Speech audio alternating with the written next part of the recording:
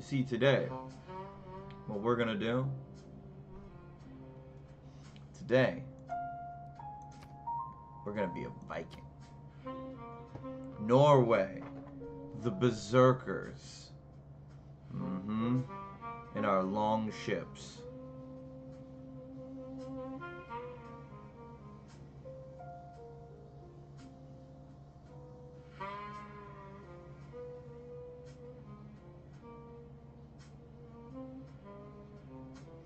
+1 production for each coastal resource. So we're all about the coast. All about the coast. See if we can get everything going.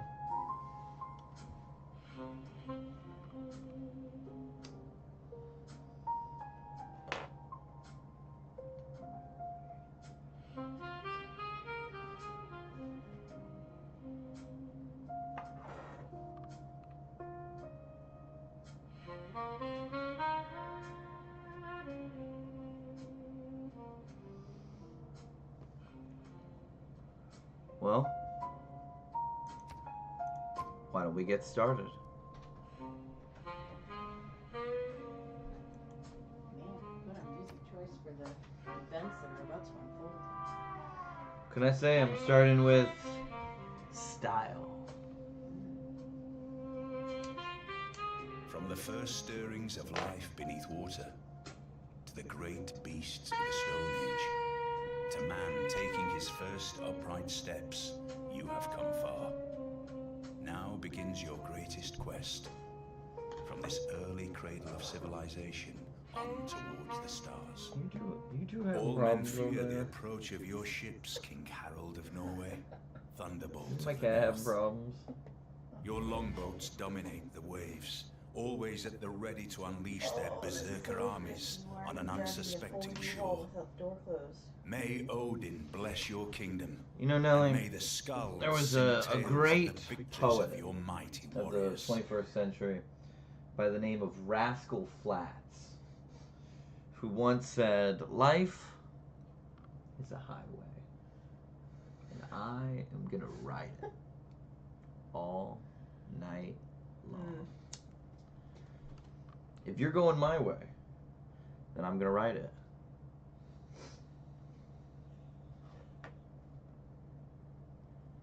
All night.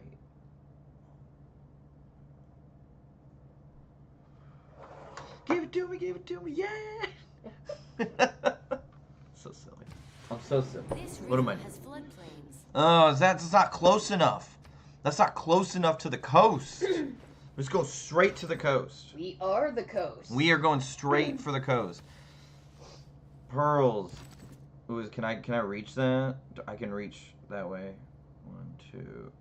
So I'm there. 1, 2, 3. Yeah, perfect. Yes. Civilization. Nidaros. Nidaros. Yeah, okay. So first things first, let's get these long ships. Then we need to prioritize. Where are my berserkers at? There they are. Military tactics.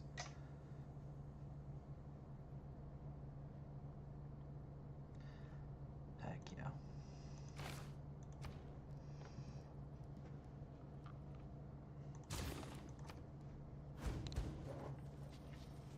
Need to be able to defend ourselves.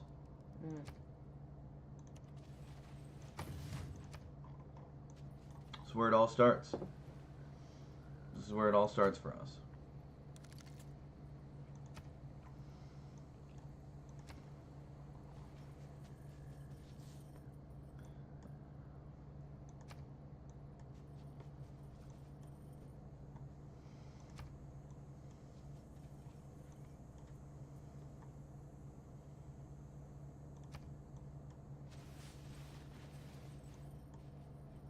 Oh, there's two of them. Yes. Welcome to the Thunderdome.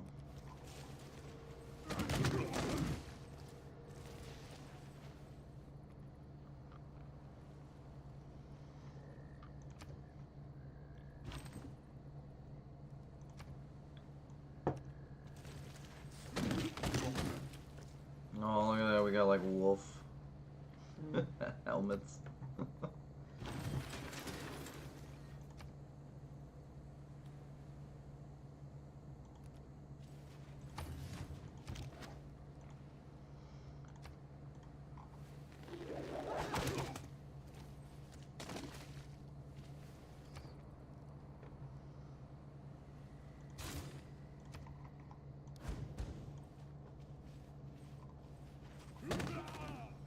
We must dominate the coast. Vessels large may venture. Oh,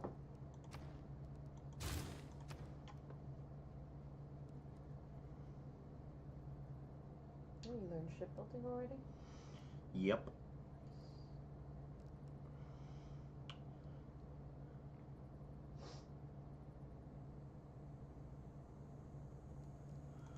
It's military tactics.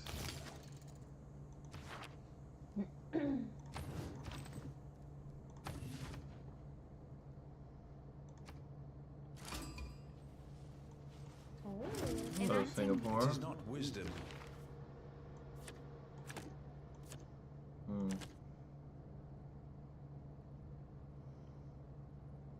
Hmm.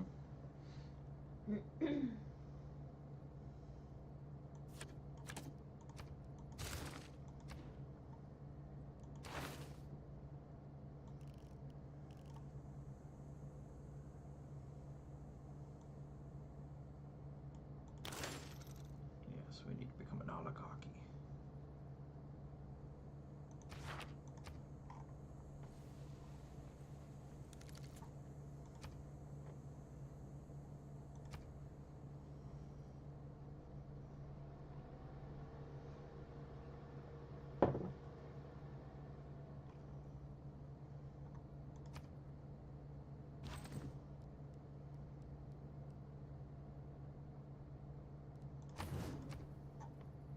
I thought clay must feel happy in the good potter's hand.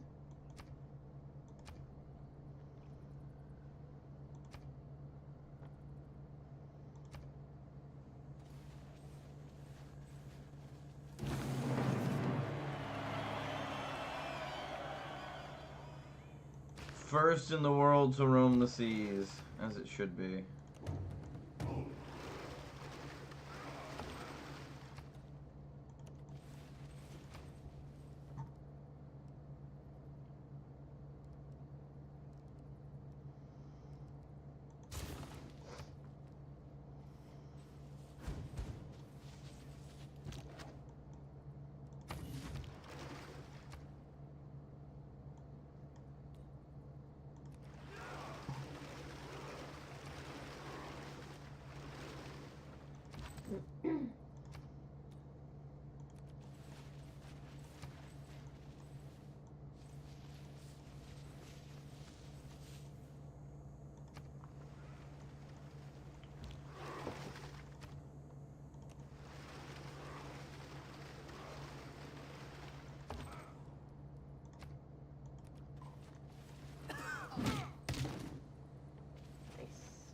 Nice.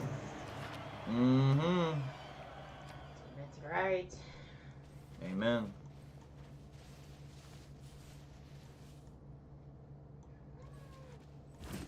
Even Elizabeth agrees.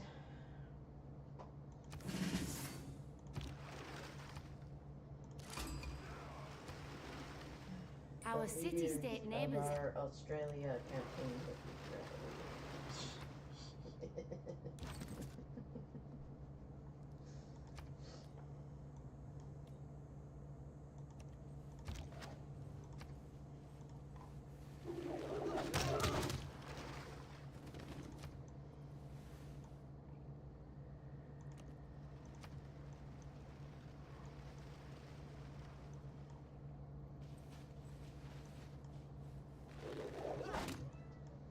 I know Tasco is that.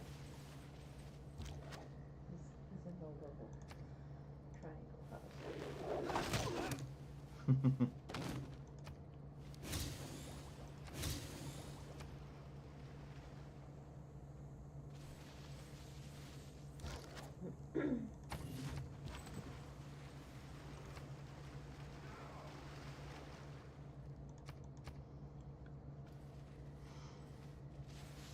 Yeah, run away. Cowards. Cowards! They did not want to fight. I could see his head. He doesn't quite fit.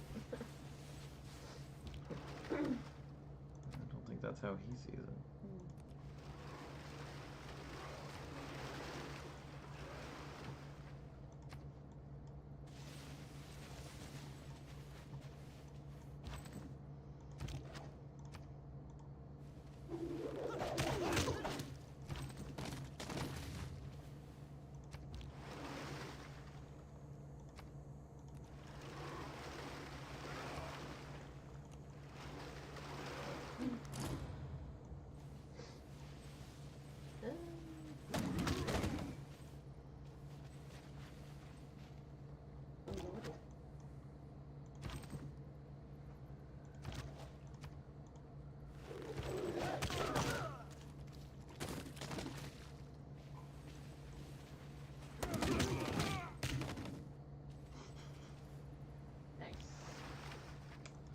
Indeed.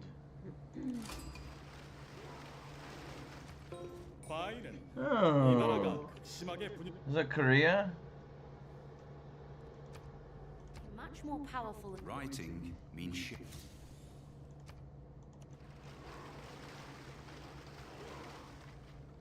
Wow. Sal just looks ready to be claimed. Oh. I have to deal with our problem. Going on over here first. Yeah, I would say so. But you're on the photo.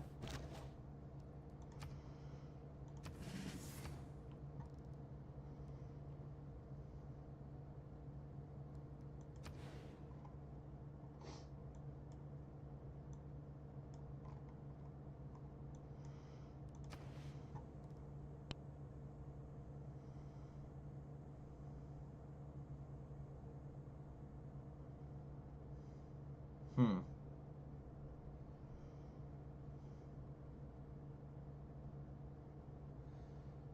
just unloaded that entire U-Haul into the dumpster.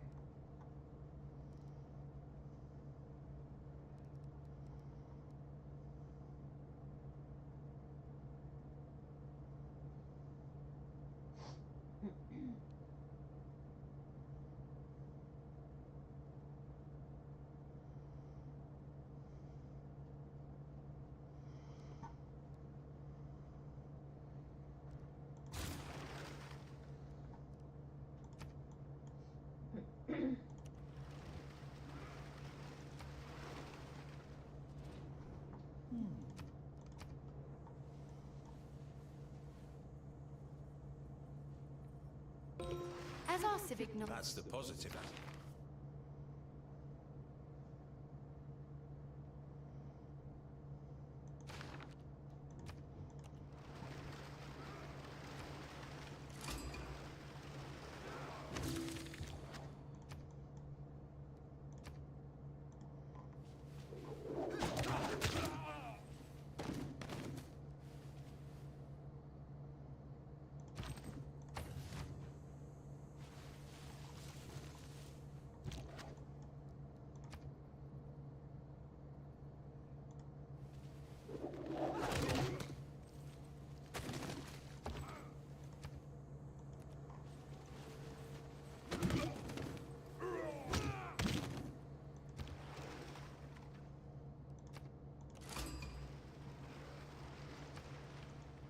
Steam hisses from Mevartamar.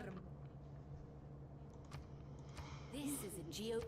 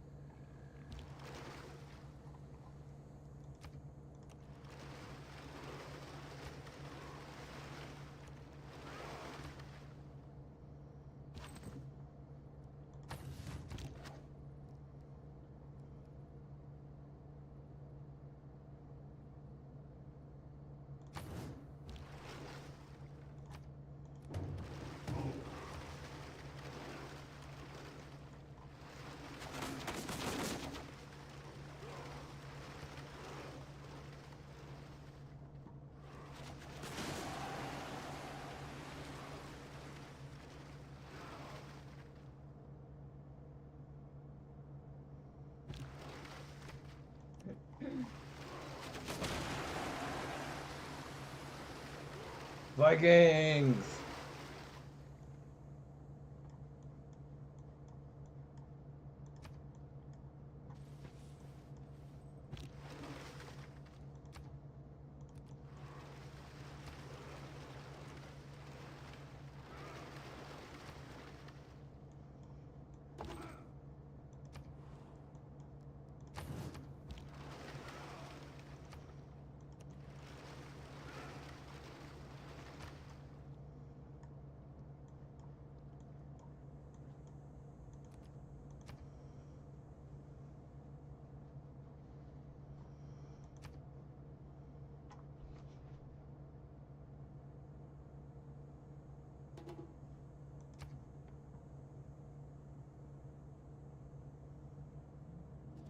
진정한 학자라면 선도하고 타인의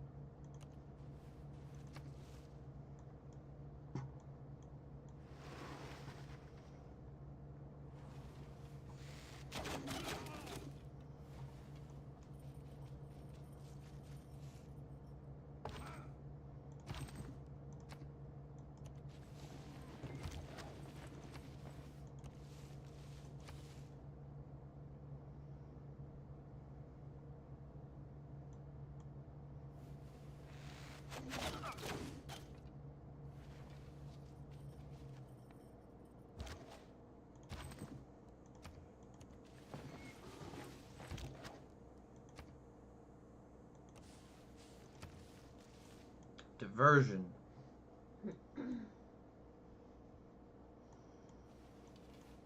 Nah, you wasted too much time. You gave me the turn I needed.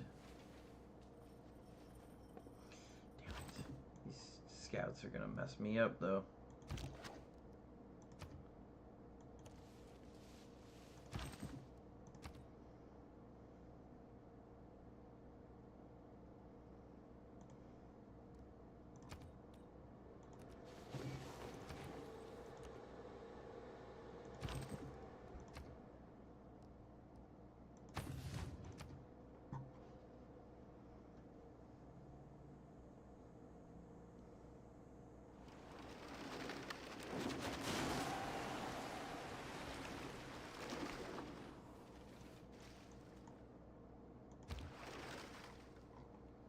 Civilization.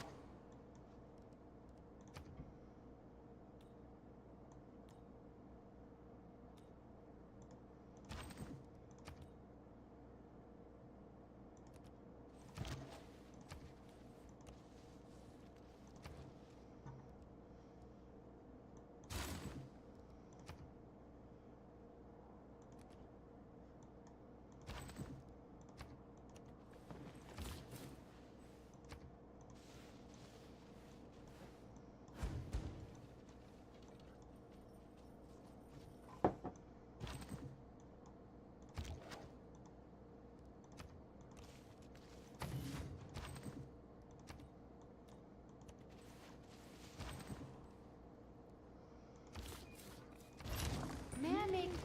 Our people have... We are losing...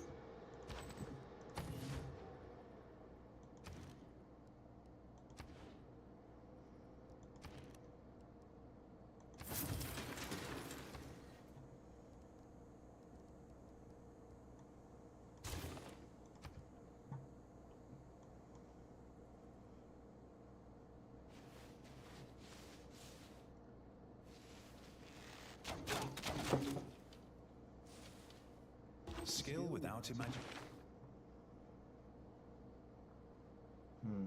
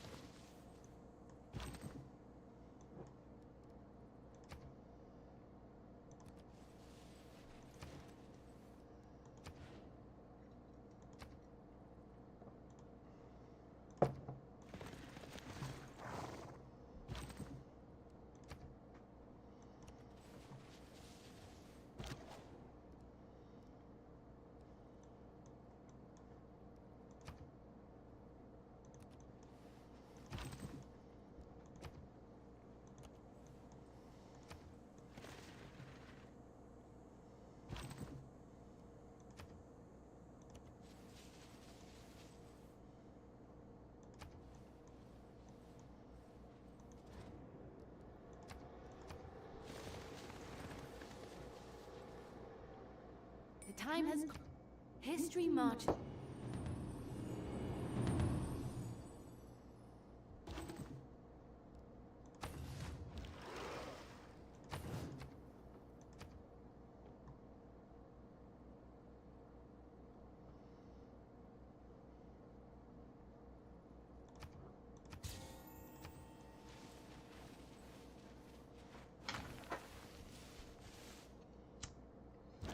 We now have the opportunity to appoint a governor to our civilization. This... Our governor is now... Look back over the past.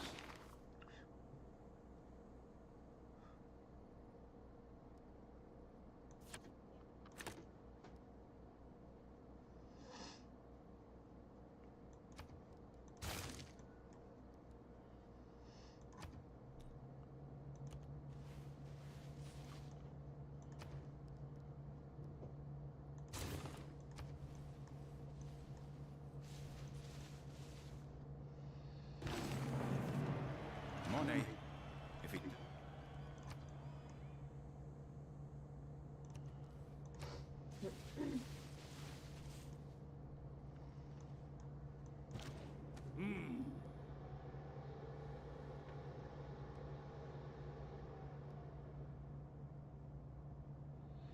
You're right to worry. 조선 We're at war now. 너희로 인한 Rawr.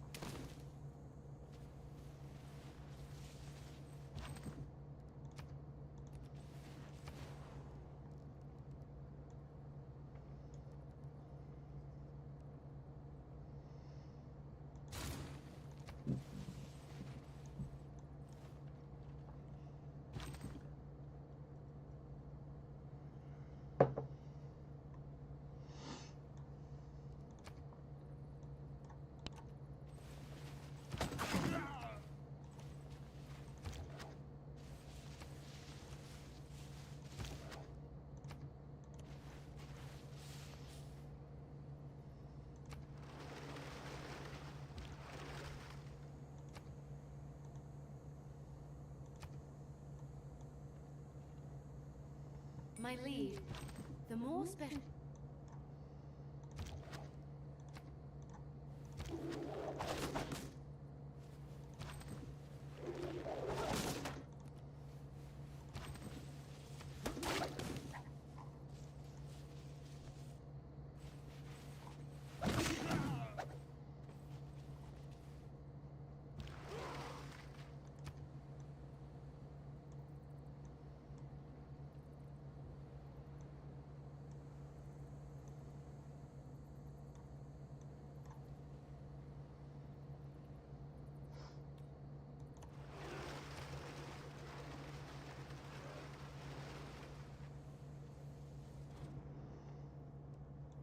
Yes, you can explore. I'm at war.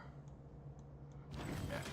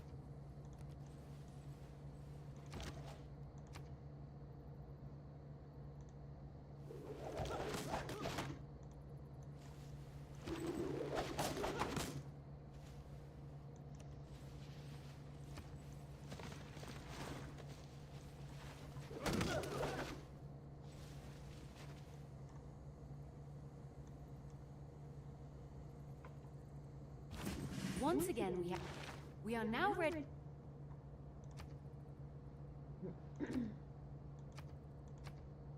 It is equally important.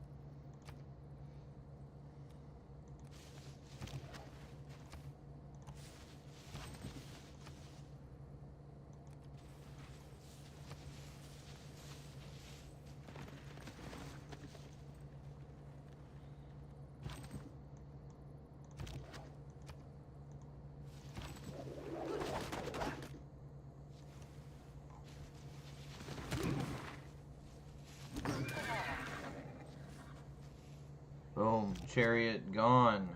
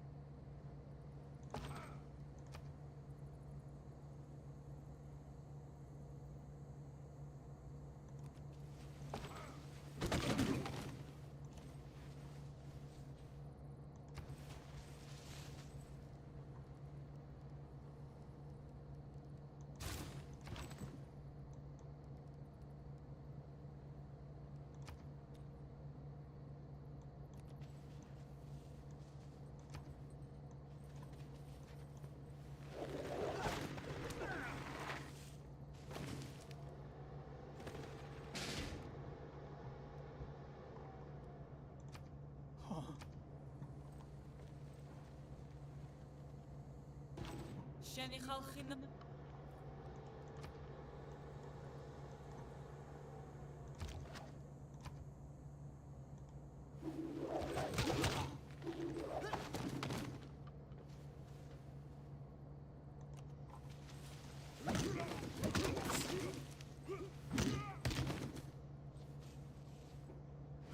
We have taken a new...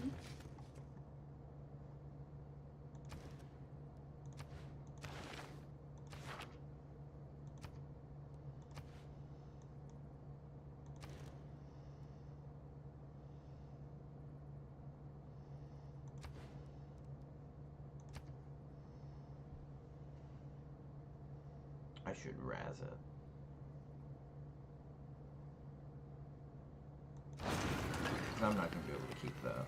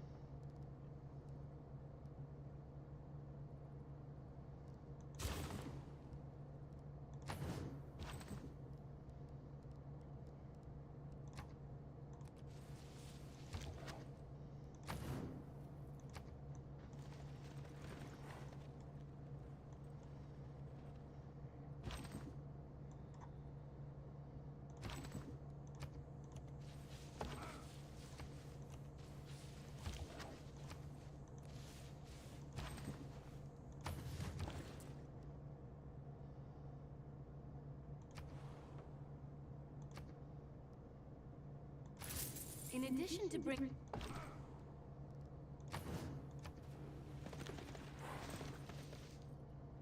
The opportunity... Divide and rule.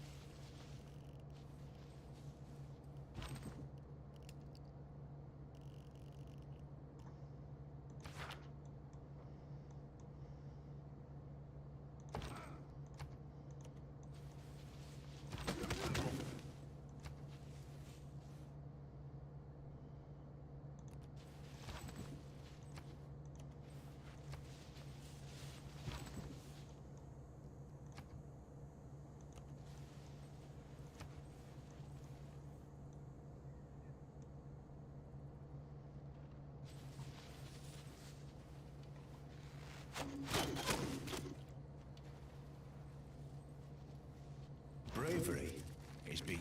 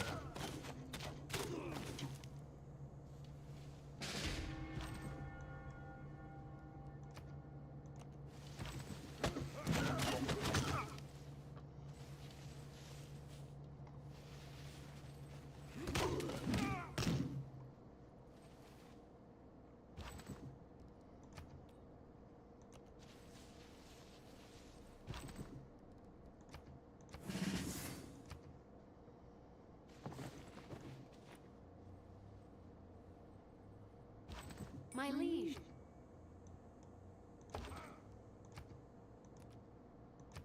조선은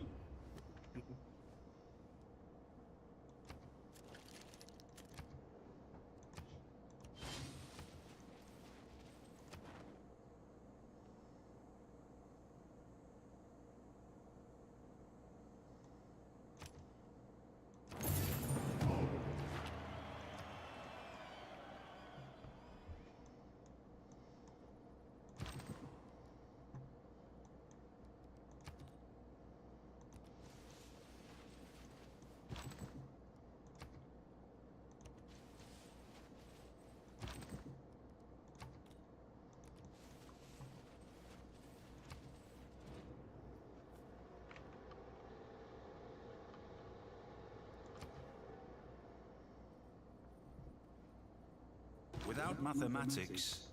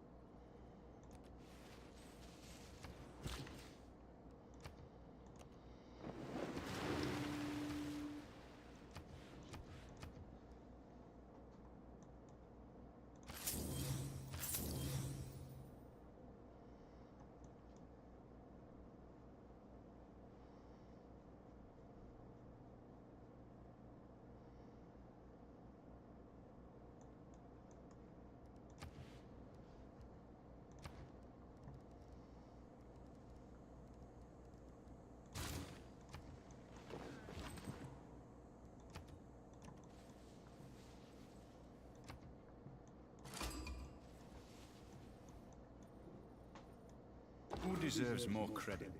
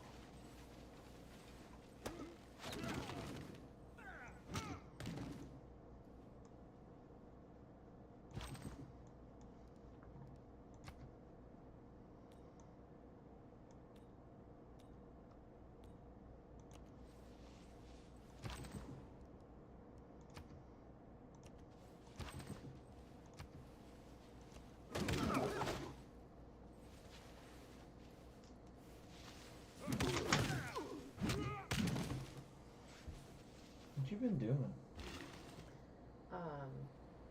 Looking at magic items for my character.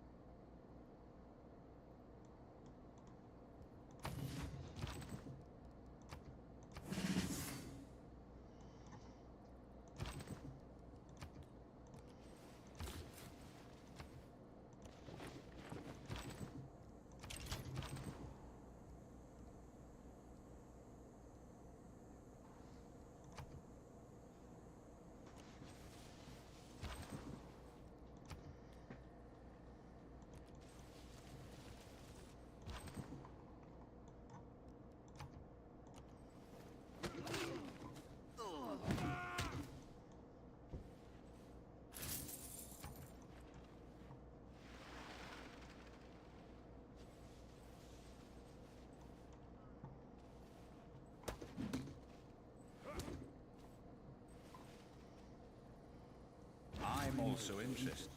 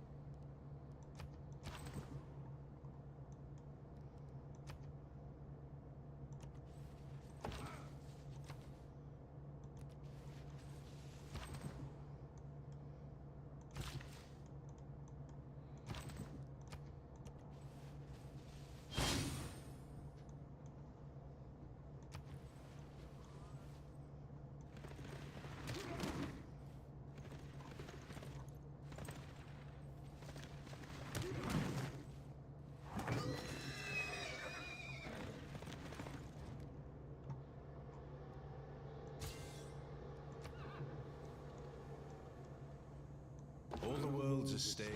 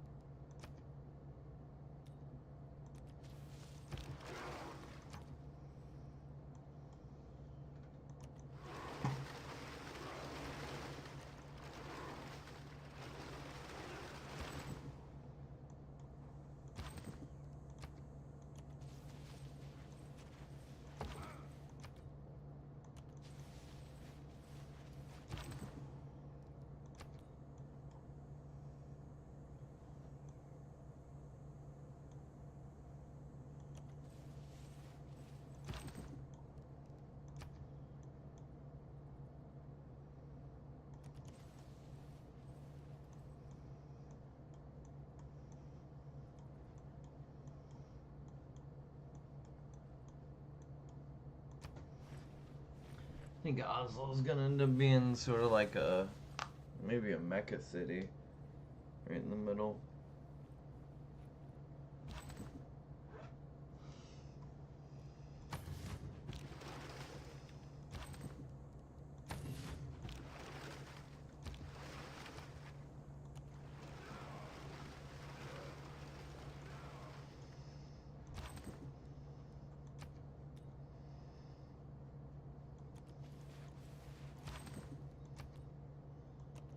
This volcano...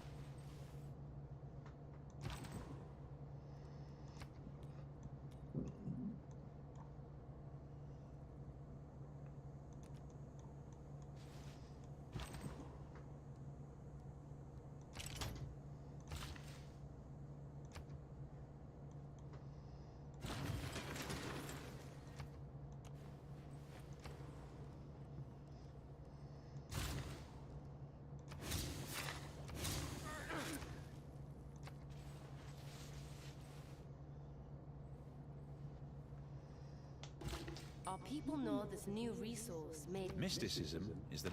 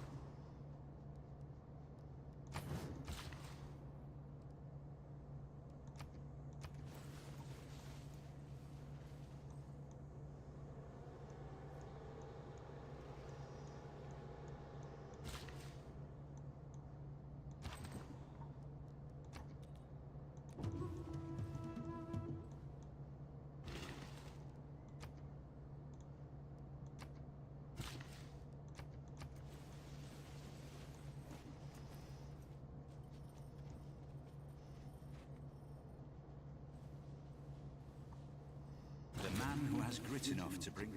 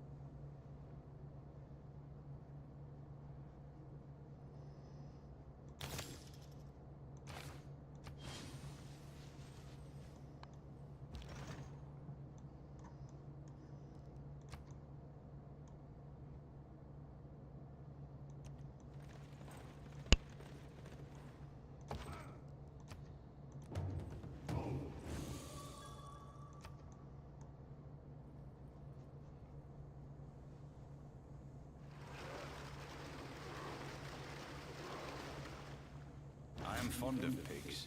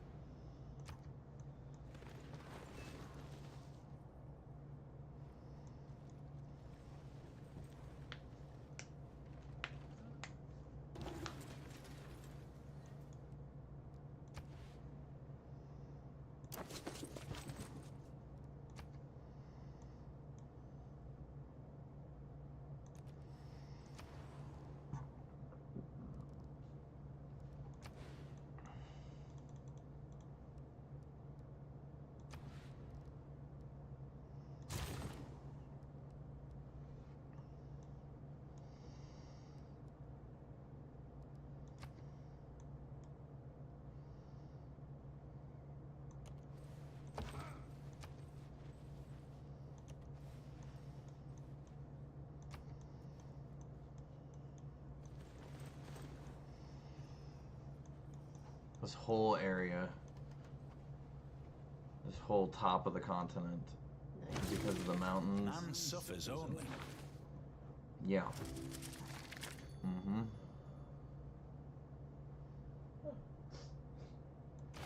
It's because of these mountains, and I razed this city down here from Sal, Mm.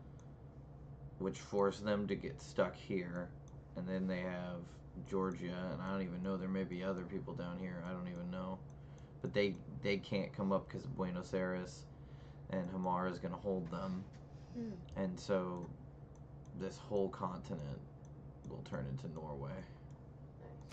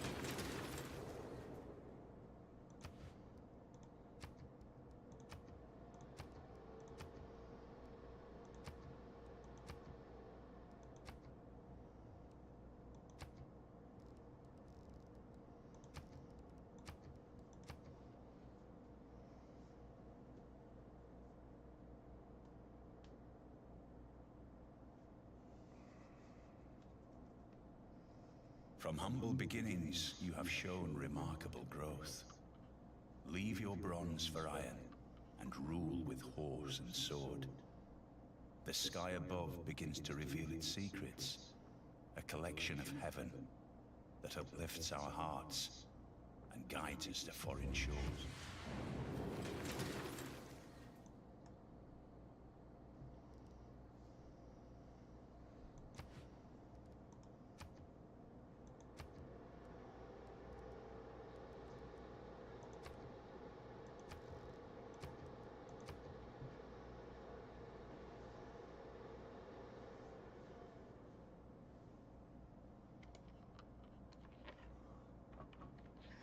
From humble beginnings, you have shown remarkable growth. Leave your bronze for iron, and rule with horse and sword. The sky above begins to reveal its secrets, a collection of heaven that uplifts our hearts and guides us.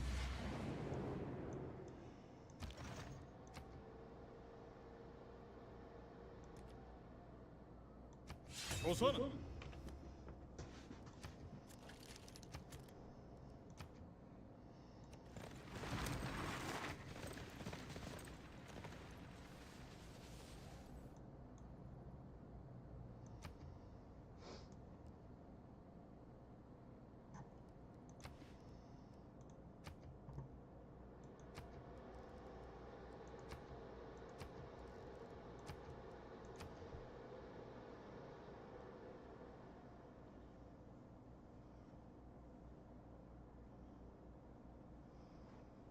From humble beginnings, you have shown remarkable growth. Leave your bronze for iron, and rule with horse and sword. The sky above begins to reveal its secrets, a collection of heaven that uplifts our hearts and guides.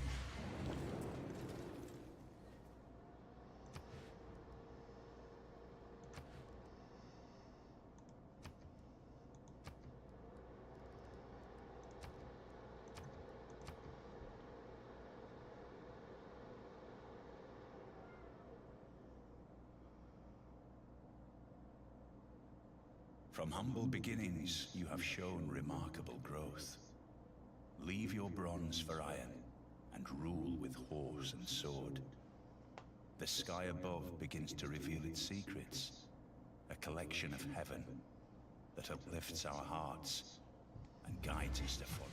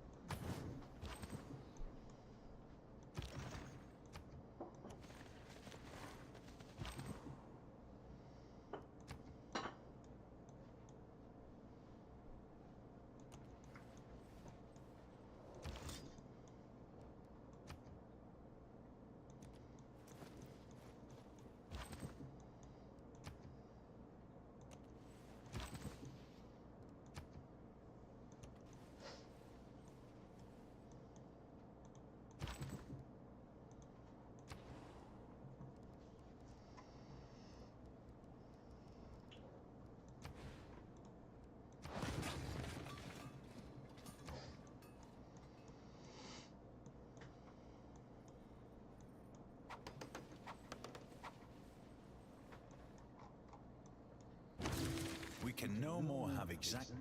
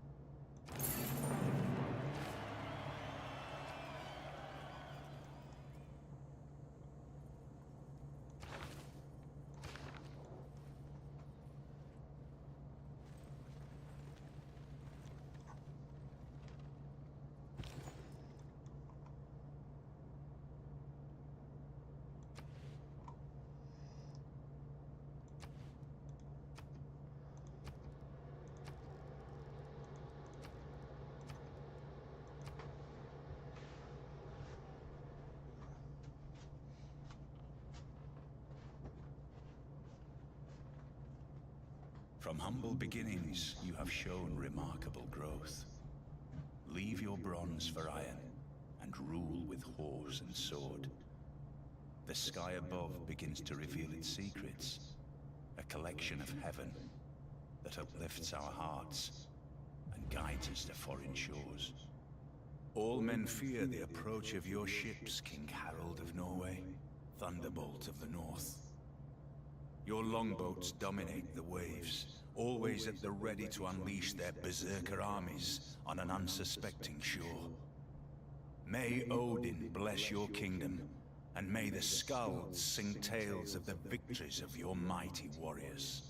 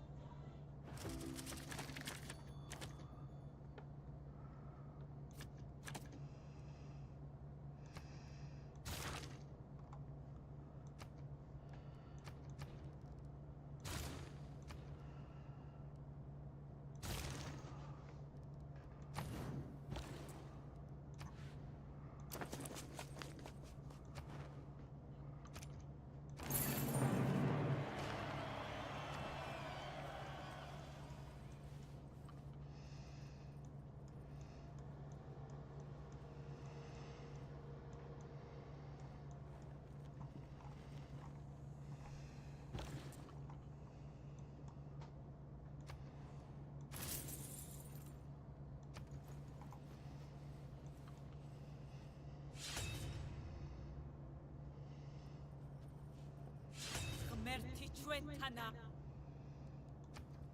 과인은 득이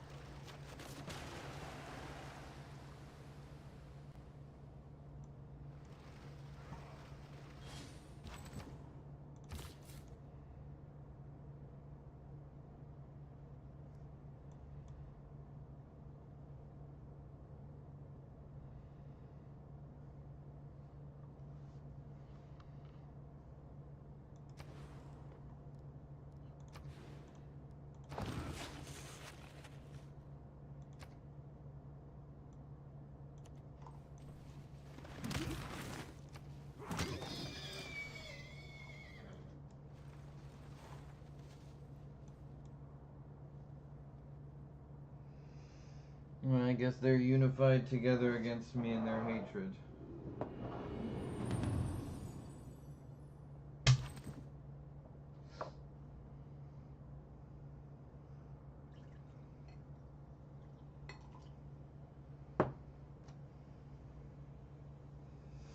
I mean, I guess it's somewhat justified. We have kind of kicked your ass.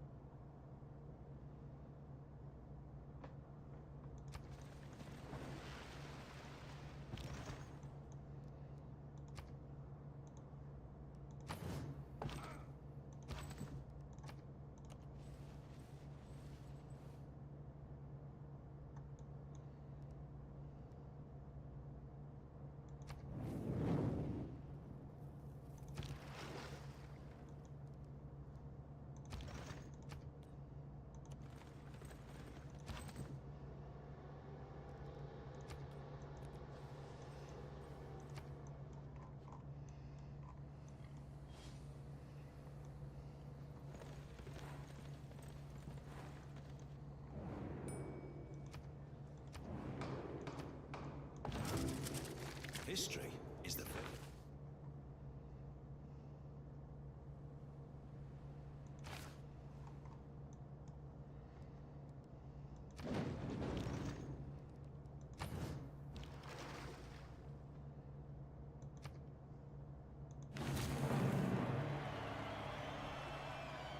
Strategy requires Oh. thought.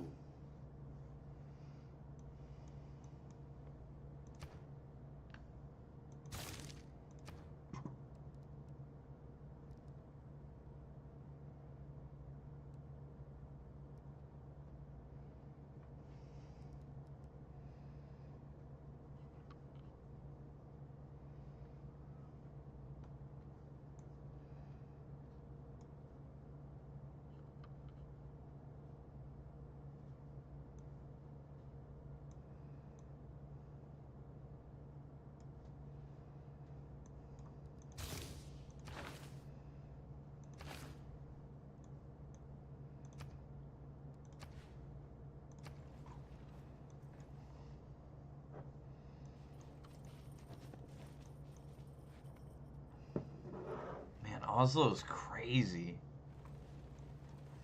It has so many resources. I shot an arrow and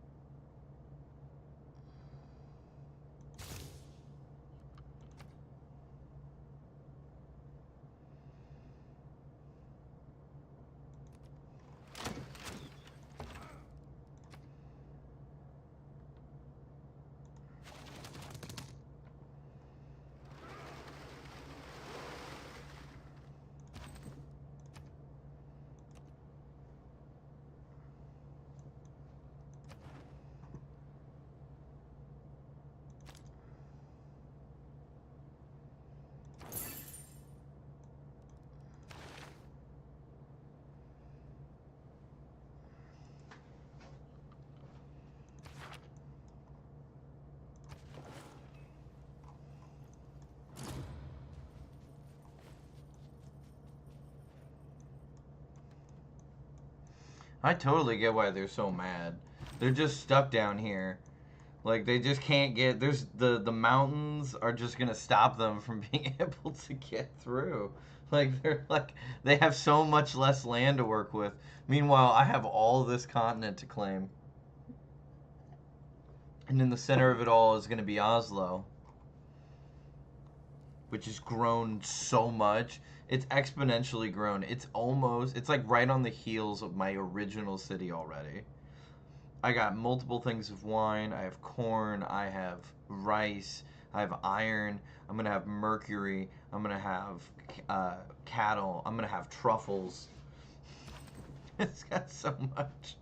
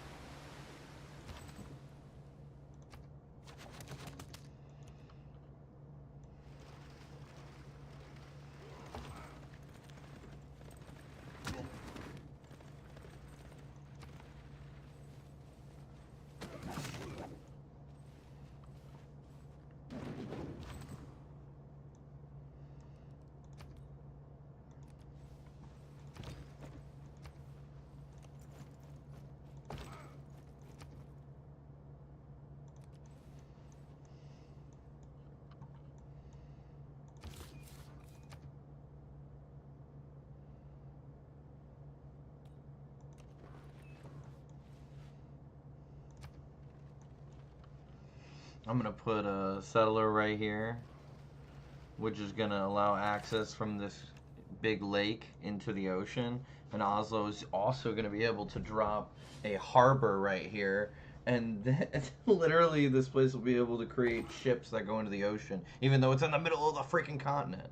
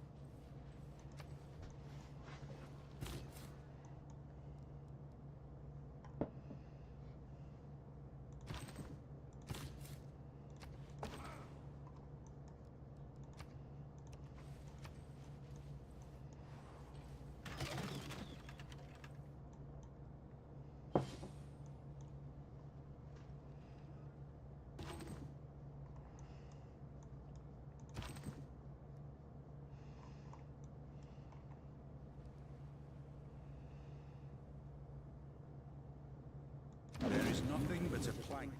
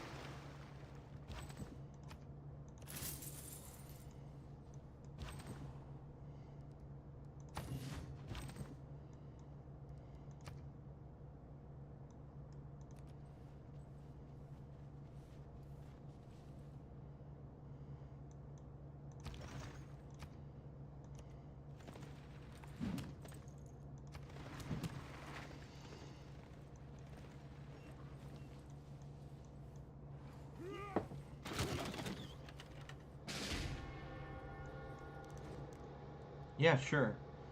Wow, you guys started a war with me, made absolutely no progress. I pillaged your science districts. I pillaged your holy sites. I called your religious missionaries heretics.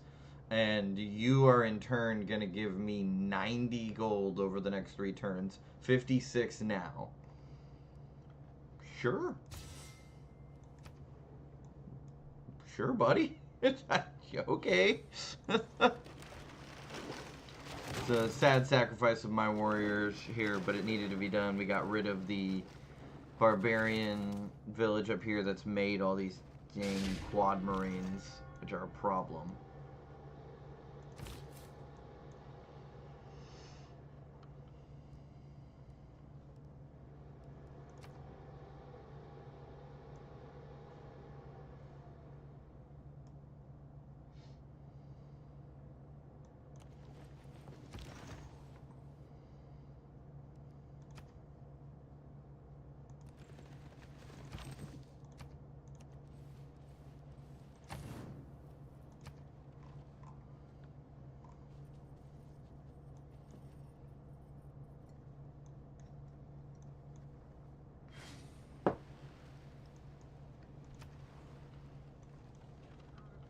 If bread is the food.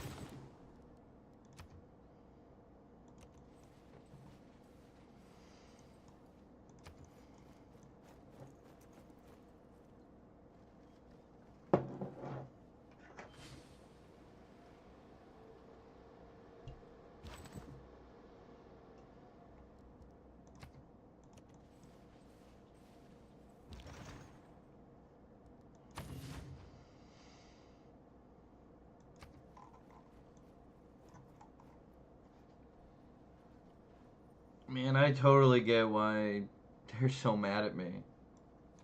They're like stuck between a bunch of different city-states. They got a whole other country that has the south of the continent. They're stuck in the middle. I'm holding them back and trying to claim basically the whole line so I can have this whole continent. That's ridiculous.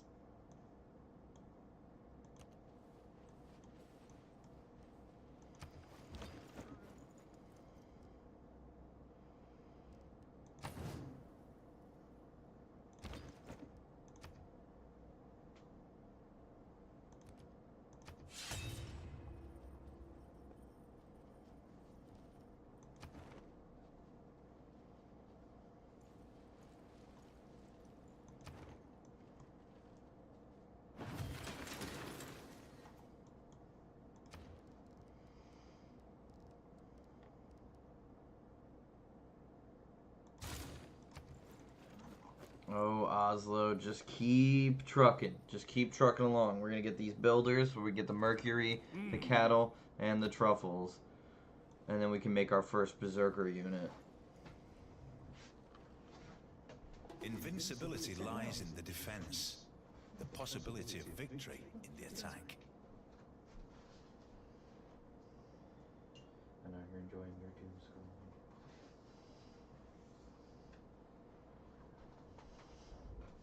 What was that face for? What? You're beautiful.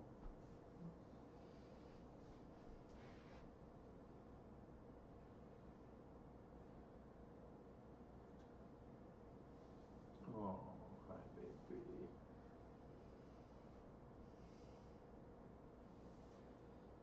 sweet.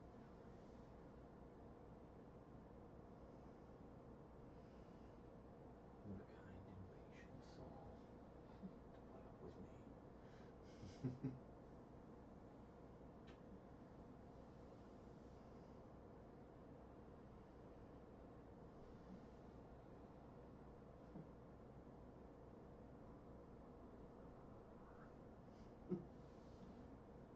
Mm-hmm.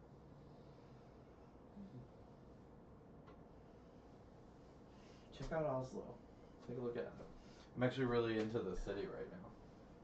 I'm really kind of getting into it. To be honest. It's gonna be right in the heart of the whole continent. The whole the whole country is gonna be a really big country, and at the heart of it is this big military city on the river that's gonna have access to. Are you changing policies?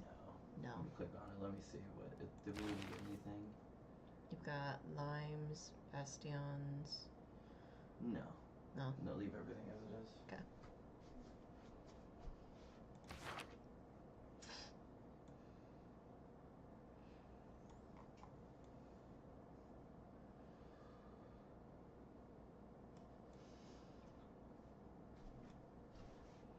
Nice. Got a military encampment. Lots of grapes. Surprising, right? Yeah, wine. Lots of wine. It's the Interesting. only source of iron on my side of the continent.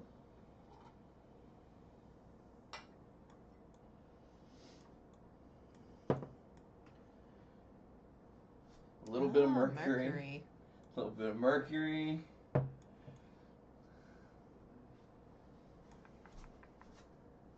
Look at this giant swath of land that I get to just claim as mine. It's huge. A lot. It's huge. Ah.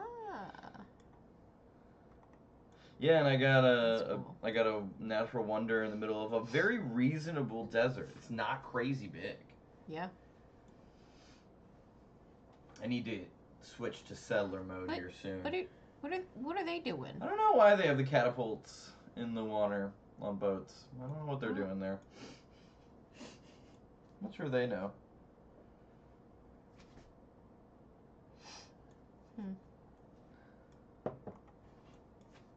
Is that jade? Yep. Interesting.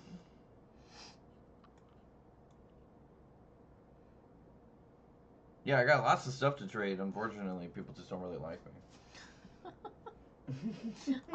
I wonder why. Well, because Sal tried to expand up, and they were going to try to go over, and I burned that city to the ground, put my own city there, which is going to help me in the long run not have too many grievances with that rest of the world. I don't have, like, somebody else's city that I have to, like, hold on to for, like, ever before people will get over it. As far as I know, they only have 2 cities. Yeah. Is it Sal or is it Sol? Sal. Sal. Sal. I don't know what I mean, maybe they call it Sol. Pretty sure it's Sal.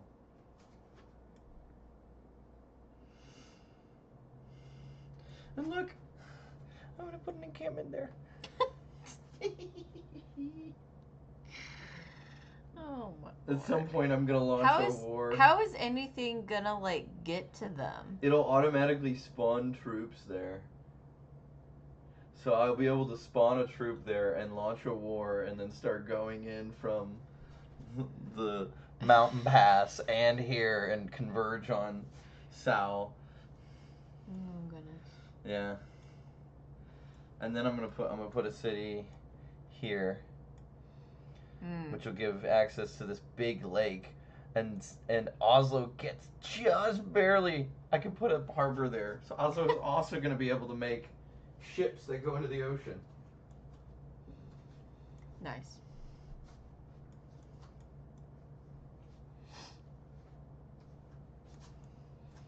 Need to explore more, man.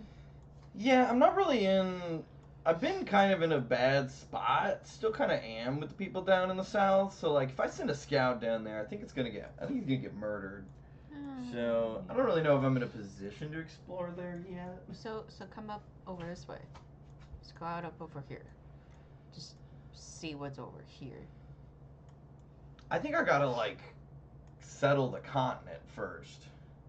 First things first, I need to get another settler like here, and then I need to put a harbor here so I can start making ships, and then when I'm ready and I have some ships, I'll put a city there, that way I can jut out, because there are so many quad marines and galleys out there. There's so many.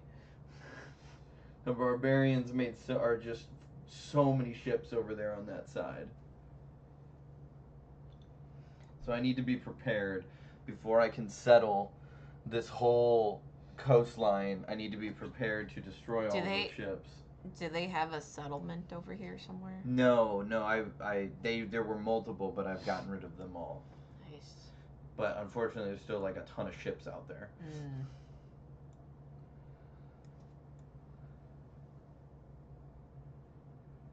Look at Oslo. What a city. It's gonna be bigger than my original city in like 10 turns. Why are they so long until? Check their housing. Probably don't have enough housing. Yeah, they're stuck on the housing front. I need to build a dam, which I'm working on with buttresses. So I'm 6 turns away from being able to build a dam. A dam will stop the flooding in the floodplains and also add 3 housing. Nice. But I'm working on an Apadana right now because I need to make sure. I only have 3 city-states that I'm worried about, which is this, and Buenos Aires. And I just need those 3 to be in my pocket for like the whole game.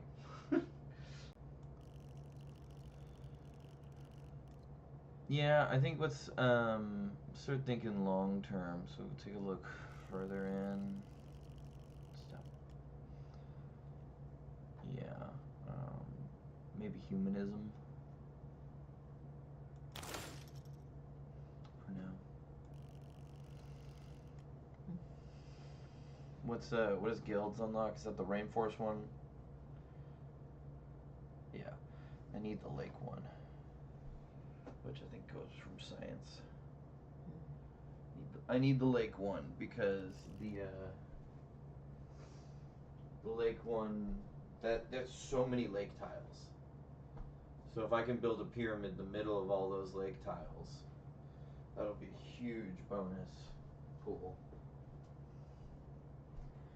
The Great Lake of Norway.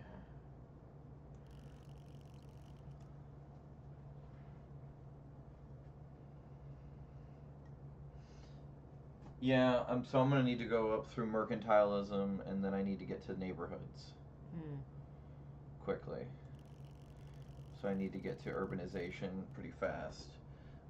That way, because I'm gonna need neighborhoods for Oslo, because I just want it to keep growing. Yeah. Oslo's gonna be huge. Oslo's almost as big as Sal. And it's so much younger than Sal. Promoting? Yes, yeah. Or do you want to appoint? Yeah. Pengala. Promote. Let's do science for now. The next one we'll do culture. Yep. Sick.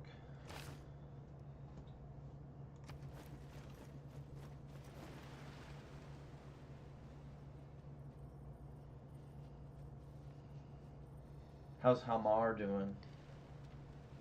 My other city. Mars 5 needs more housing, but that's okay because they're finishing off barracks right now. Where do you want this guy at? He's fine where he is. He was just healing, so you can just hit him with a fortify or an alert.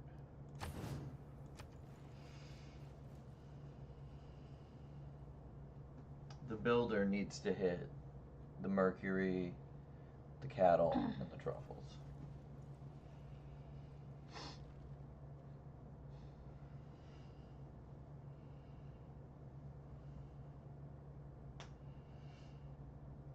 I know, we're just chilling. We're just growing and chilling right now.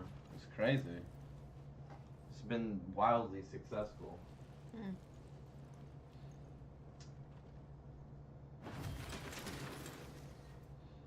Oh. What do you want your city to build?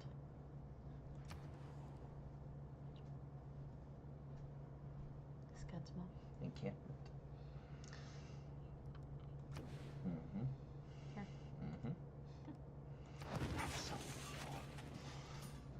They know what's coming. They totally know what's coming. But, like, what can they do to stop it? Anything? Can you stop it, Saul? Can you even stop it? An architect should live as little in cities as a painter. Our people's discovery means we can regulate the flow of rivers, even in Yeah, a when the Apadana's done building in Nidaros, we need to build a dam. Harbor, we use celestial navigation. It's finally time. Let's heal.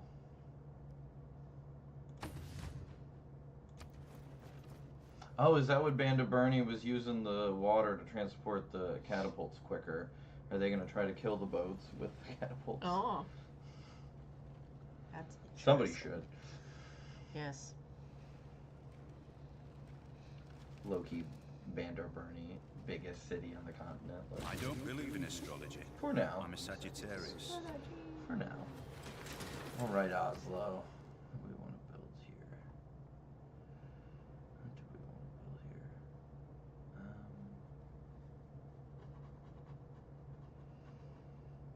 Why don't you build our first Berserker unit?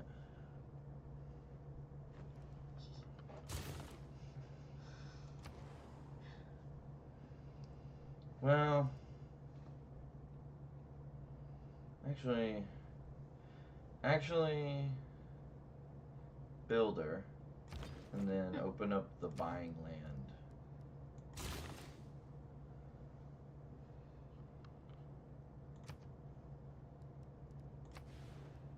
How close are we to that unlocking? Zoom in. 5. We can wait 5 turns. In 5 turns, when that is unlocked, we need to buy that, and we start building a harbor there when the builder's done.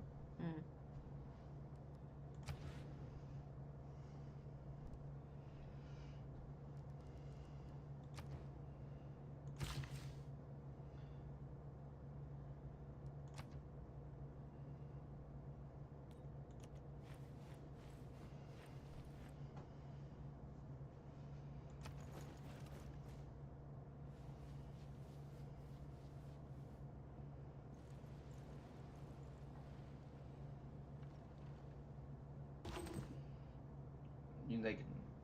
Well, it's not really much of a concern up here in Oslo. Why don't you send them down into the fray so they're prepared for. Yeah. You want to send them down over here or over here? Over there. Over to the heart of the invasion force that we're accumulating.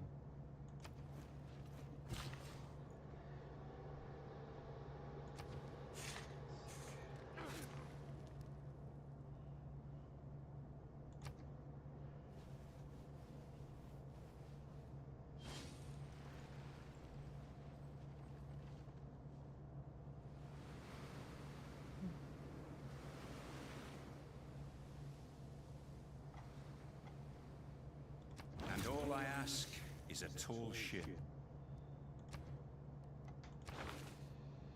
Alright. You learned astrology or celestial navigation. What do you want to learn next?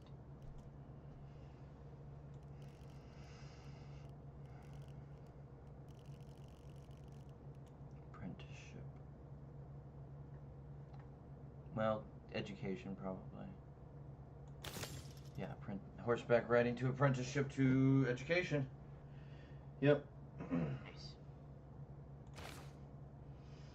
Our berserkers should be strong enough to defeat swordsmen. Maybe the only thing that could defeat them is knights. I don't even know though.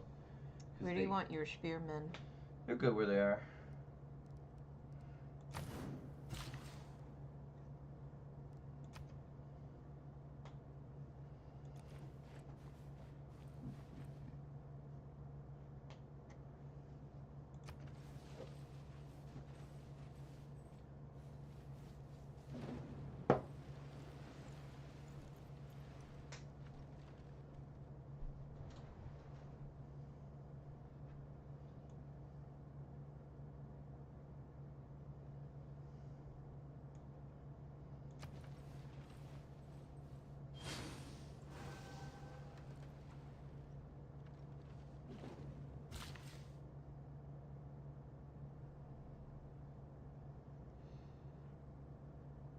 No hour of life is wasted.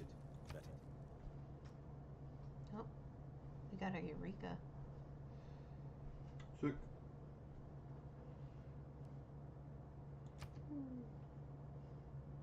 Somebody else built the great library before I could finish. That's why we're building the. It's not where I thought we were building the berserkers, but that's fine. It works.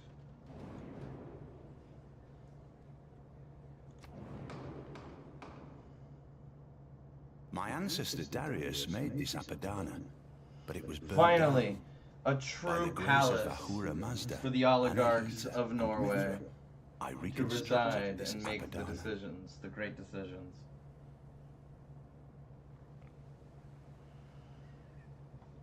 Our original palace looks so small now in comparison to the new one.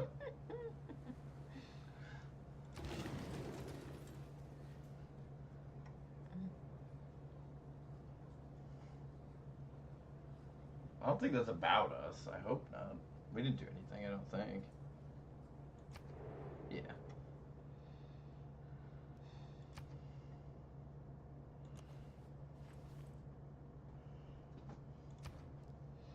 Alright, what do you want the Darrows to build? Great question. Amphitheater. Buenos. Mm-hmm.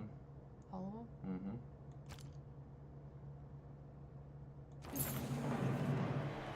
They're no longer at war with us. They're like, hey, Georgia, you still are Caesarian, I guess, but like we don't really want to fight Norway. Like we like Norway.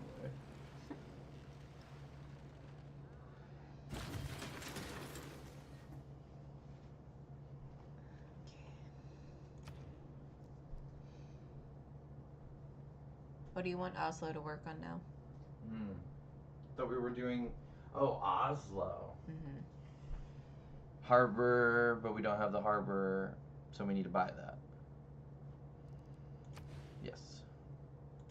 Harbor right there.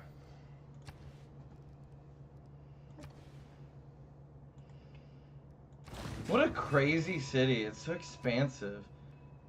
So you already have a settler or a builder going down to the truffles. So I'd send that over to like Nidaros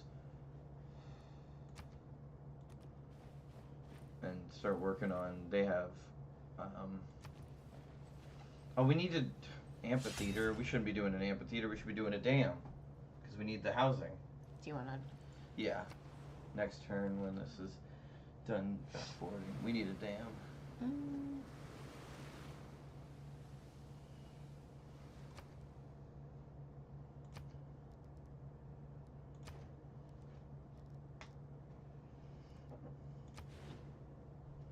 Where do you want it at?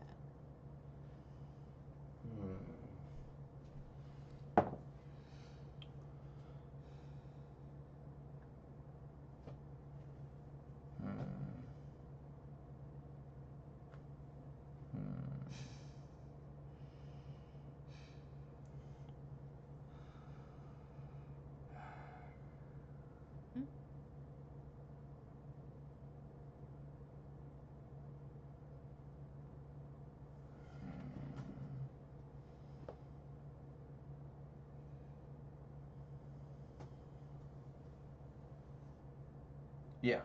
Here. Yeah.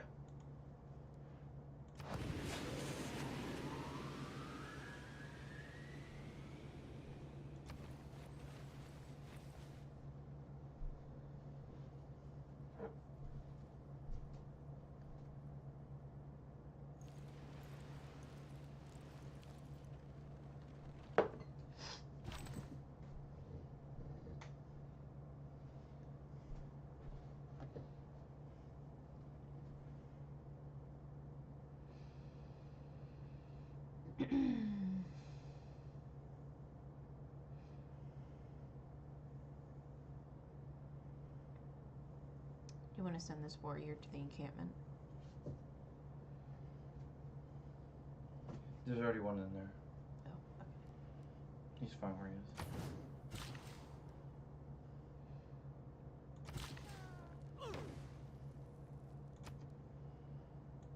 More truffles.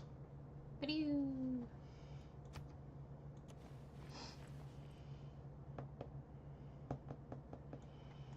Alright, next turn after you get those truffles, we need to make some kind of trade deal with Korea. We have so many extra resources that aren't doing anything for us. We're like, hey, we'll give you truffles and wine for lots of money.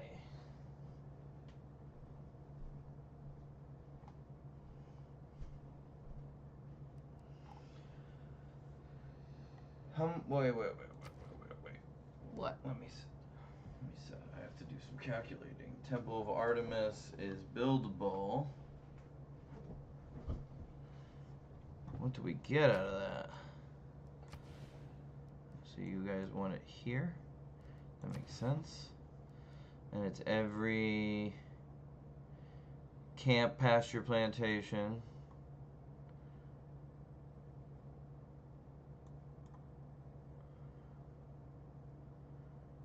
That's a farm. That's pasture. That's a camp. Is that it? Is that all I'd get from that?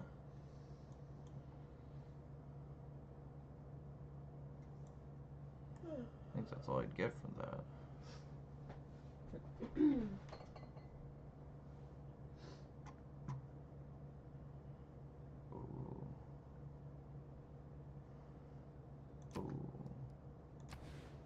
Yeah, I can only build it there. So it has to be built next to a camp? Damn.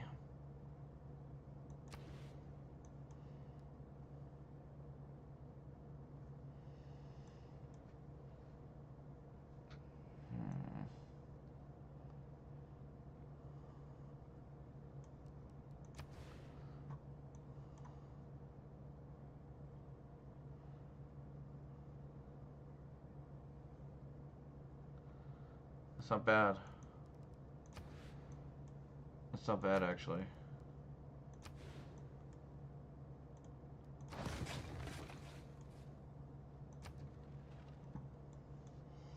We're switching gears.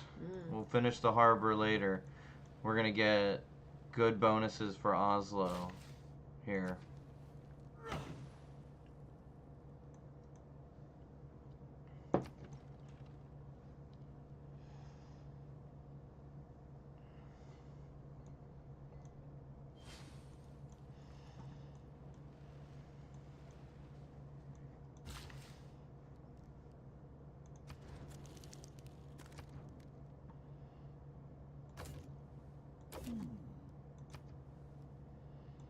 You wouldn't give me anything for that? You're such a dick.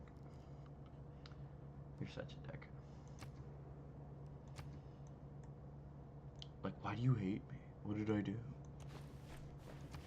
I don't know. Fucking declared war on us for no reason when we had only friendly relations up to that point, and then burned one of our cities to the ground. I'm like, hey, you shouldn't have come on my side of the mountains.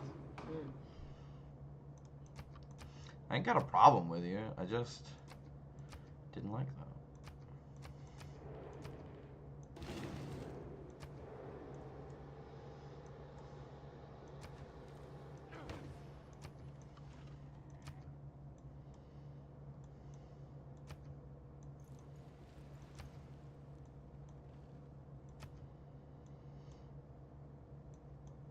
Man, my people are happy too.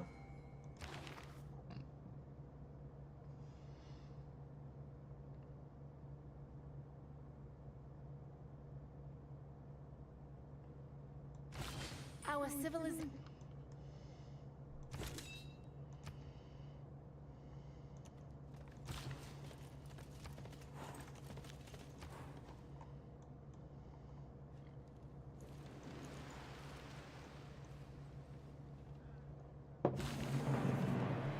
The taxpayer.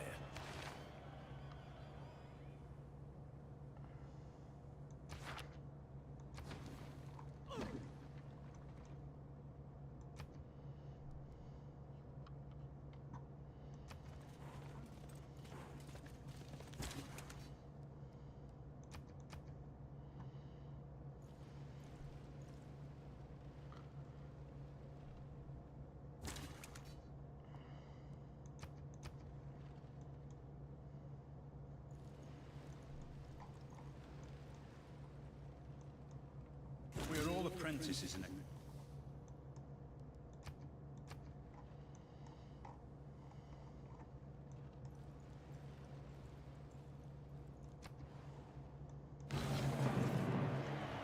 But Norway could. Who but Norway could create? Could create. My goodness. Who but Norway could create the berserker, and who can possibly resist it? Nobody.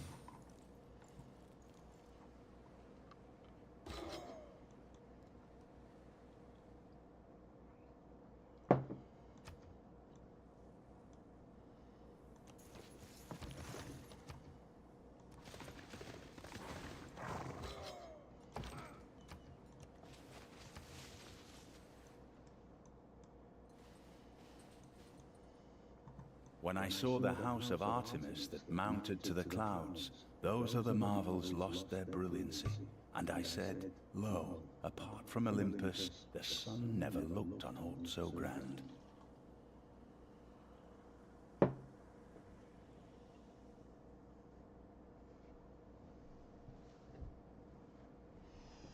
It's a beautiful temple. Boom. Oslo's doing great. Love it. And finish off your harbor.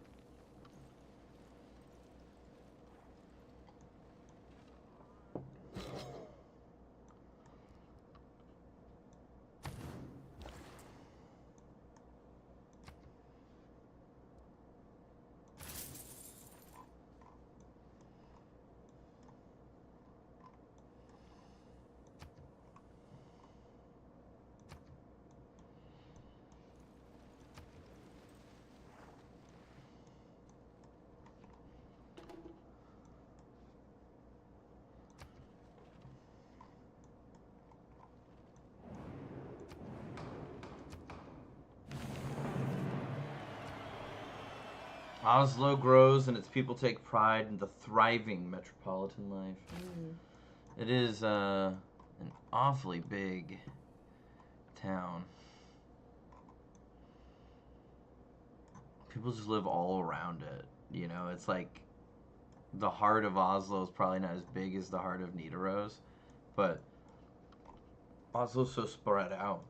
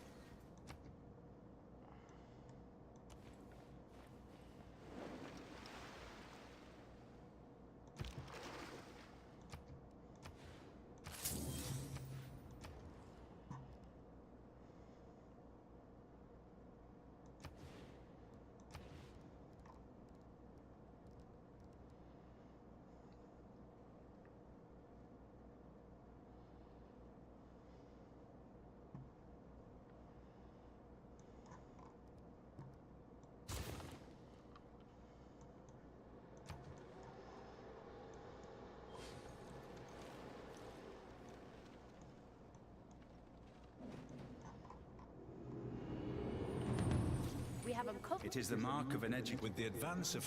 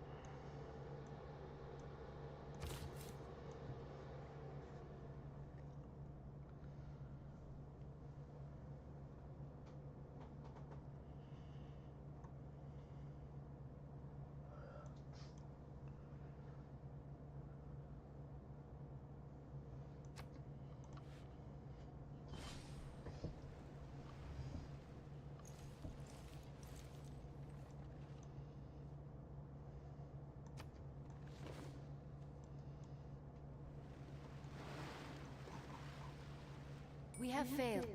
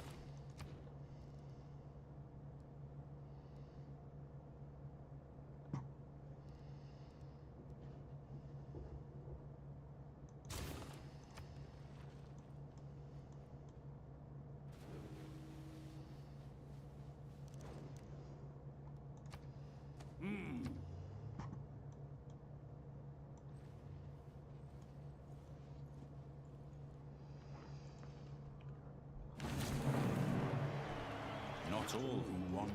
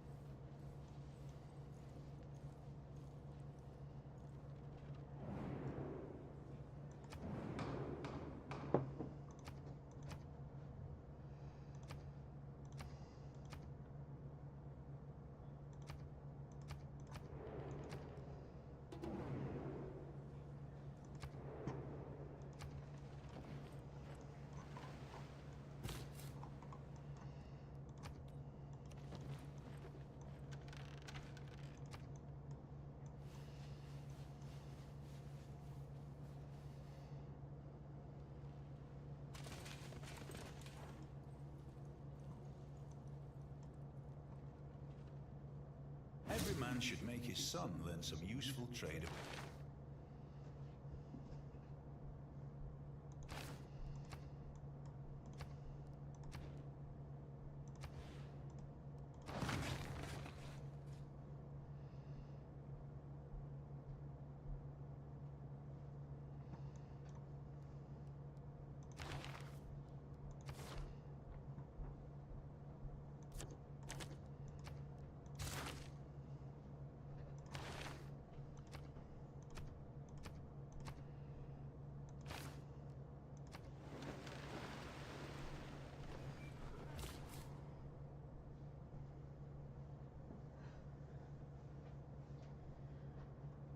Are you cool if I take the laptop? I think you guys were meeting at 4. I need to get out early to finish my character. I mean, I have a little bit of time, but... Hmm? Oh, Billy's ready to go. Never mind. Go for it.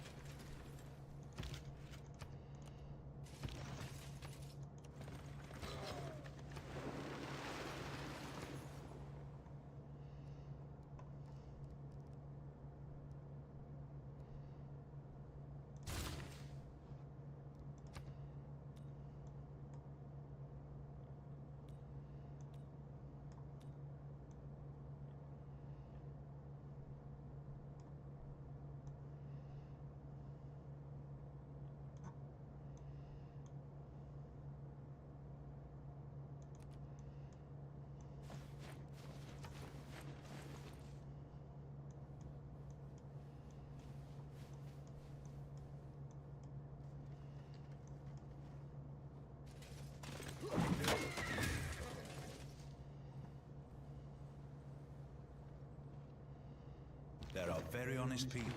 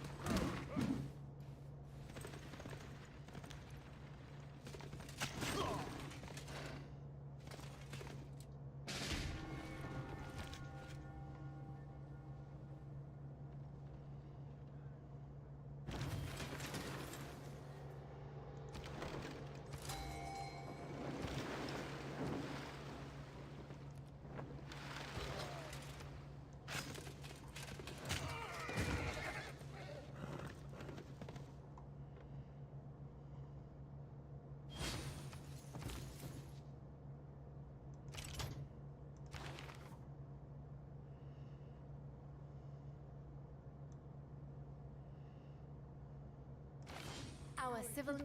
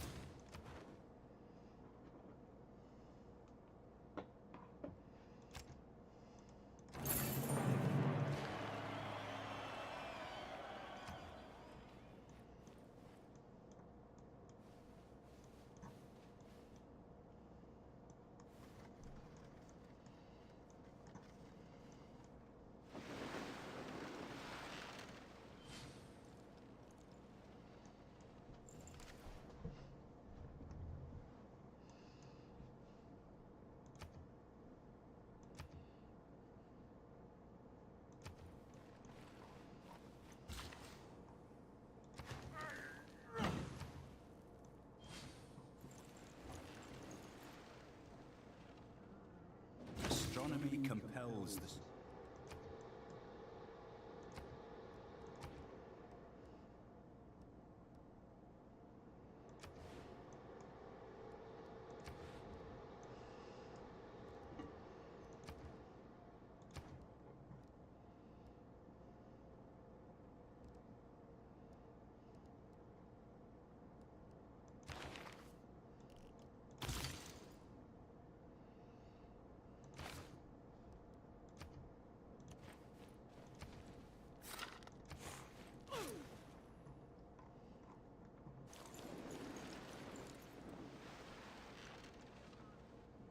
Sometimes the wheel turns.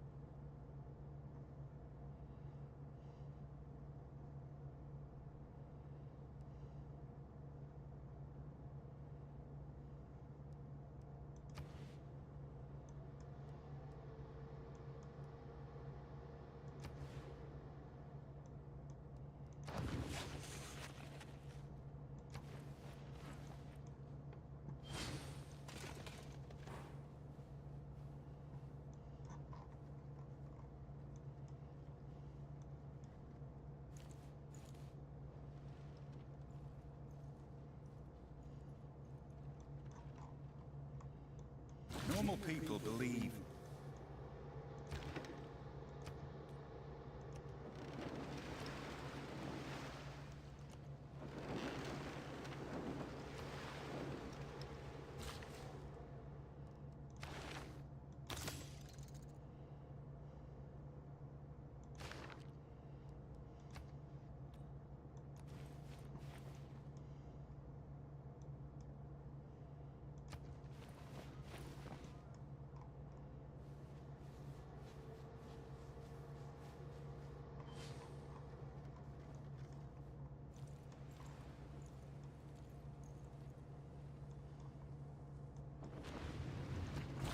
Your Grace. When wasteful war...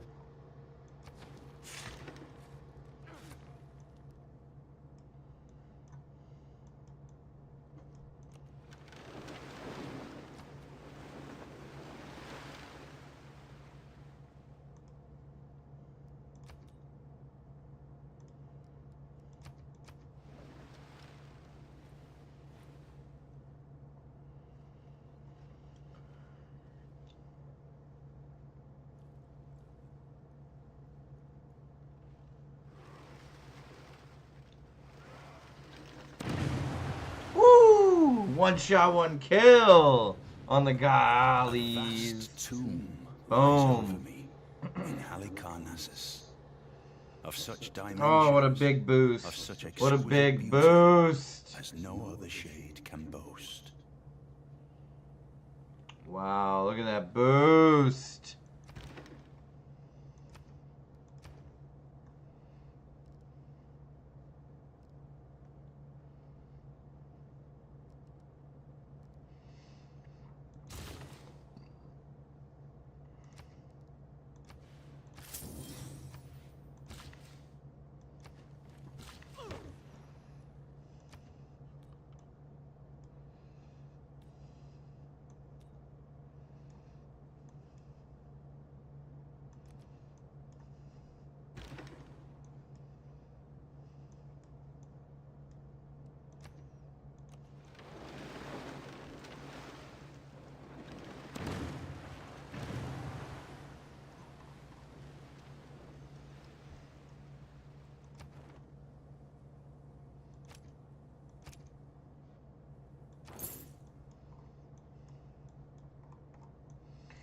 Oh, you're getting absolutely bodied, Korea.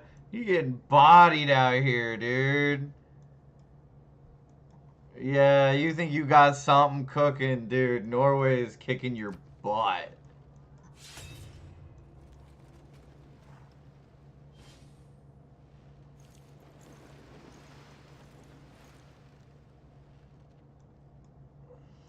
Buenos Aires don't like you no more. I'm sorry. It's true. It's true.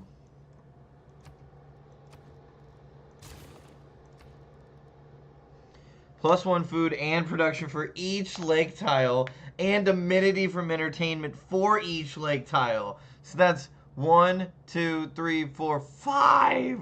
Dude, that's 5. It can barely get better than that, like, in complete possibility.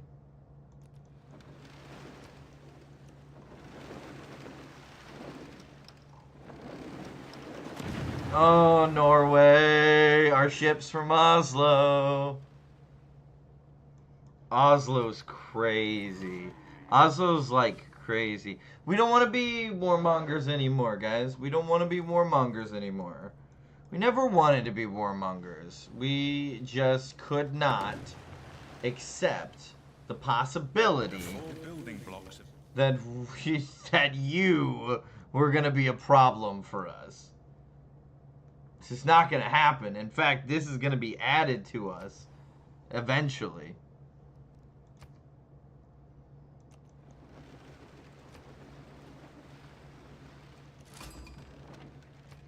Ben's Herz wenn gut.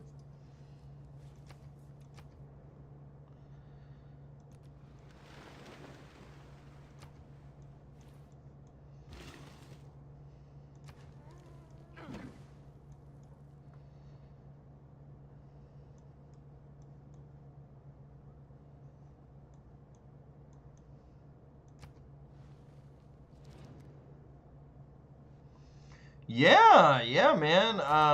Can I get some gold per turn?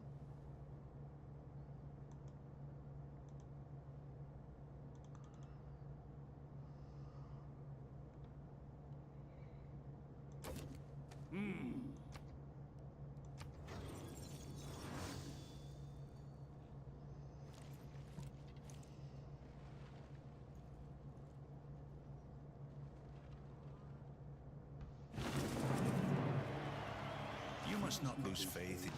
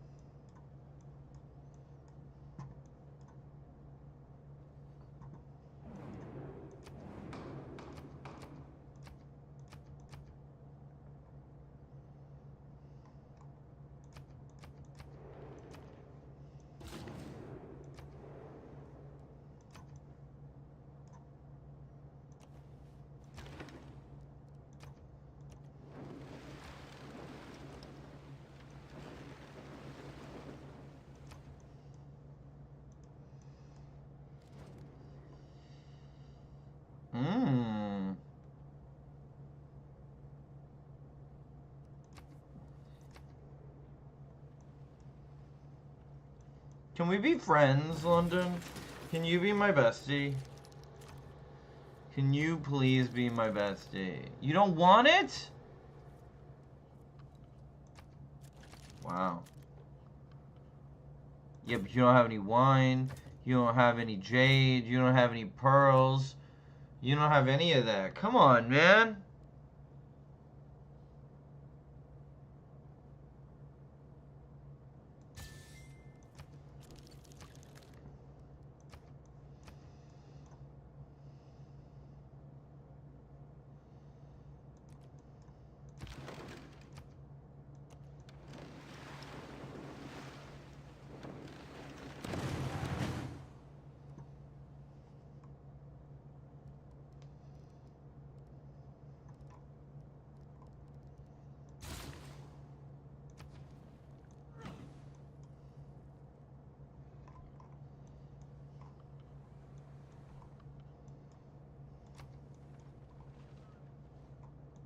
No universities yet. Just we have multiple libraries. We're gonna have a third library. Coastal science. Blast. Yeah, but Oslo's gonna change everything.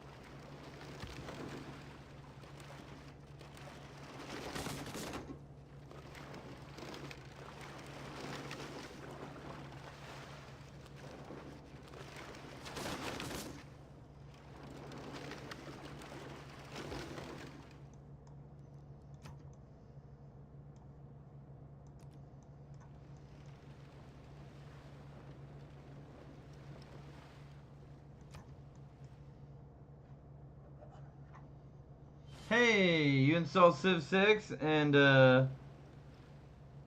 dude, like Civ 6 is the greatest Civilization game. It is not even close, dude. It's not even close.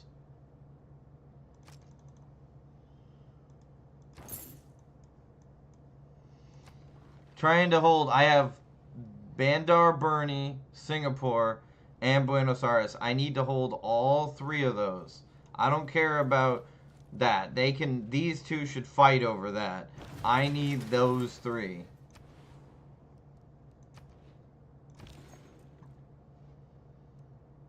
Definitely keep that going because we're only 10 turns away from getting the Lake Wonder, which I never really get to build, but I also never really get a lake that's going to give me 5 lake tiles.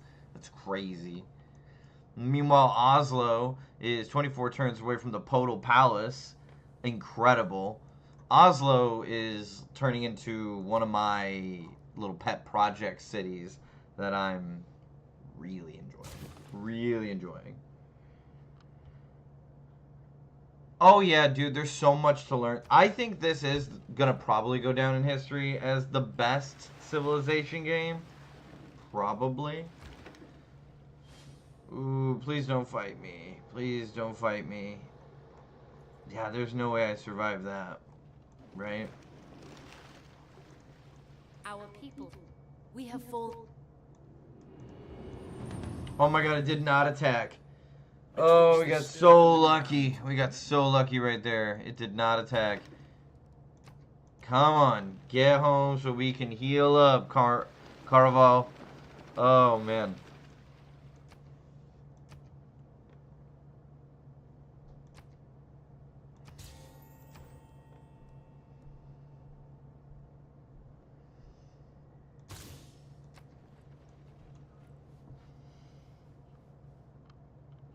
Oh, yeah, dude, they're giving away everything. Civ 7 has been kind of a crash and burn. Not been really crazy. Not been super happy with it.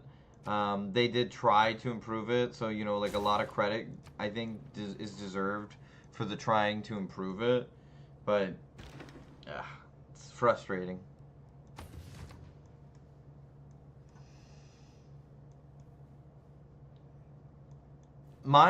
Oh god, like, what even is, I think Rome has been my favorite Civ.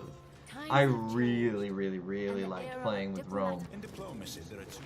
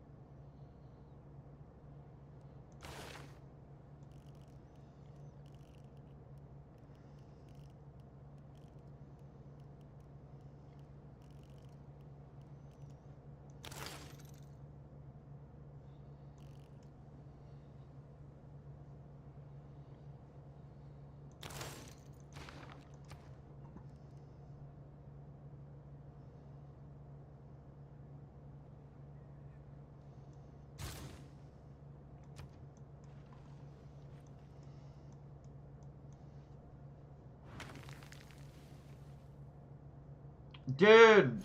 Yes! No way! Dude. So I did a, here. Let me show you. I'm just gonna save real quick. We need to scoot that out. We need to put in settlers again. Dude, let me show you. Let me show you something real quick. We'll go back to Norway, which, so glad you landed on this video, man. Really love that. Let me go back to Norway. But first, let me show you Romea. So this is the hardest difficulty in Civ 6. It's 8 of 8, standard map, standard speed, Romea. I was able to carve out this really awesome piece of land with what has become probably my favorite world wonder, natural world wonder. Dude, Rome, man. I'll tell you the history too that I came up with for this civilization. One of my all-time favorite civs, dude. I was so technologically behind the times, man. So technologically behind the times. Nubia on my doorstep. I was able to like, final turn, make a peace treaty with Nubia. Nubia is so technologically advanced. Like, look at these skyscrapers. Look at this city. They're trying to go to space, dude. This is the hardest difficulty. Everybody's trying to go to space. People are 7 turns away. 7 turns away from Genghis Khan, wherever that guy is. I don't even know if yeah, there's Mongolia. They're about to win culturally. No one in the world is going to be better than them. 7 turns. Look at that. 7 turns from a victory.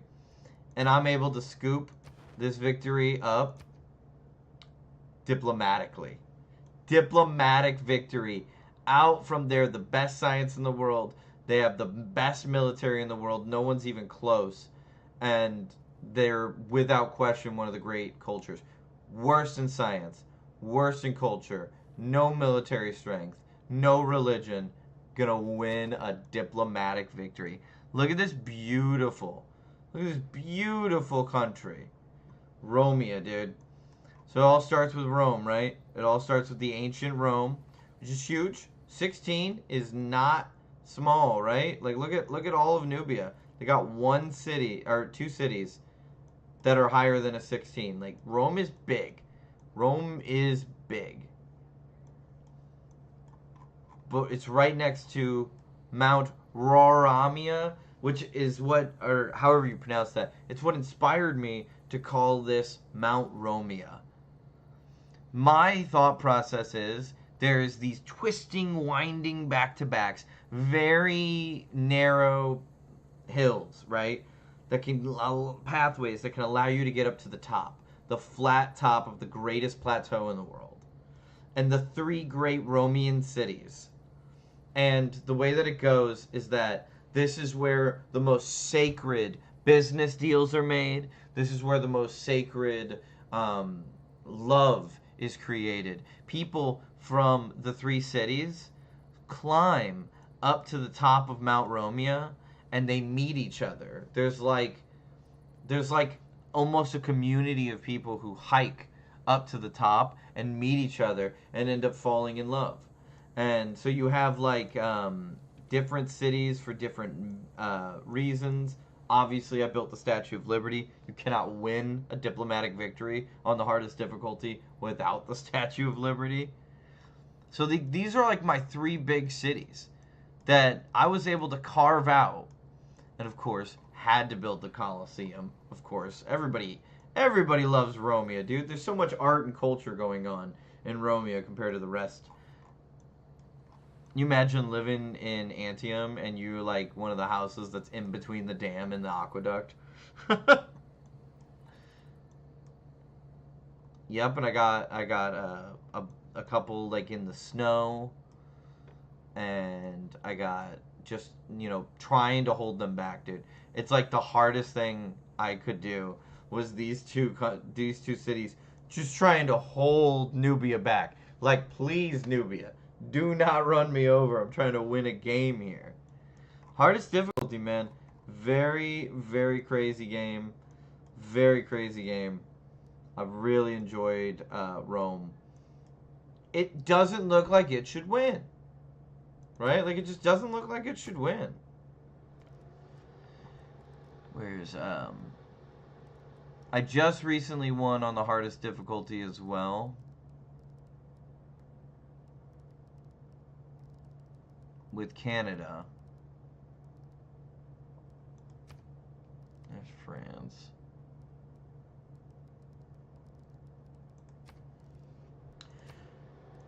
This is the best I've done yet.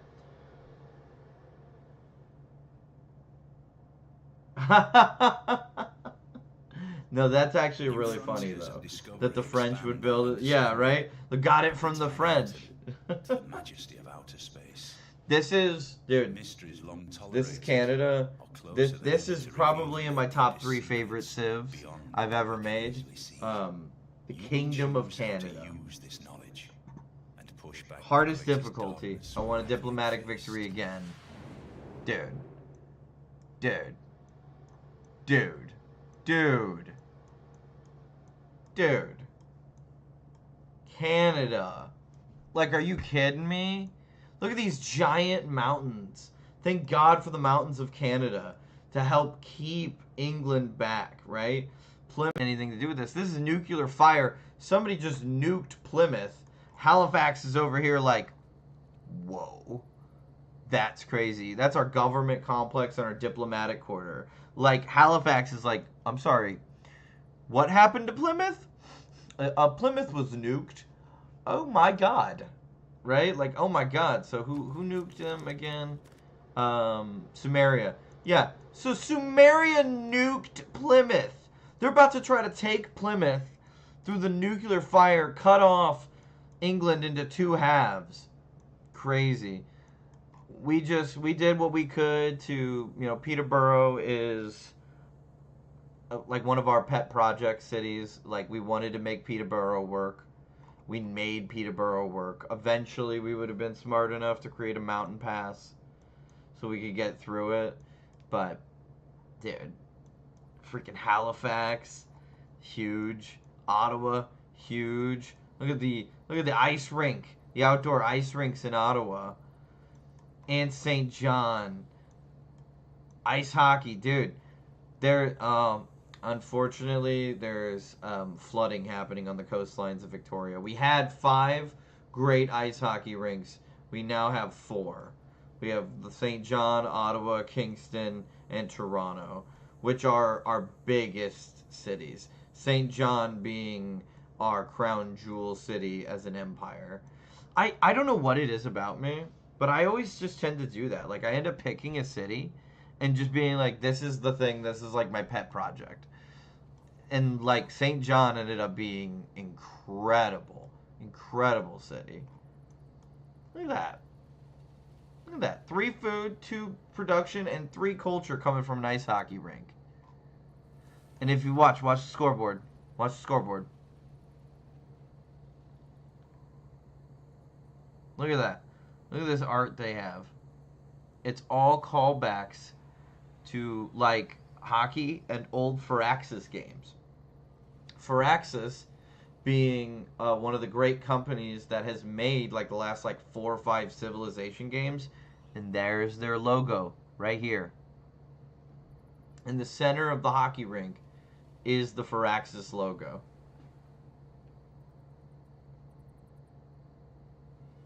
Oh, that's so sweet. Dude, I am. I'm like not trying to fight, man. I'm not trying to fight. I'm not. It's just not in my nature. It's just not. Like, I do have a few though. I do have a few. I have a Civ that I was working on. I haven't finished it. My God. Here's the other problem, man. When you do go for a military victory, you end up with the longest turns ever. My God. Dude, I did the Inca, right? Inca was super fun. It was awesome. Really enjoyed this. I need to spend another like 5 hours before I can win this game I'm going to win this game militarily. Like, it's going to happen. I'm in the process of doing it right now. It's just exhausting. Because look at all this. Look at all this.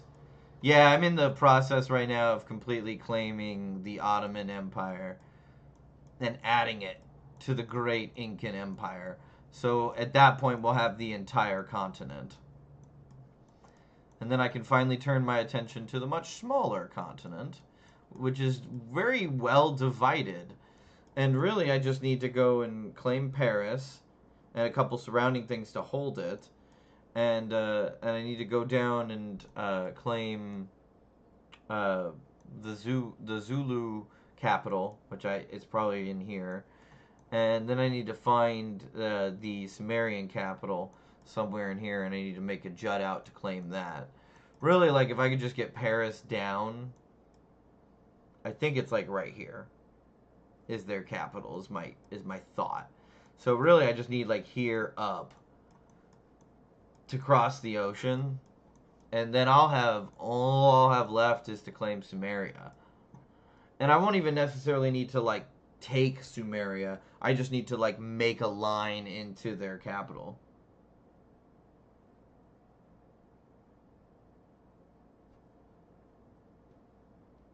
Yeah, right? You got to be militarily prepared. That's one of the things that I've learned the most, right? Like, you have to... You're sitting there, like, on the wall with your giant machine guns, your rocket launcher battalion behind you, and you're like, I will kill you. Do you want peace? And they're like, yeah, we don't want to fight. We want peace. Like, can we share knowledge? We're like, honestly, that'd be great. Can we not fight? That would be awesome. Yeah, no, I feel bad because it's like I'm probably going to start because of where Paris is located. I'm probably going to start whenever I do the Incans again, taking Paris first, which sucks because they're like the only people in the world that don't hate us. That's why I don't like being a military guy. Dude, look at all this. So to help you make sense of it all, look at 27 population Cusco. This is the start of it all. This is where it all starts for the Inca, right? And then we claimed Tenochtitlan, which is our greatest city. 30, going to be a 31. The absolute greatest city in our empire. Like, wow, what a place, right? And then from there, we also have Beijing, because we conquered China. And Beijing is our, like, as you can see, Chan and Beijing are like the hub of science, energy, technology. When this neighborhood finishes building here, I'm going to build, and I already have the great engineer. You talked about him. The French, Gustave Eiffel. He's ready, and I'm going to build the biosphere right here. So I'm going to add a biosphere to the Beijing riverbed, to the Pearl River. And that's going to take all these solar panels and wind farms and everything all over my civilization. And it's going to make them all do like crazy amount of power. Which is awesome because I'm trying to power absolutely everything, right? I want everything powered. They're in the middle of working on a coal factory right now. I have like an insane amount of coal in this playthrough because I have like the whole thing. So I have like so much coal. I'm really primarily working off of, yeah, I'm trying to build a Golden Gate Bridge for no reason at all, just because like I want to. I'm really primarily working off of the 3 great nuclear power plants.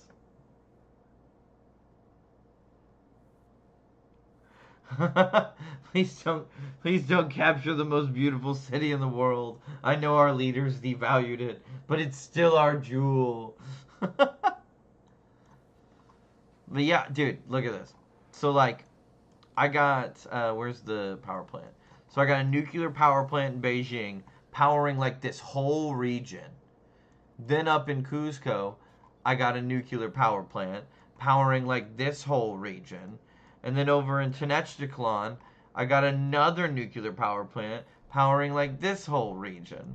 And then from there, everybody either has like solar/wind power, or everybody's running off of like a coal power plant, which isn't the most efficient power plant in the world, but it's only for like the people that don't have access to the natural elements, you know, in readily available. Like, for example, I'd have to put so many solar wind, my goodness, wind farms over here, right? And it's just, I want the coast to be where I'm drawing, because I got the lighthouse. So like, I want the coast to be where I'm drawing food from. The fish are gonna leave, and I want my cities to keep growing. So I'm just gonna build a coal power plant here, and the coal power plant here is gonna make sure that they get their power when they need it, and they are not gonna need a coal power plant, and so on and so on. So it's just been so much fun. It takes forever to do a turn, though. It takes forever. Here, let me show you. This be one of the last ones I'll show you. This is probably like the tightest knit area I've ever won on. So look at this map. Look at all the other settlements. They're all so big, right? And they stretch to multiple pathways of land and all that. See this orange up here? That's the Netherlands. I called this the Netherlandian Explorers Guild. We won in 1969.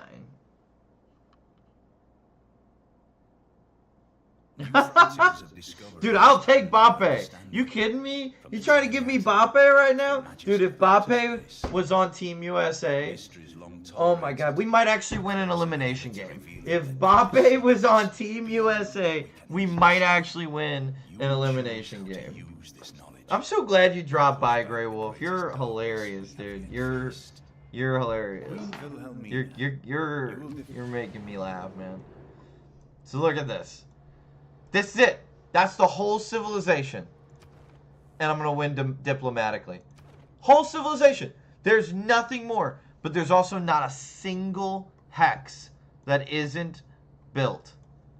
There is a builder on every single patch. And we have armadas and armadas and armadas and armadas. We have giant armadas of old wooden ships. We didn't use these to fight people. We used these, well, we did use them to fight barbarians that other countries were having problems with. Before we got to, like, when we were back around, like, the 14 level of diplomatic points, and we were, like, third or second in diplomatic victory, everybody liked us. everybody liked us. The moment I took the lead, and low-key, because of the climate accords and because of everybody else's power consumption, I'm going to win. Everybody got really mad because they realized that they all suck because they all destroyed our environment. They all destroyed the world's climate. They melted all the ice. We have no more ice. No more ice on the whole planet. But we don't care because we got lucky. Dude, there's just rocky shoreline, strong shoreline.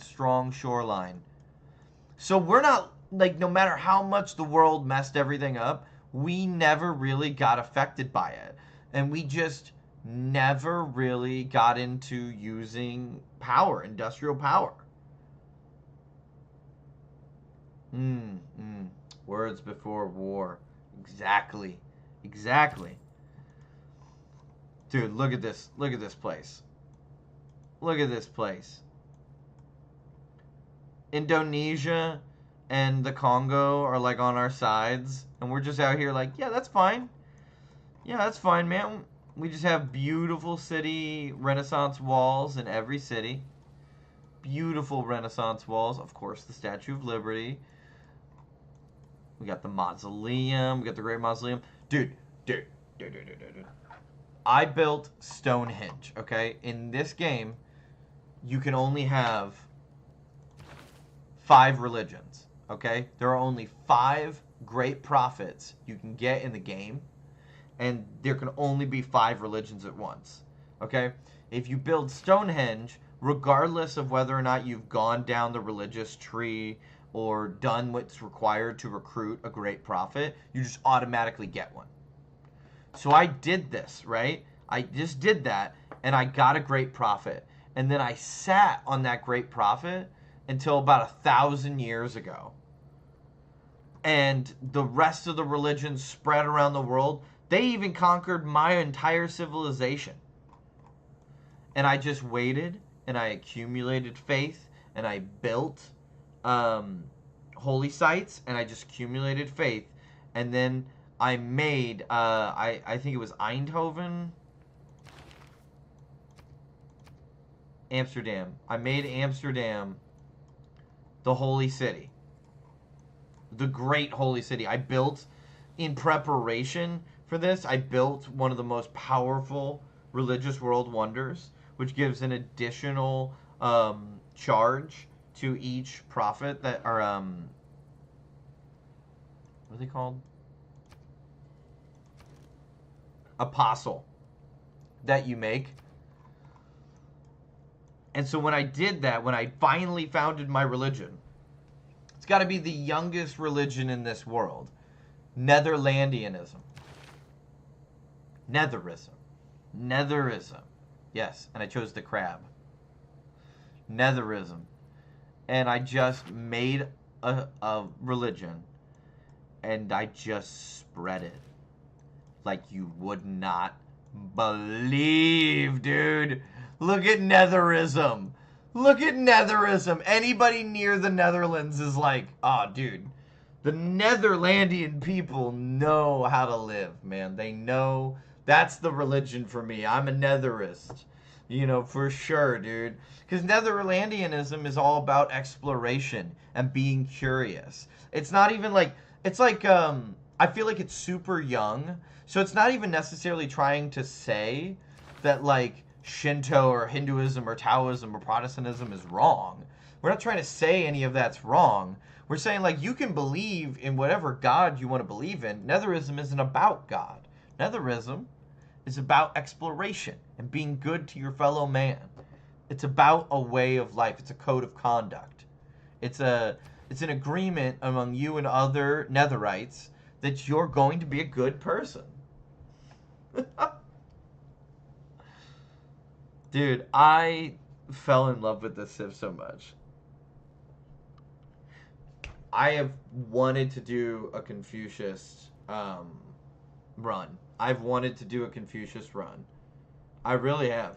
Let's go back to the main menu. Like, what would we even use? If we were going to do a Confucius run, like, what would we even use?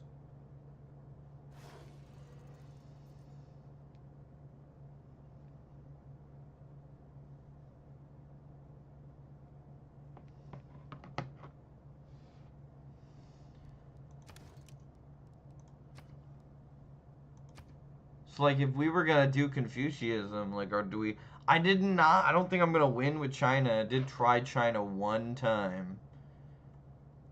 I've won with so many so far, but I've never won with China. They don't really get any boosts on that one. I think there's 2 more. Here we go. When building ancient and classical wonders, you may spend builder charges to complete 15% of the original wonder cost. Builders receive an additional charge. Canals are unlocked with the masonry technology. Wow, so we're just all about building canals and building world wonders that are classic or ancient or classical. Interesting. The Unifier. Melee units receive the Convert Barbarian action. This action converts barbarian units into your units, but it removes the melee unit. That's actually amazing, though, and could be really utilized. That's really interesting because you just kind of wait for a long time until the barbarians are like, they have like some of the strongest units in the world, and they're just like barbarians. You just throw like a young melee unit, very old classical melee unit, and then just use its charge, convert everything.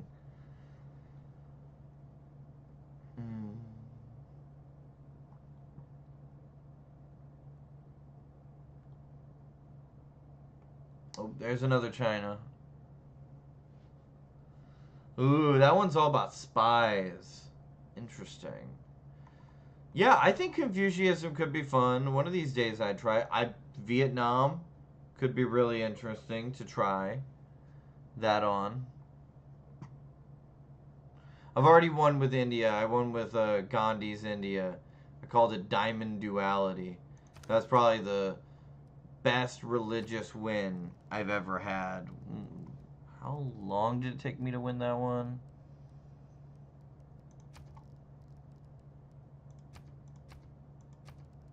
The Holy Diamond Lands. I'm the purple with the turquoise. 1888. I'm not sure I'll ever win earlier than 1888.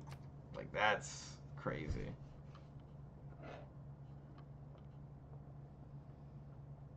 Okay. Okay. Dude, Confucianism is a great one, man. I like it. I think that's a really worthwhile goal. Newly printed pages hold great changes within. The world, once so vast and mysterious, has grown smaller and more familiar. Yet, there are always questions to be answered.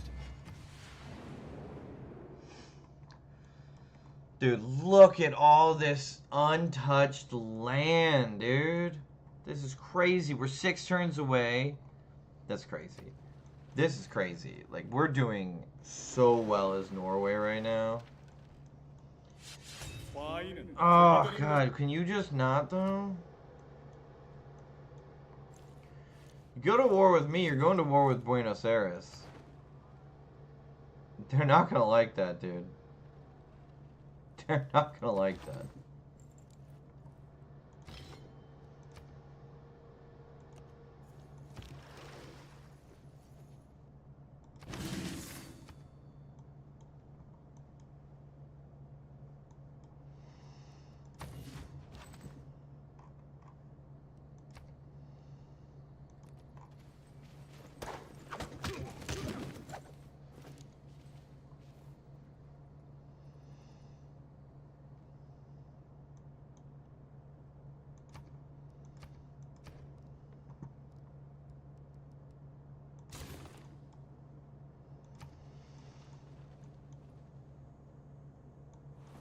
They've been trying to fight me for so long, dude. They hate me because in the very, very beginning... Oh, really? That's cool, dude. I've wanted to do Vietnam for a while. Like, that's one of the civs that has my attention. I've never tried Vietnam. I've thought about it. I've thought about it for sure.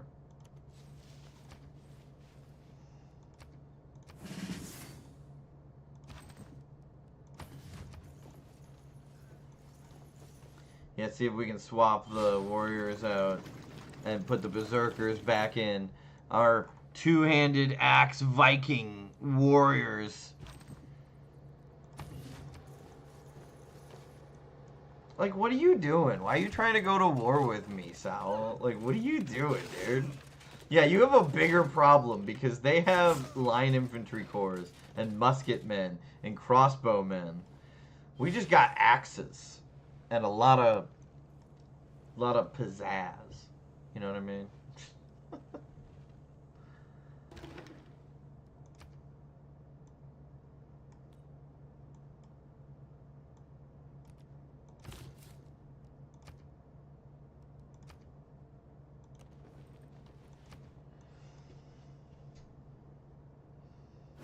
Damn. The real use of gunpowder. Damn. Damn. We waited too long. They're gonna take those. Damn. Okay. Okay. Fine.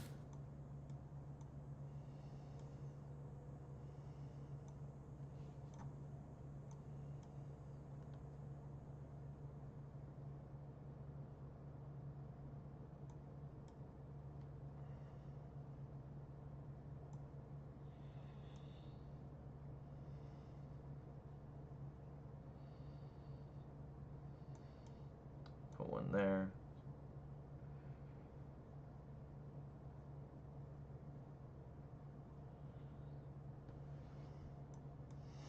You have to find your way.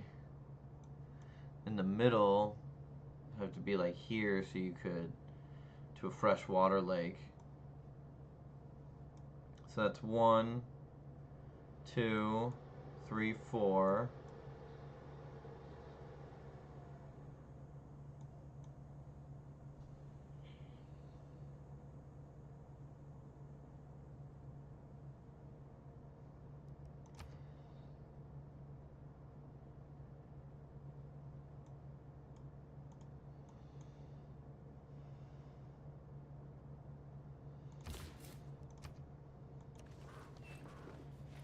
They're gonna take this settler. Probably had to put it there. Damn, dude, that sucks. I really wanted these islands. Damn.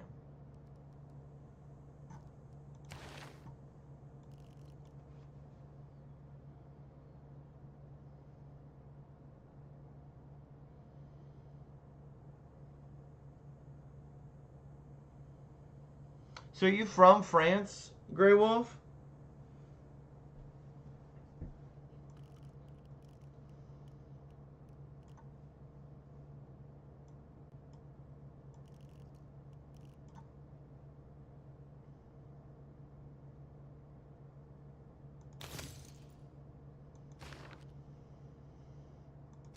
Let's see if we have to go, if we're gonna end up needing to go back or not.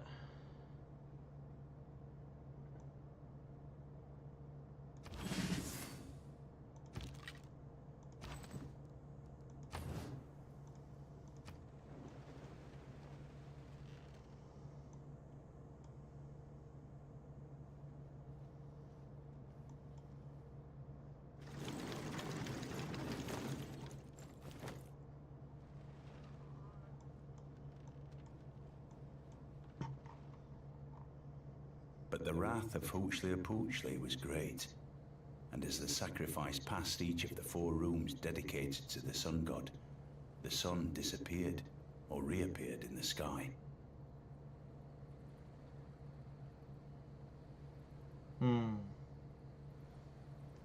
Beautiful. In peace.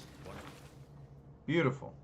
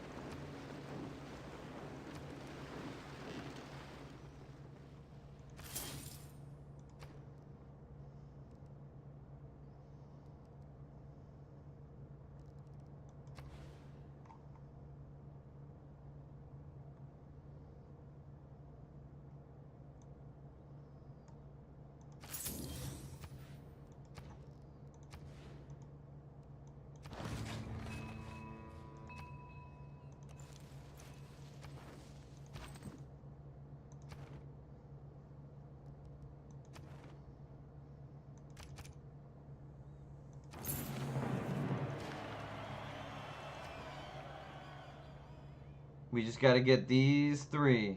We just got to hold them. Portal Palace will be helpful in that regard. Ooh! Warriors almost didn't make it.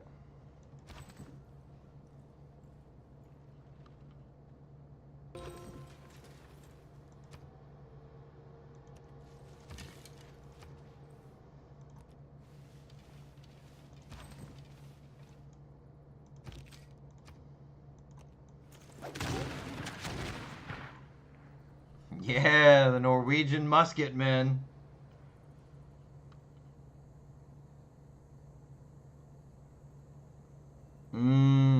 Are those okay? Let me look this up. Let me look this up.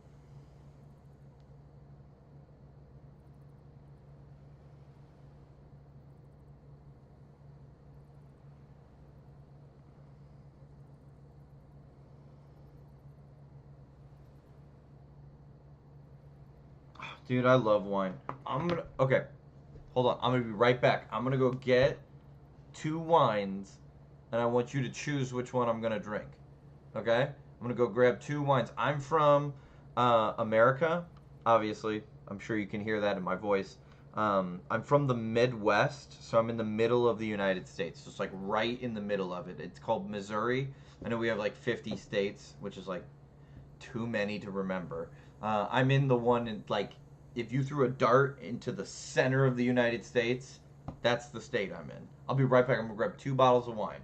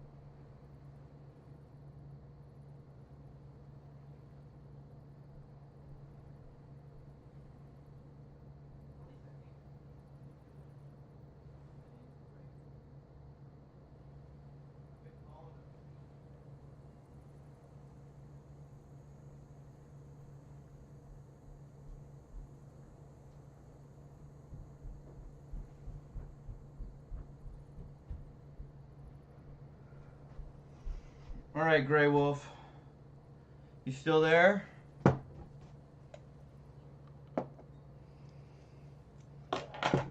Chateau Cheval Blanc. Did I say that right? Chateau Cheval Blanc. Dude, how much is that? Okay. So I have a red blend from a company called Apothic. This is their description. A smooth, flavorful blend that unfolds to reveal a robust depth. This wine is brimming with the notes of rich, dark fruits like blackberry and cherry, with enticing aromas of vanilla and mocha. we have Apothic. It's a red blend. Blanc. So you don't say the, so it'd be Chateau Cheval Blanc. How hard do you say the N? Is it like blonde or like blanc? How hard is it? Like a hard N? Chateau Cheval Blanc. Cool. Then I have Josh Sellers. It's from Joseph Carr. This is 24. I like Josh wines. I've been getting them for a minute. It's a Chardonnay. They wrote, our Chardonnay is a great balance of bright citrus and honey with a touch of oak character and hints of juicy peach. Carafed with care so that no single flavor overpowers another. This wine is simply delicious. So I have a Chardonnay from Josh, or I have an Apothic Red. What do you think?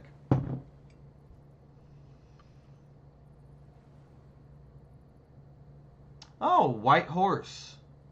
Interesting. Interesting. I didn't know that. I thought a chateau was like a building. Are you talking about Cheval Blanc? Blanc, sorry, Blonde. Blonde is white, right? And then so is Cheval horse?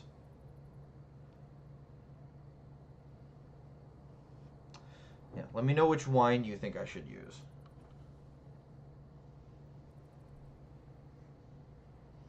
The most I've probably ever spent, I don't know what you guys use in France as your currency, but the most I've ever spent in US dollars is I think about $80 on a bottle of wine. How much is like a Cheval Blanc?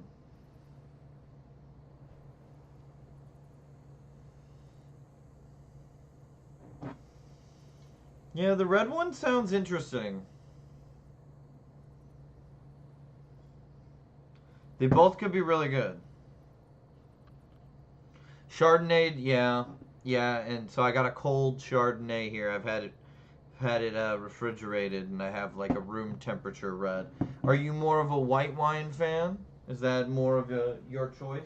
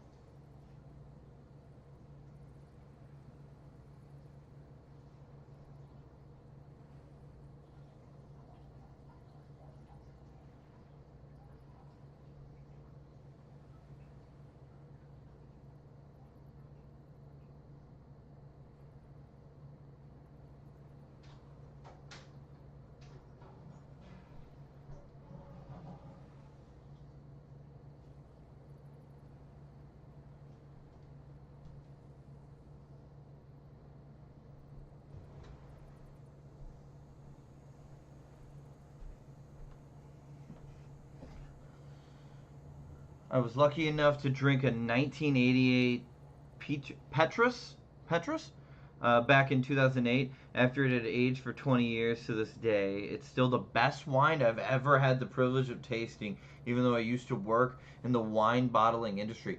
Wow, that's huge. That's like huge praise. Okay, I'm gonna write this down. So a 1988 Petrus. Let's see how much this is.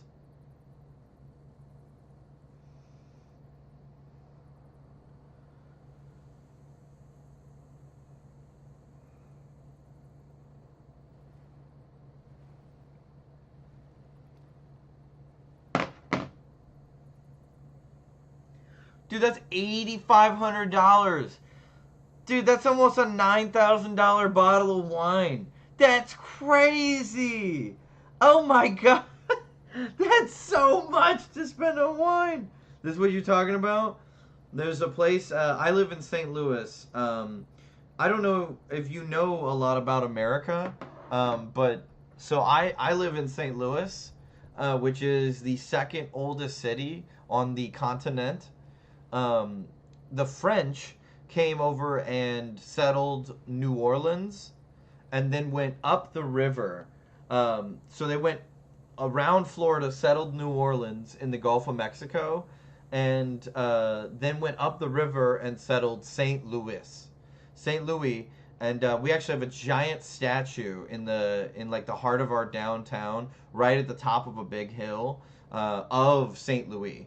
So we are St. Louis. Like there's a huge French connection. The fleur de lis, like you see it everywhere. Old wrought iron gates going back to the 1800s. Like you see them all over the place, and they all have like the fleur de lis in it. There's like a ton of French influence.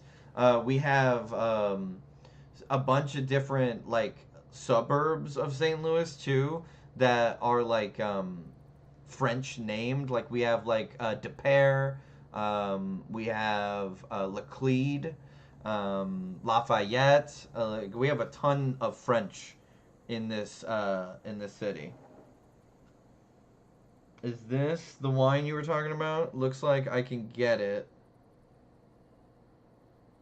for $8,000. Is this what you're talking about? Looks like I can get this for $8,000. Is about 30 minutes away from me. That's crazy, dude. That's crazy.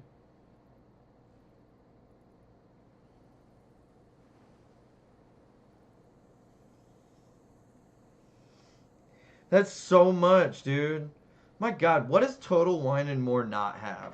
I swear, Total Wine and More has all the wine I've ever seen. Like that's where I actually got the $80 bottle of wine. So I'm opening up the Josh. I'm opening up the Chardonnay as you recommended.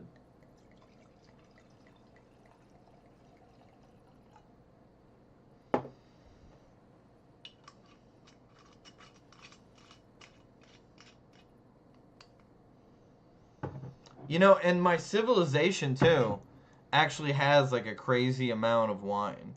We have wine here, wine there. We're gonna another wine that we're gonna take up there. We have wine down here. So it's like 4 things of wine. Lots of wine and truffles. Lots of wine and truffles. Got truffles here, here. I got truffles here. I got truffles there. So we're gonna have 4 things of wine, 4 things of truffles. That's a lot. That is actually like a crazy amount. 2 things of amber, 2 things of jade as well.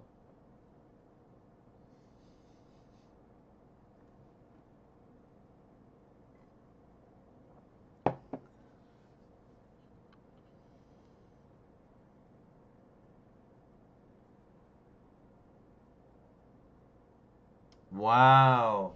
That is a really cool tradition. I feel like I should do that if I have a kid. Should buy like a really nice bottle of wine from the year they were born. From like a vineyard that's been around for like hundreds of years. And even if I spend like $1,000 on it, like that's the kind of wine that when they're 18, that wine will cost, 10 grand. And it'll be like, hey, if you want to open it and drink it, we can. If you want to sell it, you can. Like, it's up to you.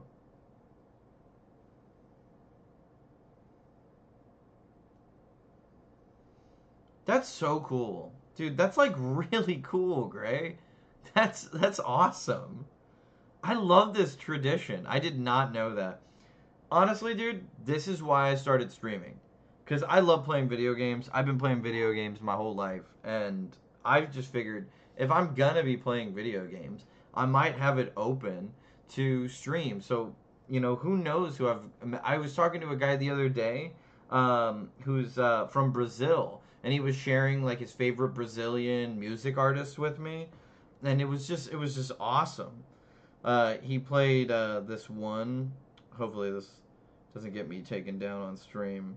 I'm not monetized or anything, so I don't really care if they demonetize what isn't already monetized.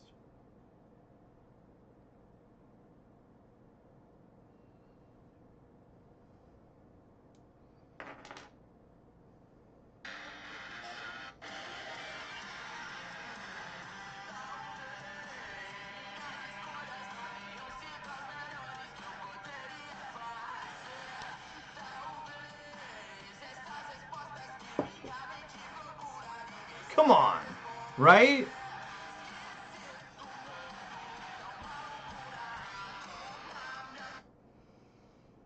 Awesome. Like, I just love, like, being able to, you know, learn about other people's cultures and play video games. Like, it's such an awesome way to spend your day. I don't really care if they demonetize what isn't. What were we doing? Ooh.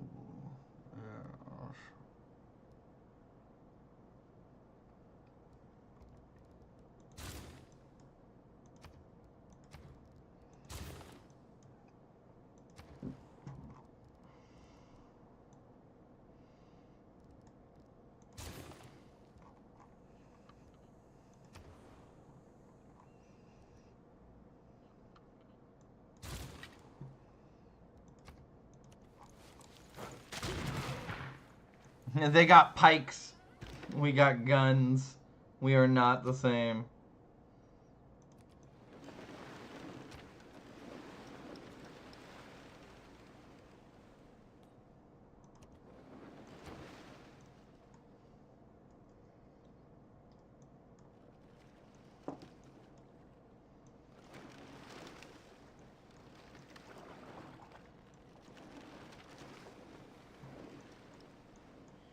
Man, I could try to go to war to take it, couldn't I?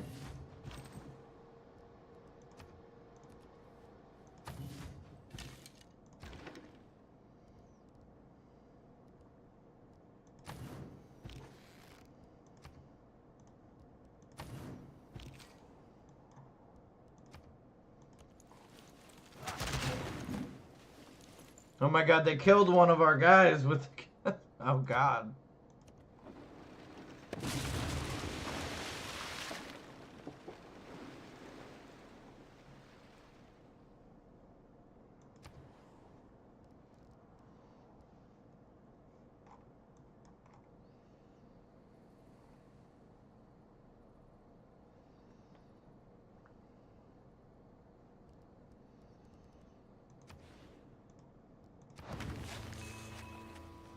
I mean, I have to, right? Like, I know we built this beautiful wonder with 3 of potentially 5 lake spots. I think that's worth it, man. I think that's worth it.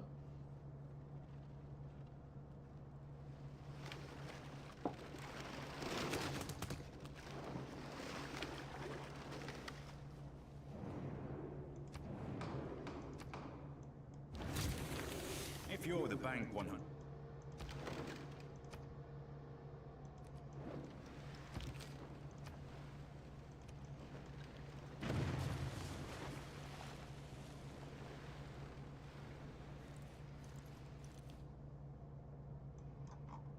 Birmingham put itself in a place where I could really just mess up their day from a oceanic perspective and take the islands. Once had a 1970 Saint Estef. We shall not cease from Estefe? exploration, Estefe? and the end of all Is that an our Estefe? exploring will be to arrive where we Estefe? started. Is that an Know the Estefe? place for the first time. Saint Estefe. Or, wait, you guys don't pronounce things in French a lot. So do you not pronounce the E? And does the E change the way you pronounce the PH? So would it be, Saint... Oh, Astaf. So I was getting there. To the where you don't pronounce the E. I was getting there. So it would be a Saint Astaf. Astaf. Am I saying that right now? Saint Astaf? Estef? Estaf? Estaf. Am I saying that right? Estaf. God, I'm so bad at this. Is it obvious I'm not... I did it! I did it! Estaf. Saint Estaf. Let's go! Let's go! I'm speaking French. Barely, but I'm speaking French.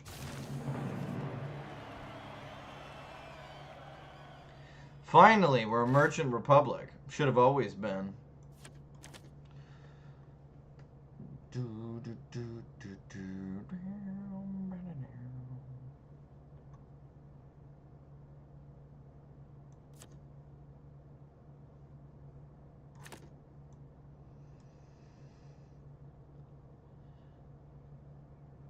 That's a lot of gold. That's a lot of gold. Come on, I just want so many points. So many points. 10 turns, and then we'll have Podal Palace, and we'll get another diplomatic slot. Almost. I tried. I tried.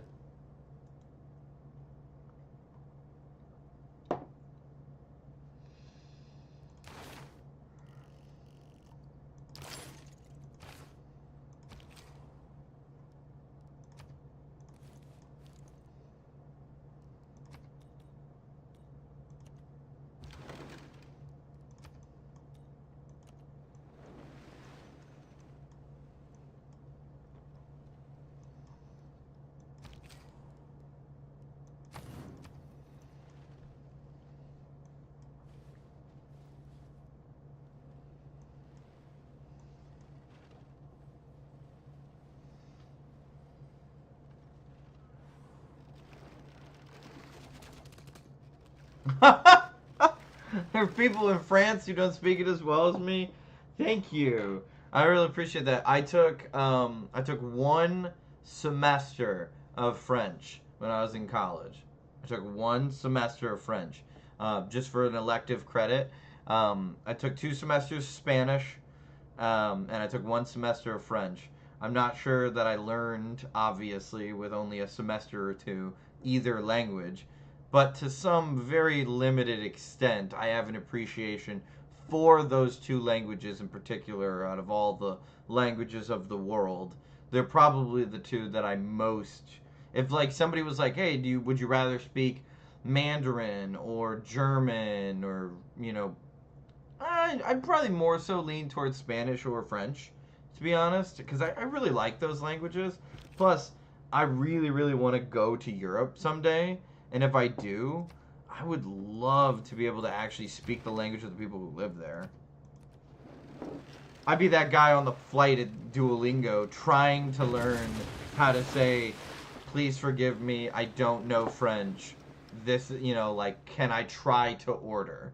And if I can get that out, I feel like if I can get to a point with, like, Duolingo where I could say to somebody, I'm not good at speaking French. Please bear with me.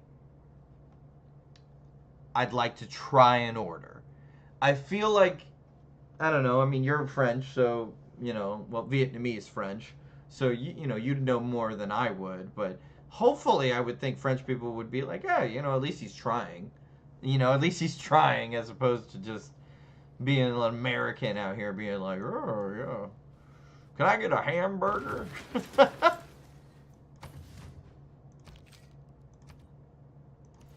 Oh, this is it. You've come to your end.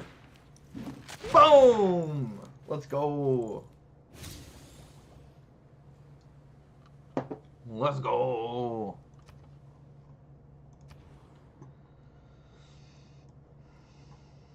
I feel like everything except for Oslo and Nidaros should be building settlers.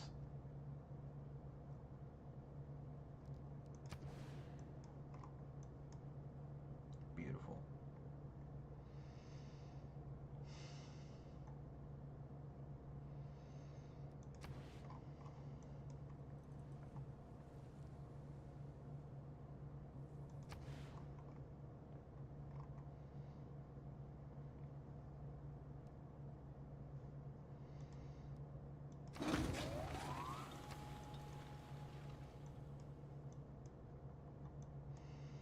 To think I'm making all this money, dude, and I haven't even really invested in trying to make money as a culture yet. I'm still in expansion mode.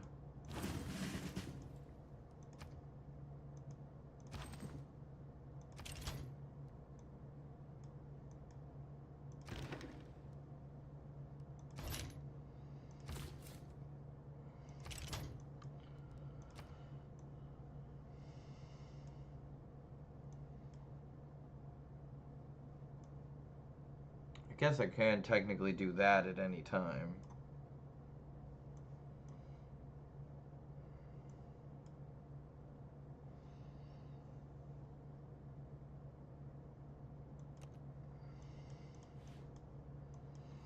Hopefully, it's a bit risky, but I'm gonna say that if I can have a caravel made by then, I can have another caravel come out of here. It'll all work out. I need more settlers. Sorry. Oh, it just automatically upgraded? Sick. Why are you guys at war with me? Like, the fuck, man?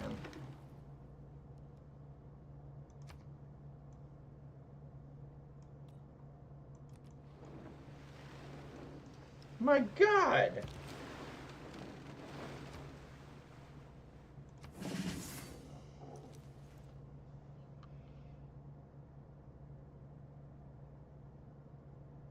Yeah, no, I have a buddy who speaks pretty decent German. He took it for like 4 years in high school. So he speaks like okay-ish German. And it just seems so foreign to me to even like contemplate. Mandarin, so this is something that I read. I read that the 2 hardest languages in the world to learn are English and Mandarin. However, if you grow up in like Indonesia and up the coast, up towards China and Japan, learning Mandarin is not very difficult. It just makes sense.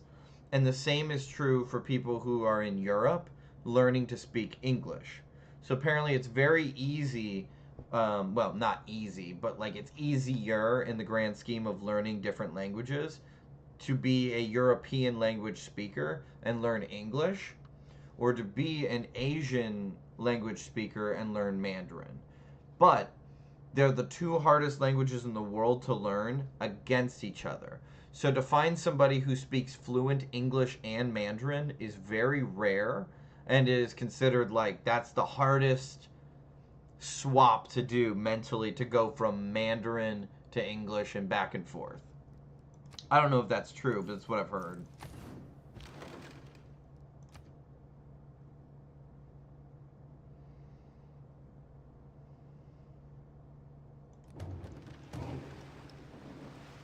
Oh, is there more islands?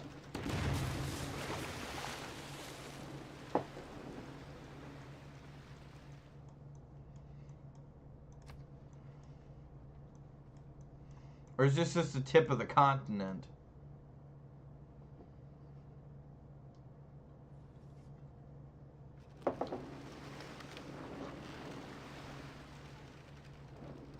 Kill yourself.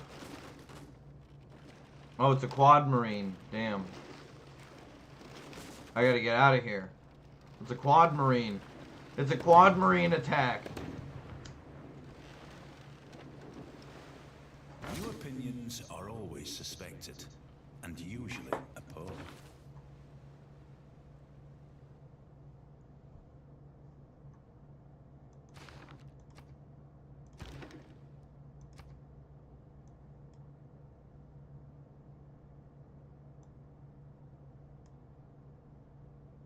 This could be really bad.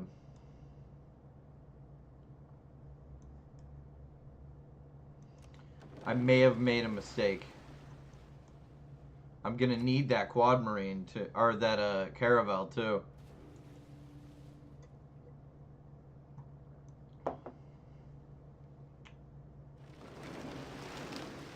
Oh God, they're all over. Oh God. Oh God. Run. Run. Dude, there's no way that survives that, right?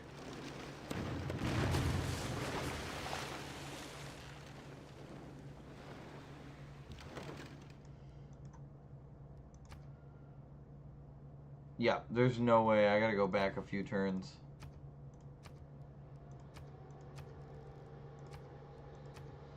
Cannot have the caravel go down there. That's not gonna work. Here, I'm gonna go down and give some of this to my girlfriend so she can try this delicious Chardonnay. It is honestly delicious. Even the quiet words on newly printed pages hold great changes within. I'm gonna get a little bit more pipe tobacco. So vast and mysterious, has grown smaller and more familiar. Here, I'll Yet, let you. Want there you are always questions. see how stupid my mistake was to try to go in there.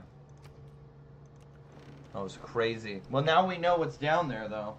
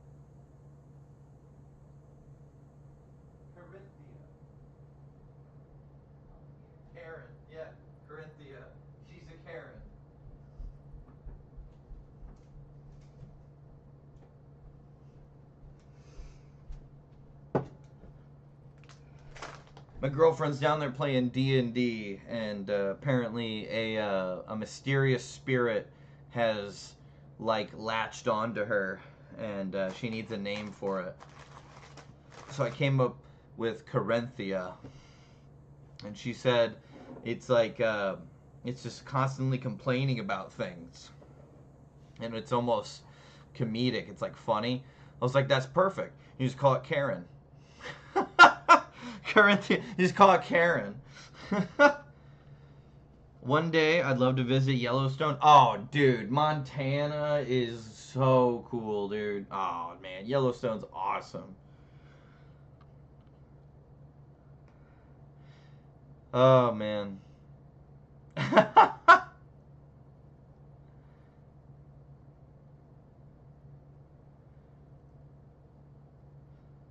Oh, dude, American women love foreign men. Just know that, okay? We as Americans love foreign people. They call us the melting pot for a reason, and it's the absolute truth. We meet people from like different countries, and we're like, oh, you're really neat. You're different. And we love like showing foreign people American culture. We want to put you in a hat and cowboy boots, man. Like, if we can get you line dancing on the dance floor in a hat and cowboy boots, we've won. Like, yes, let the American culture consume you. Let's go eat a big ass hamburger from Whataburger, and then we'll go line dancing. Like, welcome to America. Get ready to gain 15 pounds.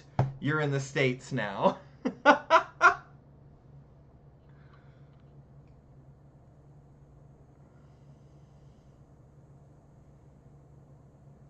Dude, absolutely. Absolutely, man. Now, Texas barbecue is great. I've been to Texas. I loved Texas. I fell in love with Texas.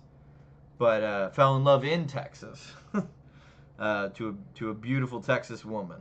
And I was incredibly fortunate to do so. That was years ago. Different me, different life. But, whew. Texas barbecue, man. Hey, everything's bigger in Texas, buddy. Everything's better in Texas. In St. Louis, though, we do our own style of barbecue that's really different. Do you know anything about barbecue? What do you know about barbecue? Do you know anything about American barbecue? Do you guys barbecue in France? Is that even like a thing that you guys do? I'm gonna wait on that response. Before I go into St. Louis barbecue, I need to know, like, do you know the nuance of barbecue?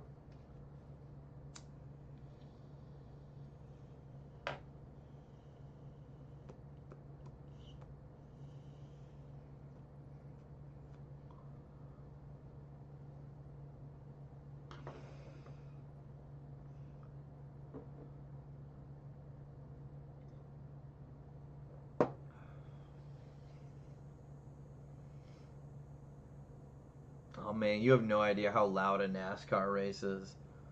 Dude, you gotta wear earplugs when you go to a NASCAR race, and it's still nothing.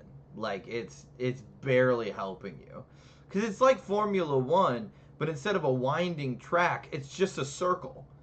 So the sounds of every car going through the race, it's not just the cars that are next to each other or next to you on the path. It's every car in the race, and it's reverberating throughout the arena.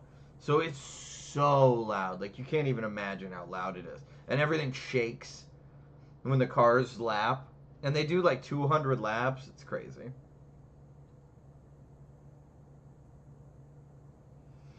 Yeah, dude, Texas barbecue is... Everything's better in Texas, man. So, in Texas, and in Kansas City, and a lot of different places in the United States that make great barbecue, they put barbecue sauce on the barbecue, right? We don't do that in St. Louis. It's just not how we do it. In St. Louis, it's all what we call dry rub. Okay? So we don't put sauce on it. We take spices, like a smattering of spices, and we do like a little bit of an olive oil mustard kind of like reduction, and we coat the meat with that, and then we'll smack the meat, and we'll pat onto it, we'll cake onto it seasoning, and it gets smoked in that. So like if somebody gonna give you St. Louis style barbecue, it's not gonna have sauce on it. Now there's gonna be sauces on the side. You can add sauce to it if you want, but it wasn't cooked in sauce. It was cooked dry. And I know that sounds crazy, but I'm telling you, it's better. It honestly tastes better. I love Texas. I really, really love Texas barbecue. St. Louis style ribs are better. They're just better. They taste better. Dude, it falls off the bone. It's just the best, man. It's the best. St. Louis style barbecue is the best.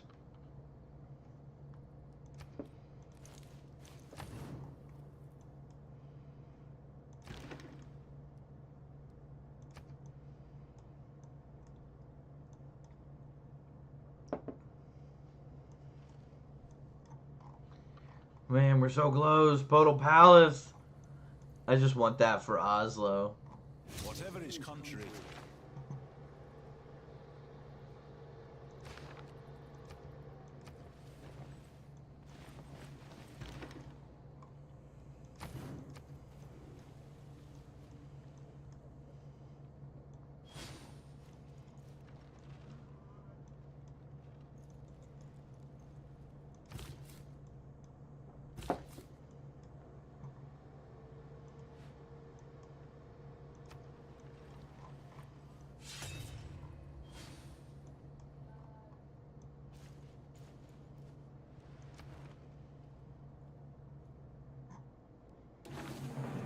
Claims that cannot be tested.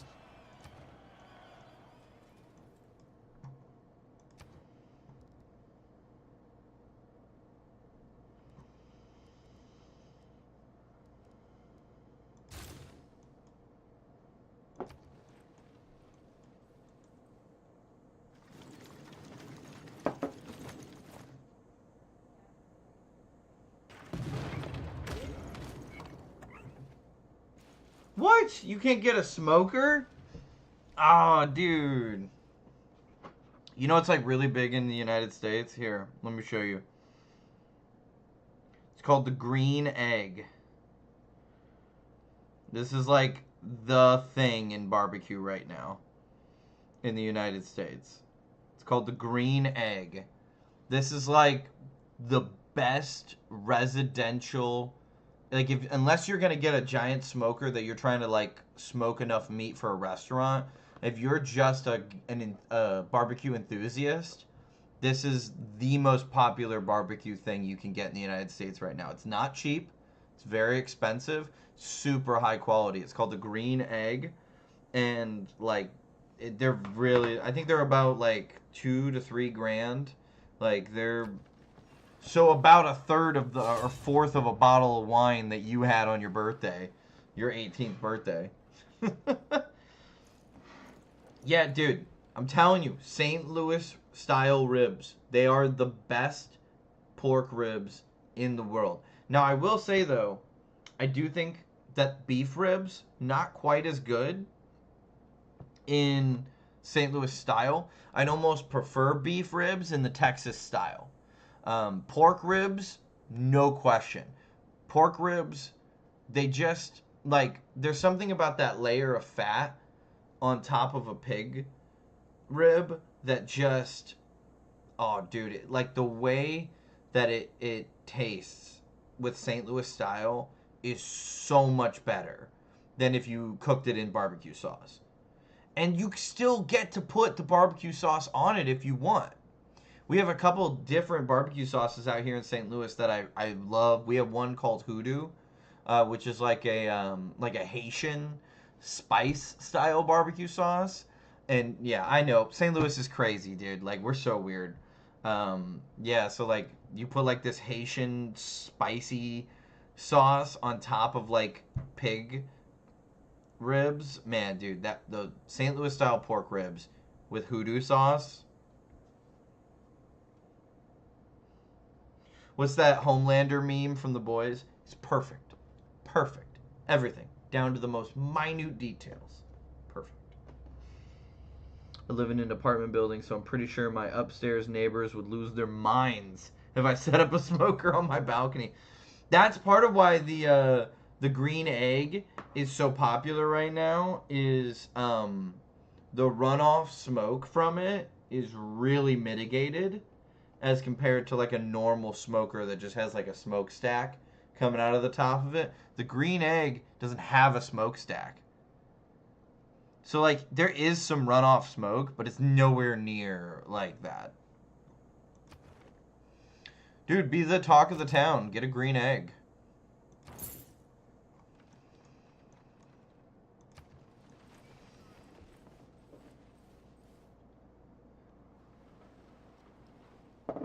I'm lucky enough. I have a house out here in St. Louis, so.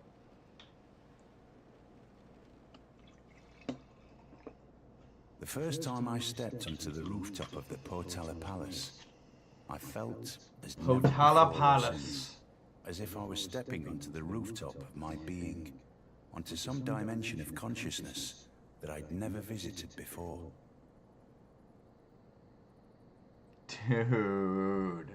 Dude. Oslo expands further and becomes the largest city of our people. Yeah, dude. 15? 15? That's got to be the biggest. That's got to be the biggest. Oh, it's not even close. Dude, Oslo. Oslo's huge. Oslo's way bigger than anything else. Right alongside the river, man. Oh, Oslo, you need to make caravels.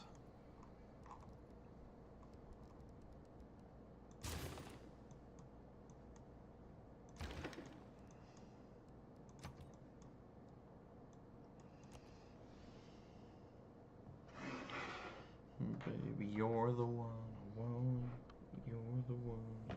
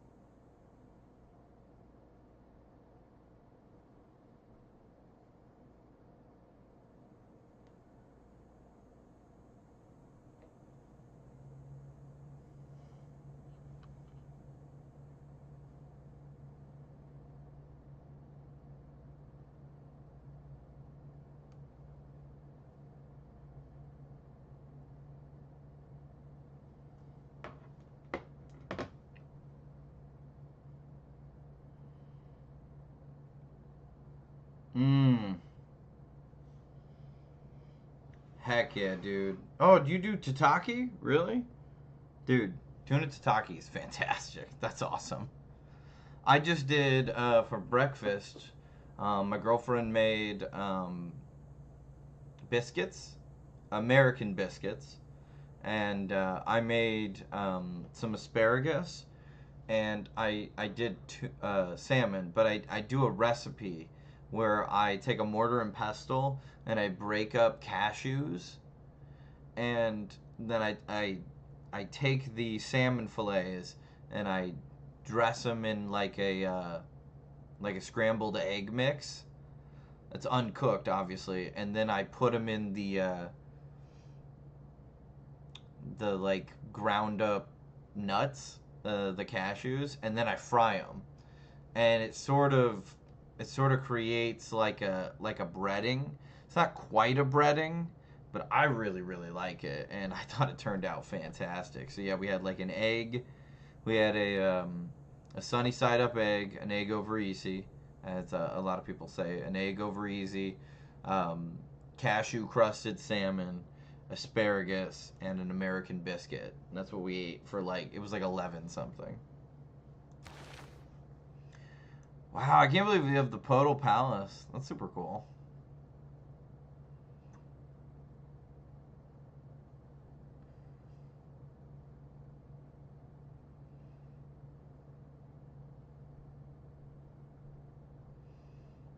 Hmm.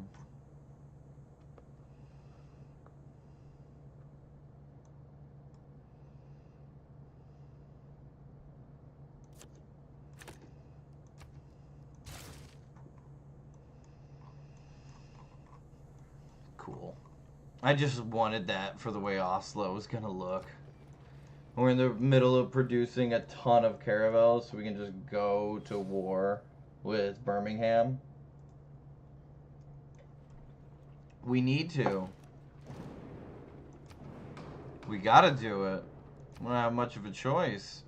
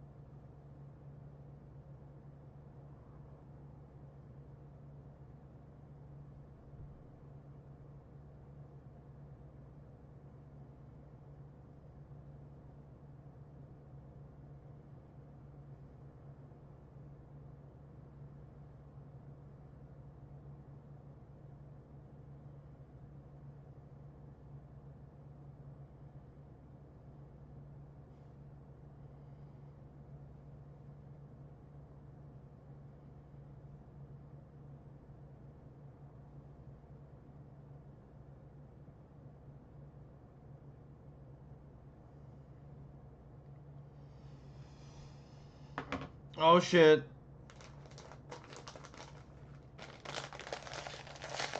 Held for sexy words. Auto moderator.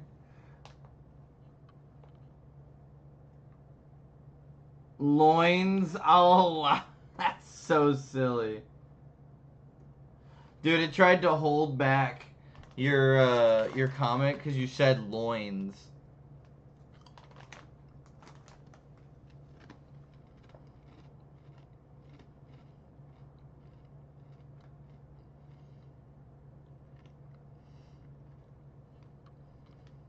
Mmm. Oh. Ugh.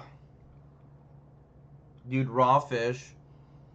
It's like the greatest thing ever. Ooh.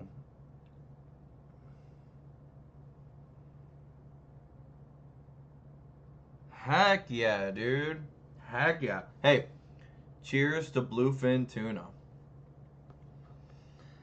I love sushi. Love sushi. It's one of my favorite foods in the history of humans. Love it.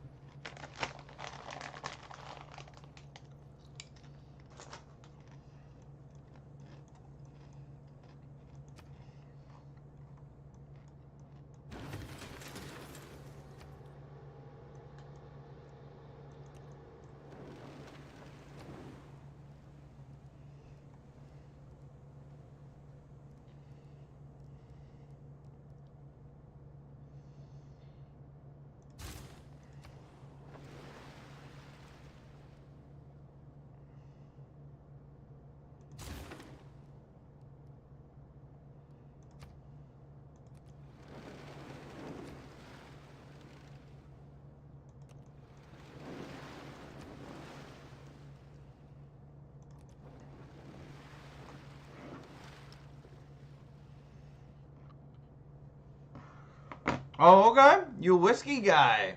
Wine and whiskey, eh? Grey Wolf, it has been an absolute pleasure meeting you, man. Seriously. Absolute pleasure, dude. I think you should smoke on your balcony anyway. We have this saying in America. Sometimes it's better to ask for forgiveness than permission.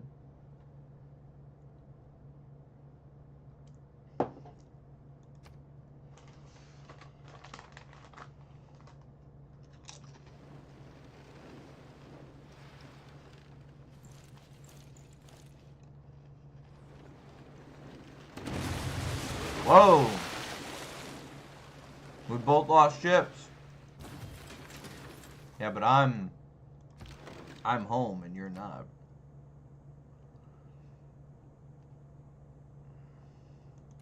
Come on, come on, come on. You're stuck in the reef. You're stuck in the reef. Oh no, I lost the battle. It didn't go well enough. We're gonna kill each other. I gotta go back.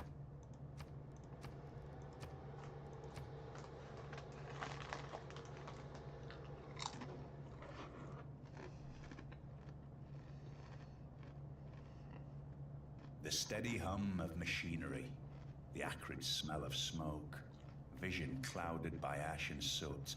These are the signs of changing times. The lure of scientific and cultural advancement is the engine driving your realm forward. Now your challenge is to maintain the delicate balance between earth and man, between peace and war. All men fear the approach of your ships, King Harold of Norway, Thunderbolt of the North. Your longboats dominate the waves, always at the ready to unleash their berserker armies on an unsuspecting shore. May Odin bless your kingdom, and may the skalds sing tales of the victories of your mighty warriors.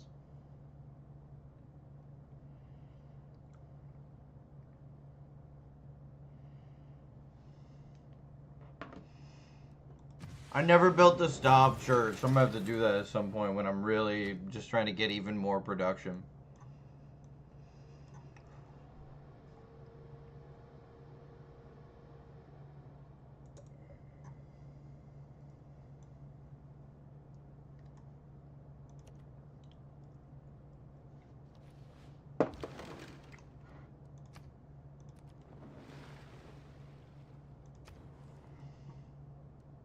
You would be my queen.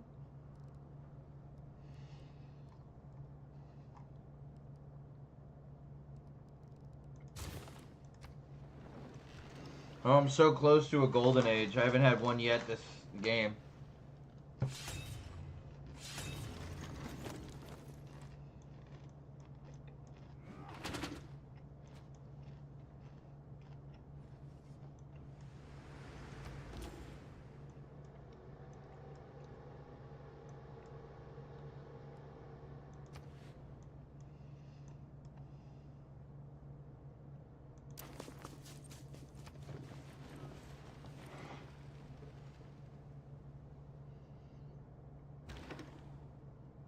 Whoa, you got some rum? I got a little bit of rum downstairs. Got a little bit of rum downstairs. Maybe next we'll break out the rum. Hey, cheers to friends over continents, right?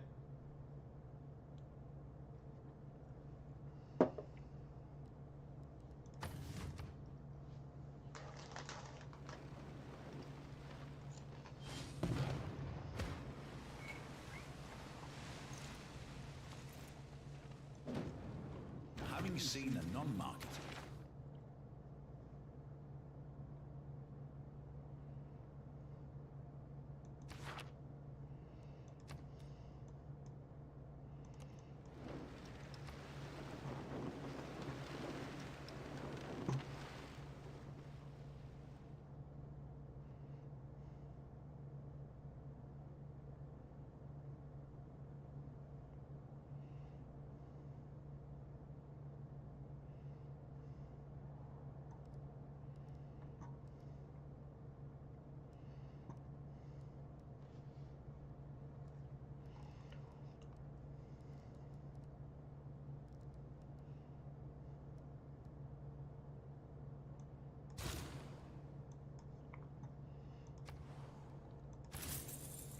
Welcome to the network.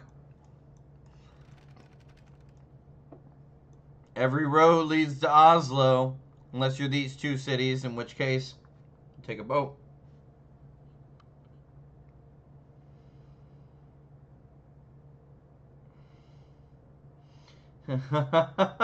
Dude, I love the internet too. Exactly, man. I bet we can find more stereotypes. Dude, I'm American and you're French. We are stereotypes. Like, what are you talking about? That's the only way the rest of the world knows of us, is through the stereotypes. You, are you a sports guy? You like any sports? You said NASCAR. Do you want to watch NASCAR just because it's an interesting sport to you? Or is it like something you really, really love? Or are you just like, yeah, it's an American thing. Like, I gotta watch their going in a circle.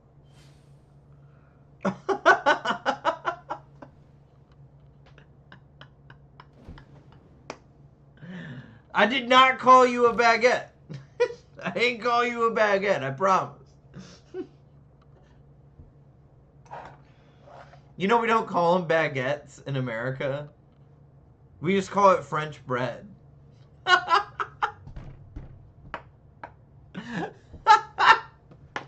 You guys call them baguettes. We're just like, yeah, it's French bread. That's that bread from France. I'm not a frog, as English people say. Dude, I have heard that one of my favorite things to watch on YouTube is English and Scottish people like dissect and pick apart American film. And they recently, in one of the videos I watched, they called French people frogs. And I was like, what? Why frogs? What is that? Explain that to me. Like, why do people call French people frogs? The fuck? That's crazy.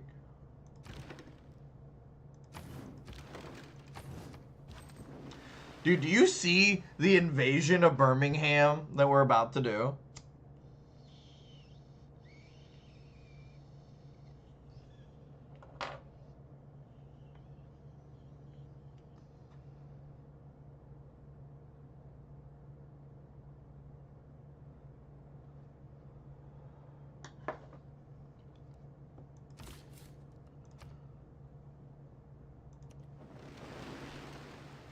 Oh shit, we're gonna have to invade twice. Two? Two?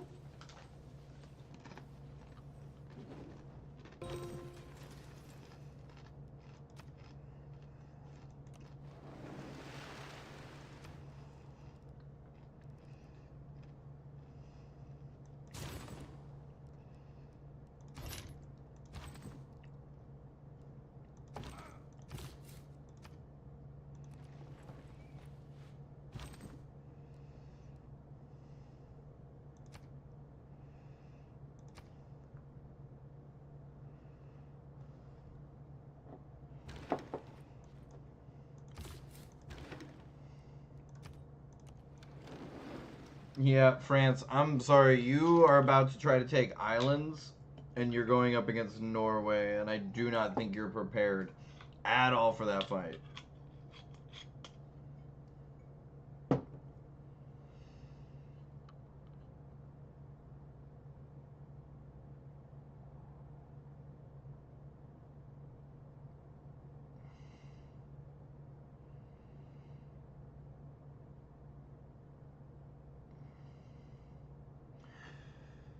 I've had frog legs once. Is that why they call you frogs? Because you guys are the originators of eating frog legs? So in America we have the Boy Scouts. The Boy Scouts of America. Okay? And it's like for kids that are like 14 to 18. 12 to 18, something like that. And it's like when you're a young man, you're not quite a man yet. You just go camp. And you travel all around the country and you just camp, right? One time when we were camping, and I'm pretty sure this was when I was out in Colorado, somebody got pickled frog legs. And we tried them. And we thought they were so gross. Now, I don't know if that's the frogs themselves or if that was the fact that they were pickled in vinegar. I don't know. They were not good. We did not like them. Don't French people eat snails, too? Isn't that a thing? You guys eat snails? We're taught not to eat snails in America because they can, like, have, like, bacteria and stuff.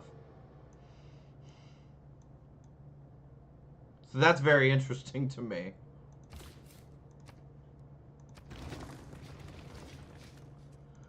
Did you take...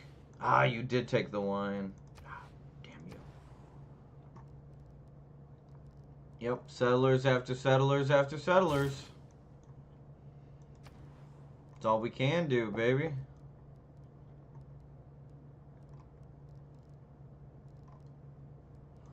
You need an industrial zone so bad.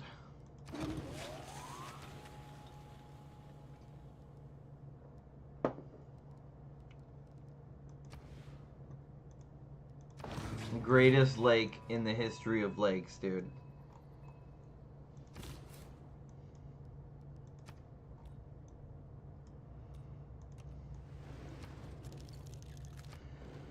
Oh man, this war against Bristol and Birmingham is gonna be crazy. We're still at war with you? Get out of here, dog.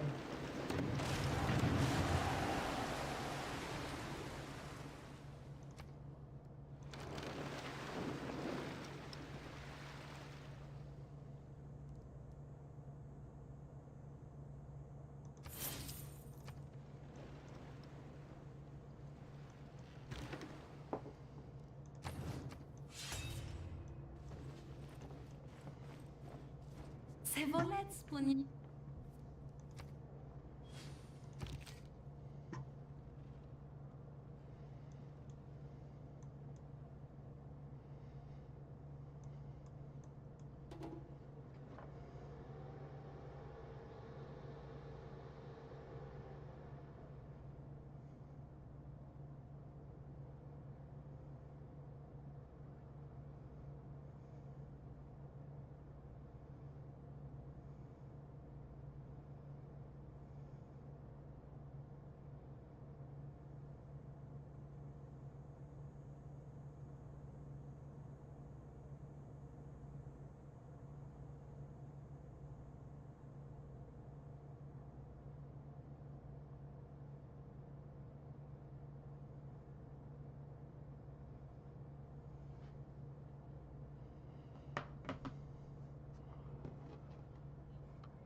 Okay, I do like you have bacon, tomatoes with the snails.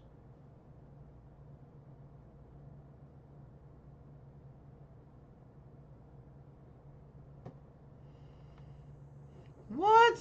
So like Bordeaux, there's like a Bordeaux snail versus like a champagne snail. Like, really? Is it good? Like, do you like it? Like, does that taste good? Like I said, I've never had a snail. Like, we're like, we don't eat snails. We're like not supposed to. We're like really worried about getting sick if we eat snails.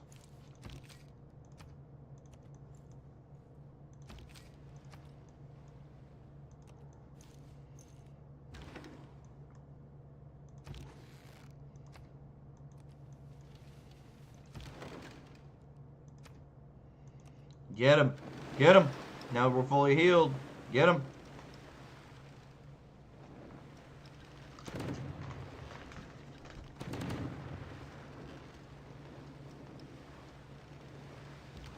I don't imagine a snail would be very tasty, to be honest with you.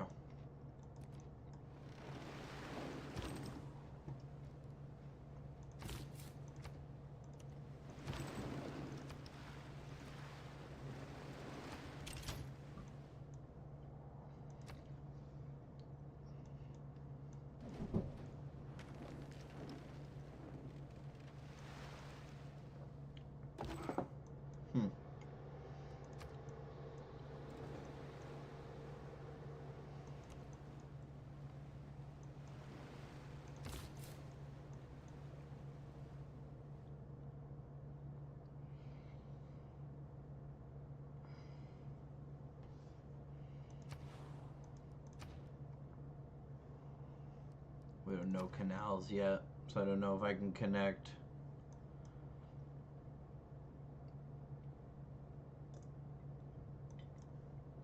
With the Panama.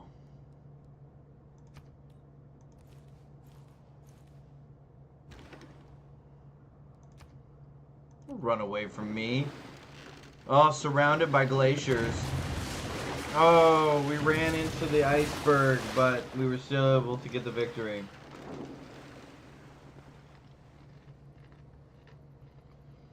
What is that? Whelks?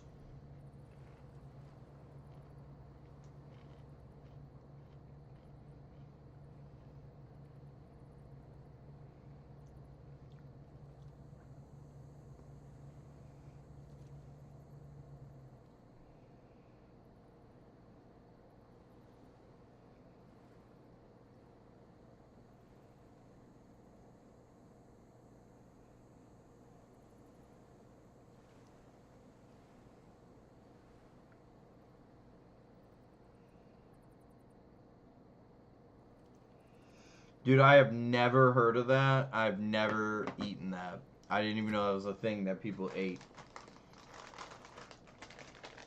Man, France is so crazy. You guys just do things so differently than the rest of the world, I feel like.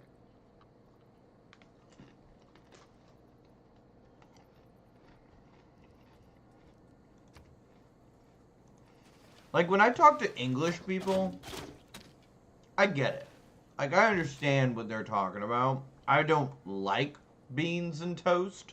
That's really weird. But, like, I get it, right? I don't understand. You guys eat barnacles? Heck no, dude. Heck no. I ain't gonna sign any kind of peace treaty until that city, that settler is mine.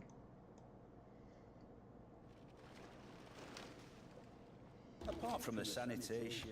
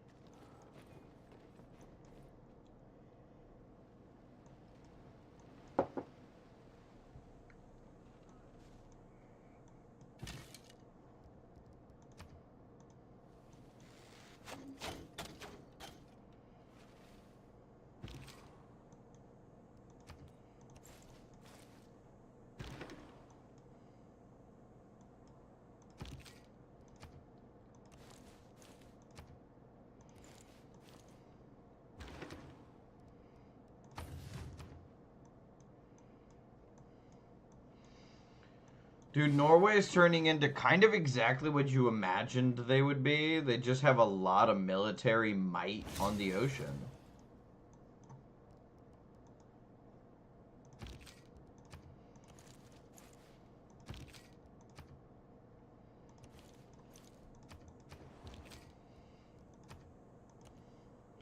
Do you play any video games yourself? Like do you play Marvel Rivals or Overwatch? Anything like that?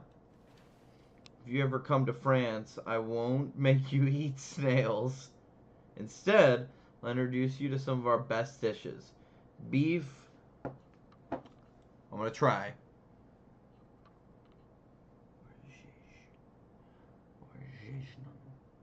Borjejnen? That almost sounded German. I think I said that wrong. Borjejnen.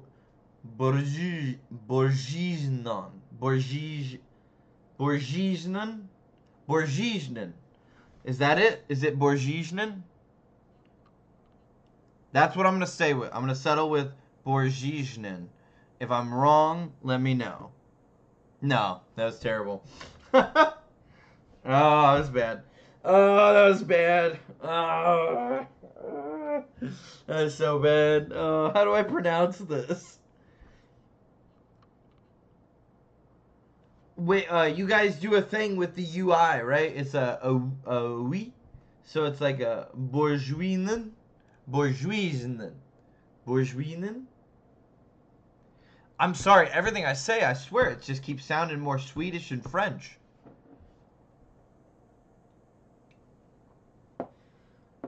Foie gras. Foie gras I've heard of. Duck breast. Ooh, nice. That sounds really good. Traditional salé landi. Landes? Lande. No, you don't pronounce your E's at the end. I forgot. You don't pronounce your E's. So it's going to be a salé lande. Salade lande. Bourguignon? Bourguignon? Bourguignon? Bourguignon. Bourguignon. Bourguignon. That's terrible, isn't it? God, it's so bad. I'm so sorry. Okay, so stronger on the G sound.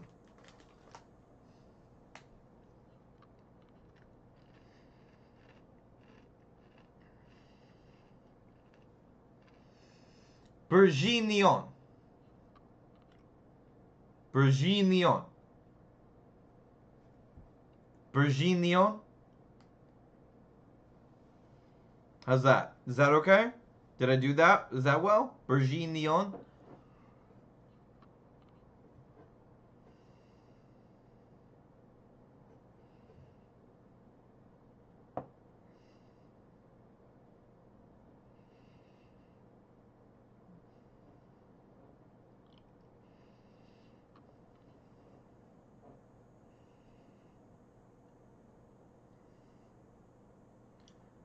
Get. Okay, so Bourguignon. Bourguignon. Bourguignon. Bourguignon. Bourguignon. That better? Yeah! Woo! Bourguignon! I got it. I totally got it. God, English speakers are probably so annoying to the rest of the world. Like, we are probably so annoying.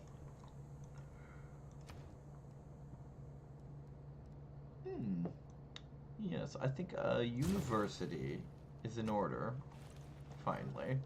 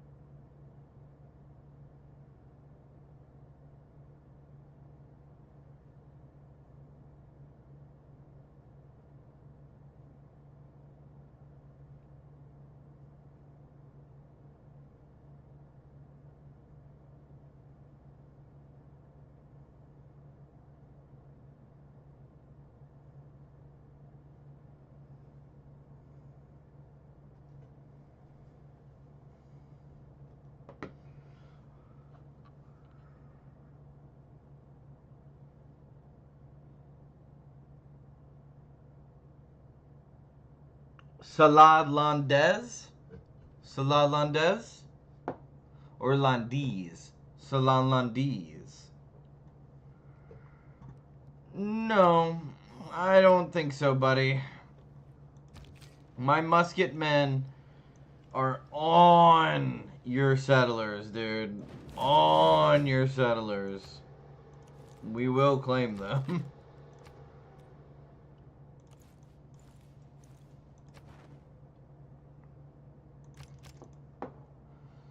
Talk about putting somebody in a difficult position, my goodness!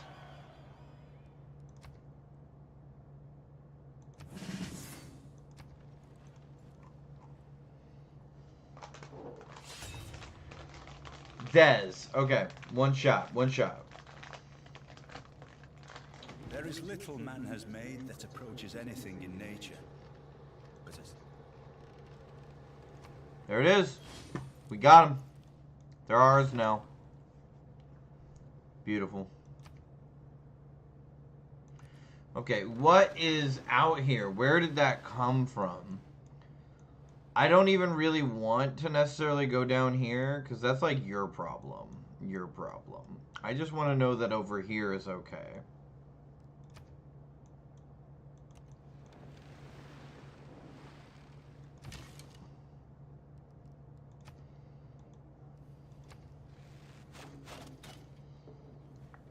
Dude, we're so close. We're so close to a golden age. Ah.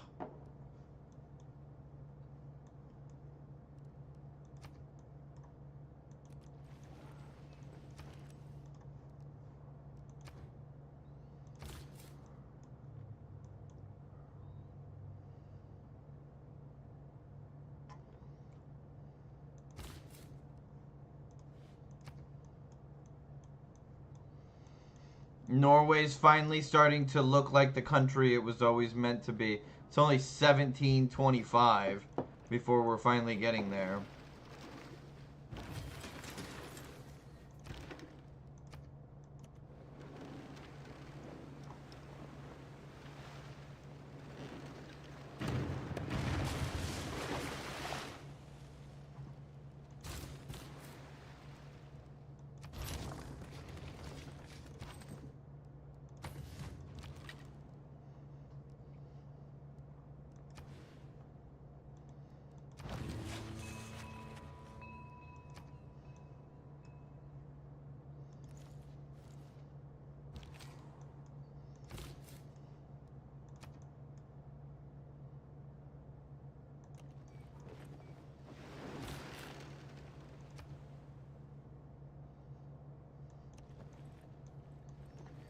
Yep, that'll complete everything on this side. So, I like that.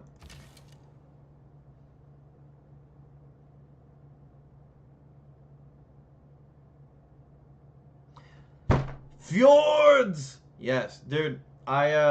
So, my heritage, you said you're Vietnamese, right? So, I am very unique in the world in terms especially of America, right? So in America, I would say 90% of people are English. Maybe closer to 80 now because we have a lot of immigrants, which is great. I'm personally not a person that like hates immigrants. I know a lot of people from Kentucky and Tennessee, and I'm not going to get into our 50 state political squalor with you. Like, God, there's 50 different territories. So, like, there's so many different viewpoints. And it's a whole mess. Like, it's a mess.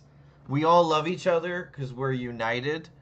We're a United States. But at the same time, we're also really annoyed with each other. So, it's the whole thing. But most people in the United States are English. It's, to some degree, you can trace your ancestry back to either being an English immigrant or being an immigrant that married an English immigrant. And we've found that out through like Ancestry.com and a lot of those different companies. A lot of us in America have done that. And so we all know, like, I've heard it before said that, like, Europeans think it's really weird that Americans are so obsessed with their ancestry. But, like, we all take these tests. We, like, cotton swab our mouths and send them in to be tested. And we want to know, like, where our genes come from. And 90% of the people, I'd say, are, like, English. I'm not English at all. Zero English in my bloodline. I'm 4th generation German, 3rd generation Welsh. So I don't have like any English in me at all. I'm a German Welshman, you know? Like that's the intro. Like it just is what it is. I'm not English. I just am not. I don't have any of that in my ancestry at all. I'm getting into these Vikings, dude. Oslo has turned into the city I always wanted it to be. The problem is it's gonna take me a minute before I can get to sewers. Oh wait, I already have sewers. So I need to, when this is done building, I can finally build a sewer, which will help with the housing crisis. And I'm working towards neighborhoods. Need neighborhoods quicker. Exactly, yes.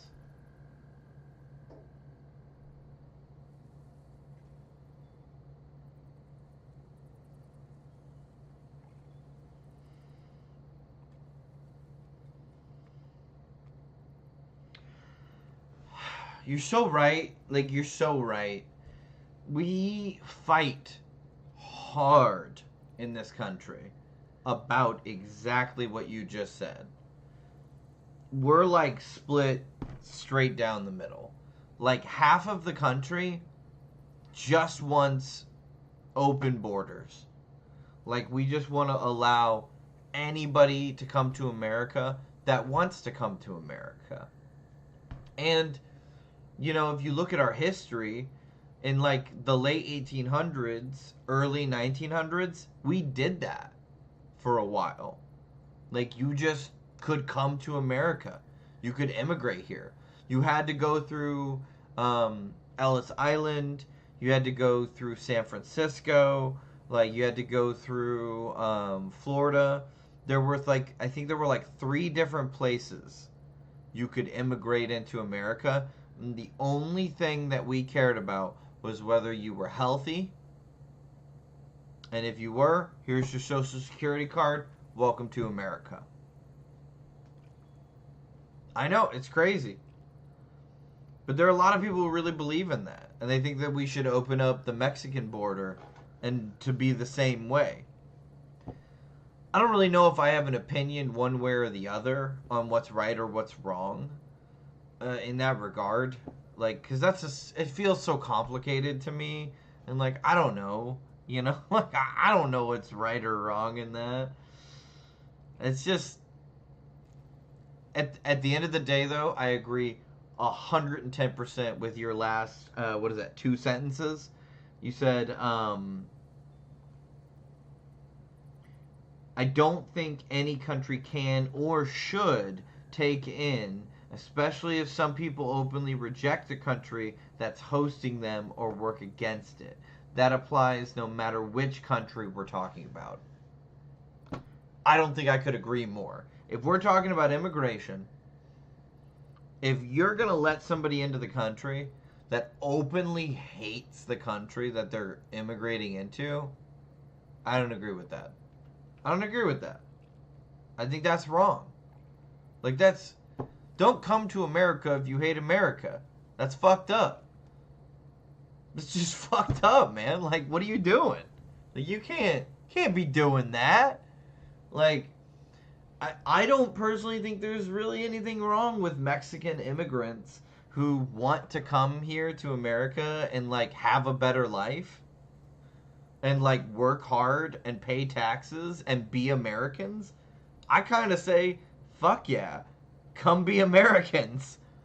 But if somebody's gonna like immigrate over here with like a whole community of people, like 300-400 people who are all here because of some ideological reason, and they don't actually like America, and they don't want to believe in our Constitution, they don't want to believe in John Adams and George Washington and the precedent that was set 250 years ago. Cheers to America. This is our 250th anniversary. How many days away are we? Dude, we're 5 days away from our 250th anniversary. God bless the United States of America, dude. We fucking did it. We did it, man. We said fuck you to England, and we said thank you, France, and we beat them fucking guys. We beat them. Greatest military the world had ever seen at that point. And we learned from the Native Americans. We fought in the trees. We shot them from behind. We were such a pain in the ass that they could not justify the loss of life or cost monetarily to keep trying to fight for the colonies. And the colonies were free. Do you know the Constitution of the United States of America was not the founding document of the United States? This is a great trivia question for you. We did our declaration, right? I'm sure you guys learn about it in France because we directly inspired your revolution. I believe Lafayette, who was one of our greatest military generals, actually came over after the American Revolution and helped the French Revolution. So I'm sure you guys learned about the Declaration. But after that, we made a different document. Nobody talks about it. It gets swept under the rug.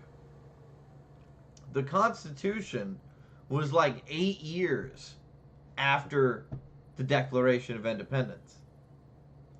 We did United States Declaration of Independence. Yes. And we love France. We still do. Honestly, like as a country, we love France. At one point, we almost went to war with each other because of like mercantile ships, and there was like a trade issue going on. And this was under our second president, John Adams.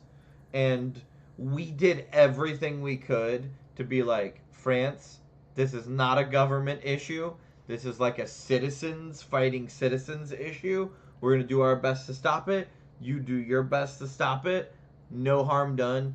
And it's like revered in our country. There's this letter Napoleon sent to the president of the United States, and Napoleon Bonaparte said, "Don't worry about it." And I'm going to try my best to quote this here. He said, "This is nothing more than a squabble amongst siblings." And that's kind of how we feel, right? Like, that's honestly to this day how the United States feels with France. Like, you're our, like, sibling. You're our sibling country. We both hate England, but, like, we both also kind of, like England, I guess. Like, we kind of have to, because they're, like, England or whatever. But, like, we're both like, you guys suck, though, right? Like, you guys suck. Like, what are you doing? Oh, man. Like, we don't win World War I without France. Like, we needed France to help us in the trenches of World War I. Like, we have a lot of respect for France in this country. There's a lot of love for France. You'll meet a few statesmen who are not gonna like France. It's pretty rare, but you will meet them. There are a few Englishmen who are masquerading as statesmen who are gonna be like, yeah, fuck France. And we're like, dude, how can you say that? We don't exist without France. Like, we love France. Thank you for the guns and the cannons and the ships and the military generals that you gave us. Thank you. Like, sorry about the Vietnam thing, though. Sorry. We really fucked that up, man. We really fucked that up. If there's any consolation to you as a Vietnamese Frenchman, I will say we're still upset about the fact that we went into Vietnam. Still to this day, we will talk about it. When we teach it in class, we teach it as like we shouldn't have done that. That was fucked up. Like, we shouldn't have done that. That was a mistake. So, like, if that's any consolation to you, we do not look at Vietnam in any positive light at all. It was actually so bad in America. The consequences of Vietnam were so bad that when veterans came back to the United States after Vietnam, we did not, like, accept them. Like, we kind of, like, pushed them to the outskirts of society. And the whole Veterans Affairs Office of the United States, which is like a whole department of our government, exists because when the veterans from Vietnam came over with all their wounds and everything, we just, like, wouldn't even, like, take care of them in hospitals. We thought they were like war criminals. Like, we looked at them so negatively. It was bad. The United States of America did not want to go to war with Vietnam. We never wanted to do it. We fought it the entire way. We protested the entire time. And when it was over, we cheered. Even though technically Vietnam won and kicked us out of their country, we cheered. Like, we celebrated that it was over. This war we never wanted was over. Like, you never hear about any of that with, like, Korea or anything, right? Like, South Korea is doing fantastic. And they love us. And we love South Korea. The Korean War was a triumph. Fucking Vietnam is, like, the big black stain on American history so far.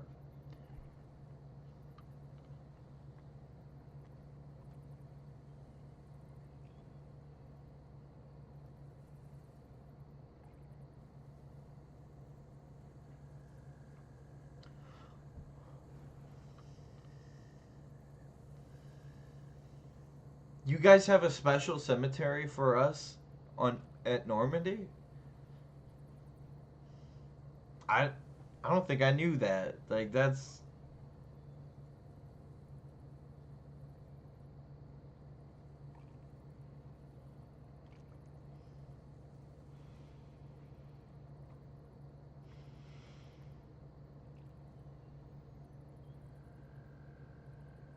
Wow. Wow. That's really awesome. That's really, really awesome.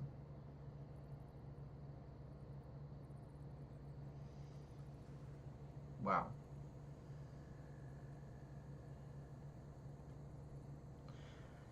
I'm like overcome a little bit with emotions, man. Like, that hit me hard. You guys, like, honored our dead. That means something to me, you know? Like, hell yeah. My great-grandfather was the first... So I told you I'm fourth generation German American, and I'm third generation Welsh American. So my German heritage family came over after World War One. It was in the late 1920s they came over. And to start the American-German generation, my great-grandfather was born. And he fought in World War II. And I actually have a picture book of him. He took a lot of pictures. He fought with General S. Patton to liberate France. And so he was right there on the front lines of liberating France.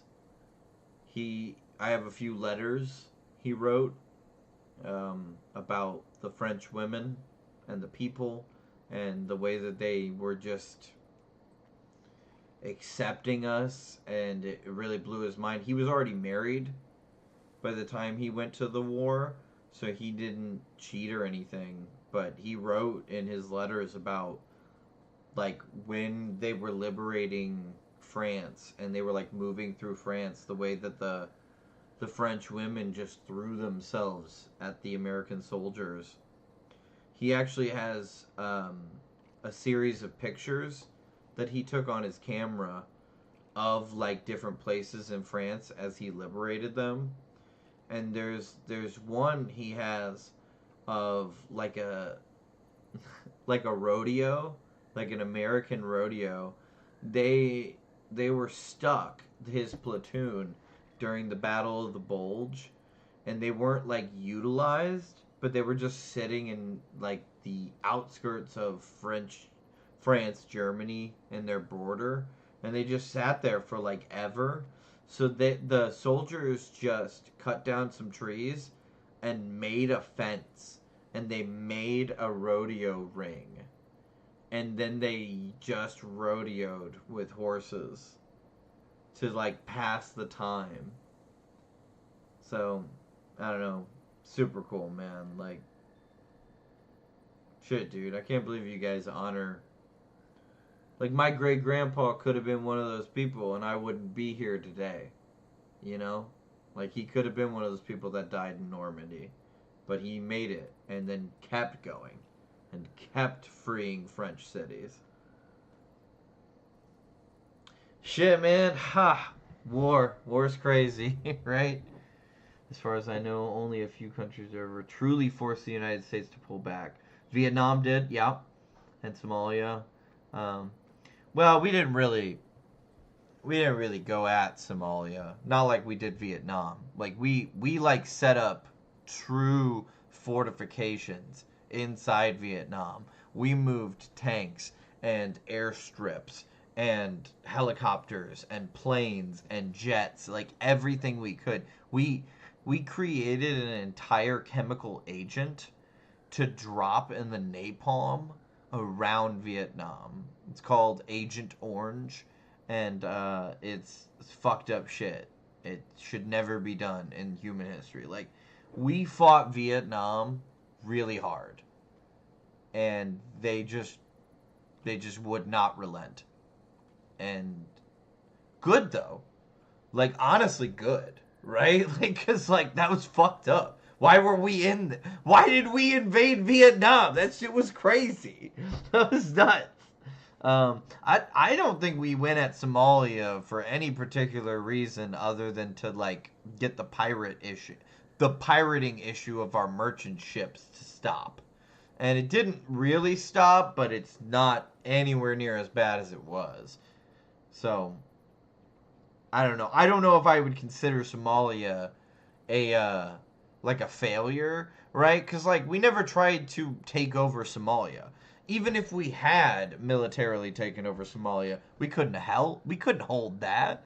There's no way we're gonna hold that, right? Like, it's so far away from the United States. Like, there was no hope of holding it. All we wanted to do was kind of let Somalia know, like, hey, you can't fucking steal our trade goods. If you do, there's dire consequences. Steal somebody else's trade goods. When you see an American ship, steer clear of it, okay? Because there's going to be consequences.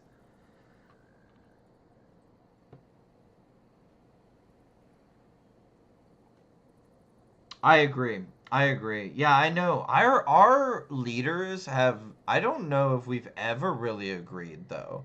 Like going back to like 1808 with like James Madison and the whole War of 1812 and everything anytime we've ever tried to politically like do stuff with France is like, no, you guys are crazy. To be fair, we are pretty crazy. We really are. We tried to take Canada, man. Like, we tried to take that over, and we asked France for help. They said no. Rightfully so. And then we lost. Anybody who tries to tell you America doesn't lose wars, dude, we have lost like 4 wars in our history. Like, we do not win every war. Not even close. The only time we ever really win wars is when we have other countries to help us. Or we're up against Mexico. But that's a whole different topic. And that's not really justified either. We probably shouldn't have Texas, but we took it.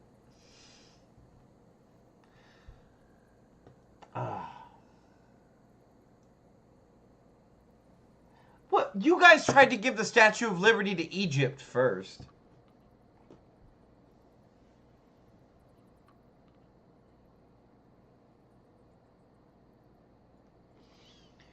No, dude, like, what Germany in World War II did to France...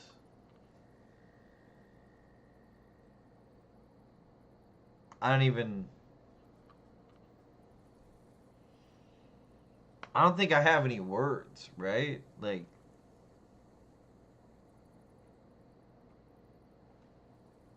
you didn't deserve it. You did not, especially after World War One, when France, like, depleted almost their entire army trying to hold off Austria, Germany in the trenches. Like, France and Belgium, they put everything on the line to hold Germany back. And then 20 years later, to have Germany roll in there and kidnap anybody that wasn't Christian or tall enough or lean enough or attractive enough and just fucking murder them. Nah, dude, like, my name's Kyle, right? So I have an old Welsh, Irish name. So I'm Kyle, and I'm from Germany and Wales. My last name is Winkler. Winkler. Not to be confused with the Winkler of the English side. It's a Winkler that's got an extra E in it, and it's German. And I think my ancestors were very proud to be German. You know, we actually, if you look up our last name on Google, we actually have a crest. So we were one of the great ancient Germanic kingdom holders. Clearly something happened, and going into the 1800s when Germany unified, we didn't have anywhere near that kind of power. So clearly something happened. And then World War One hits, and the Winklers just got out of there, man. They said, we just got to get out of this country. They want too much power. They're not willing to settle for who they are as a country and where they're positioned in the world. It's not the same as Norway. Like, you look at Norway, yeah, we're technically at war with 2 different countries right now, and we have been for probably hundreds of years at this point. Dude, Korea is stuck between us and Georgia. We just haven't had the gall to go down there and try to take them. And we're just trying to expand to conquer the whole northern continent. That's all we are.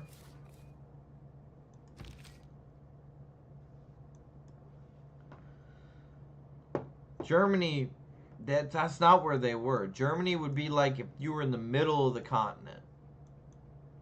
You decided you wanted to take the right and you want to take the left. Crazy. Who does that? It's just insane.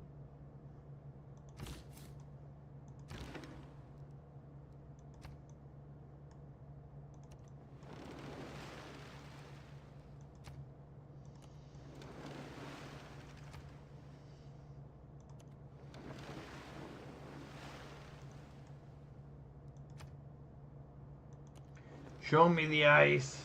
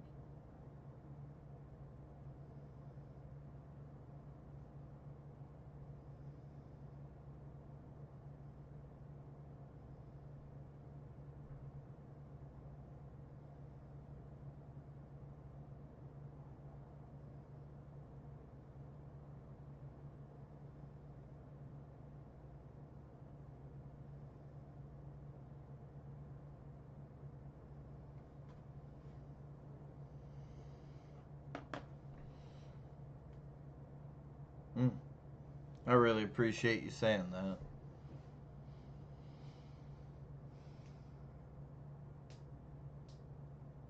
Thank you.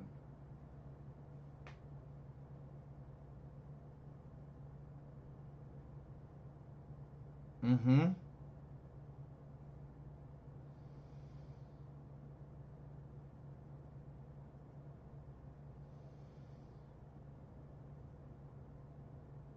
Oh, dude, the last sentence you just said, so fucking true. At the same time, terrible war crimes were also committed by other countries. Dude, the United States and Japan. Dude, Japan did not mass genocide people at the same level as Germany, but they did genocide Chinese people. And they absolutely did some crazy shit, heinous shit that I've learned about. The United States, we didn't genocide anybody, but dude, we rounded up all the Asian people in the country, whether you were Korean, Indonesian, Japanese, Chinese, we didn't care. If you had squinty eyes, we put you in a camp. Horrible. Horrible, dude. And it wasn't until we discovered the concentration camps that all of a sudden America was like, oh. Wow. Wow. Let's never do that. Let's just never do that as a people ever. Everybody good with that? Let's just never, ever do that.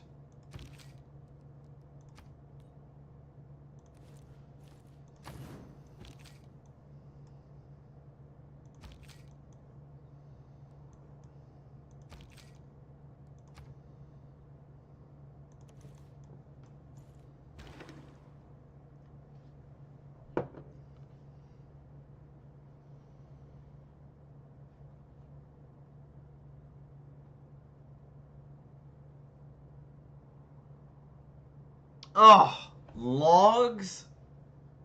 The fuck, dude? Ugh, man. So you're a well cultured man, clearly. So you know a lot about history too, clearly. This is I know I've said it before, man, but I'm gonna say it again. Like, I'm really glad to have met you, Grey Wolf. You are you're a real one, dude. You're a real one. You're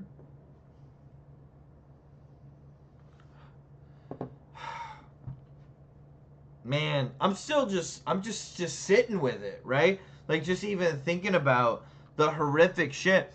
I cannot tell you how proud I am that my German ancestors got out of Germany before that Nazi shit happened. Like,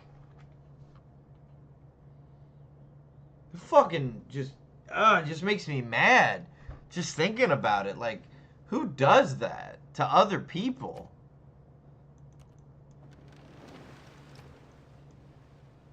You see what I'm doing here with the caravels? This right here, this is like, that's like what I did. Yeah. Oh, dude, we wanted peace. We get peace finally.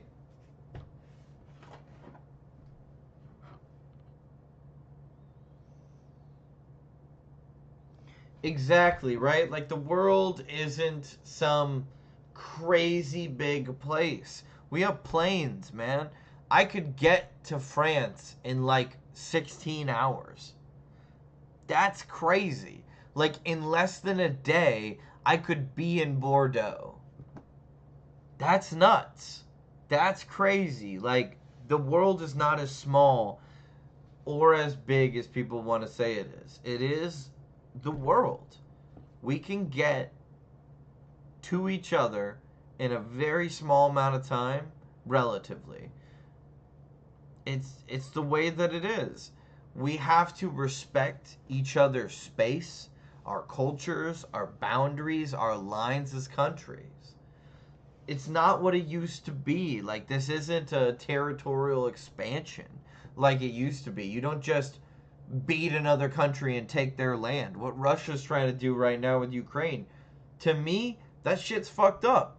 Because, like, Ukraine deserves to be a country. They do.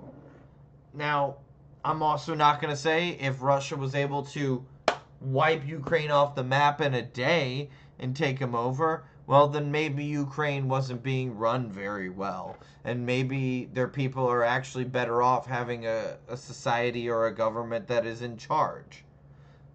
That's not what fucking happened, okay? Russia tried to go in there, and Ukraine said, hell no, we're a country. We're gonna fight you tooth and fucking nail.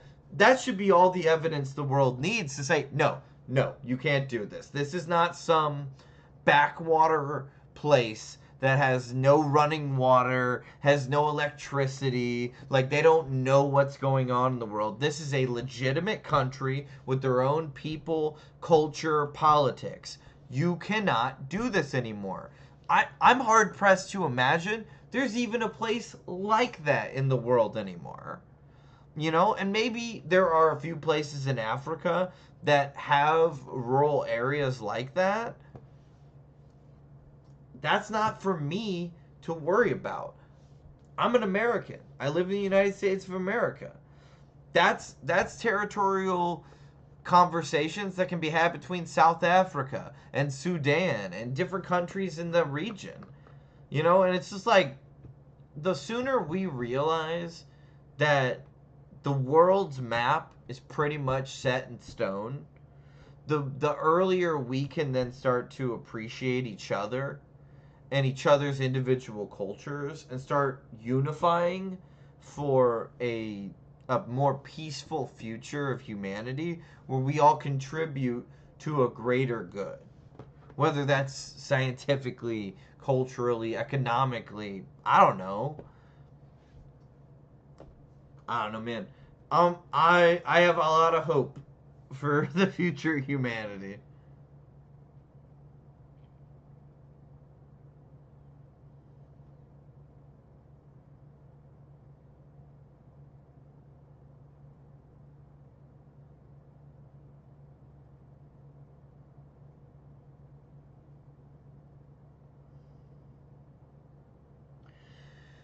Yeah, I mean, you know, Russia's made a lot of peace deals with a lot of countries. Hey, before I say any of this, dude, I'm an American, right? So, like, we don't view Russia the way the rest of the world does. We went through a Cold War with Russia, okay, where we low-key threatened hydrogen bombs on each other's capitals for like 30 years. Okay? We were literally sitting there with a red telephone and a button on the Kremlin and the White House's desk. We don't view Russia the way everybody else does. We will shake hands with Russia. We'll be kind to Russia, but we don't for a second trust Russia, dude. Not for a second. And honestly, I don't think anybody in the world should. Oh, dude, 2 minutes to midnight. I'm going to play that right now. Oh, interesting. What do you think my favorite Iron Maiden song is? What do you think is my favorite? What do you think my favorite is? I got two that are really, really close. And I'll tell you both of them, but I want to see your guess first. 2 minutes to midnight. Hell yeah, dude. Iron Maiden's awesome.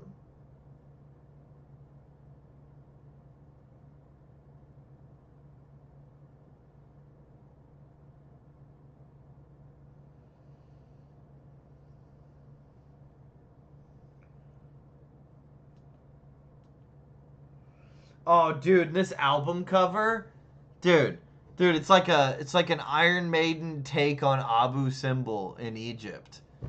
Sick, dude, sick.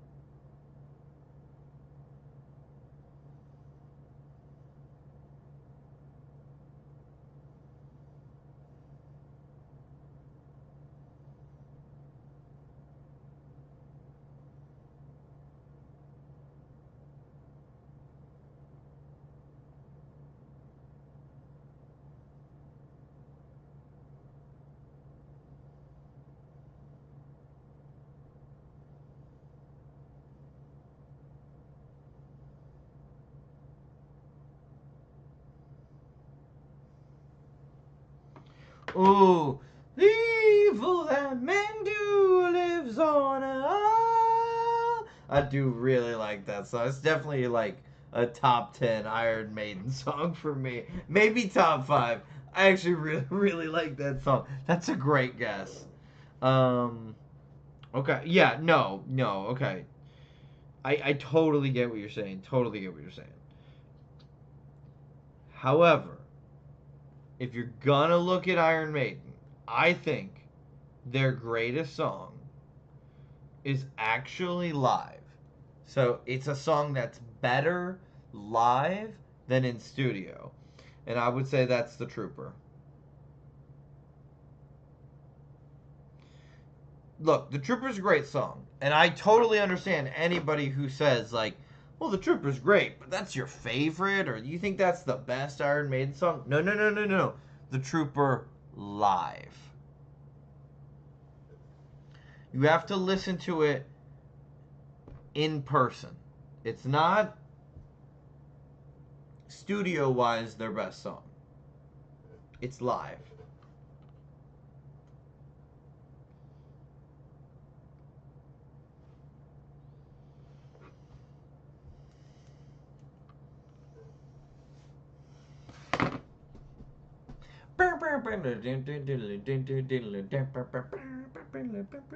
Oh, come on, dude. What a fucking song.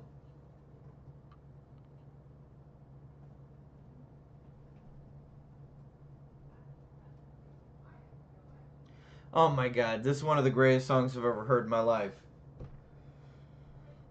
There's like this grunge to it live. Like, The Trooper is a fantastic song, but live, dude, oh, it hits harder. You take my life and you'll take yours too. Let my emotions better run you through. The problem is the song is great, but it's the one I've played for all my friends to get them into the band. At this point, it's almost become a cliche for me. The Trooper is your cliche? What? That's crazy, dude. Dude, that's so nuts. Dude, in America, We hear Iron Maiden on the radio all the time, dude, and that is not at all the song you're gonna hear. Oh, dude, like in America, you're gonna hear Iron Maiden for the first time. You're gonna hear like Number of the Beast. You're gonna hear like Run to the Hills. Run to the Hills. What am I even thinking? Like, Number of the Beast is really popular, but dude, Run to the Hills in America. Oh shit, dude, I just had an epiphany. Do you think Run to the Hills is so much more popular in America because of the Indians? Because it's about Native Americans. Do you think that that song's mega popular in the United States because we have the Native Americans here? Holy shit.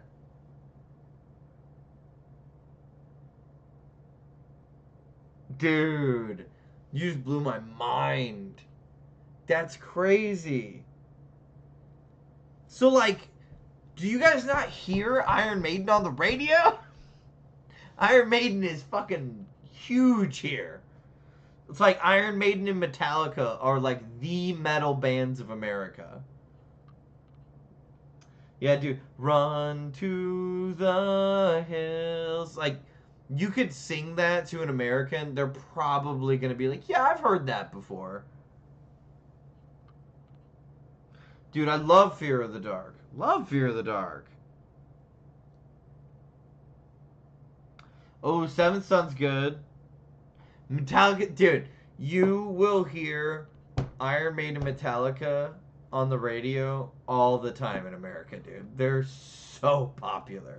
They're ridiculously popular. When they tour in America, their tickets are like $100 easy for standing room only. For like, you have to stand in between seats. Like, you don't get a seat, but you can be in the building. It's like, it's crazy, man. You know what my second favorite Iron Maiden song is, though? I'm going to play it right now for myself.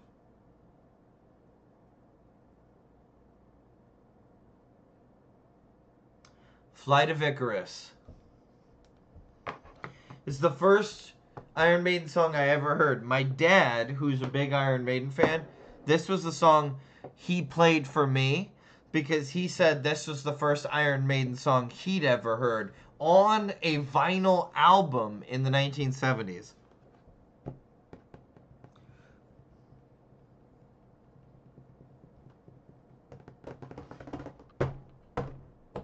Or a flame. See the madman in his cage. Fly on your wings like an eagle. Fly as high, touch the sun. On your wings like an eagle. Fly, touch the... Dude, ooh, dude, I fucking love this song.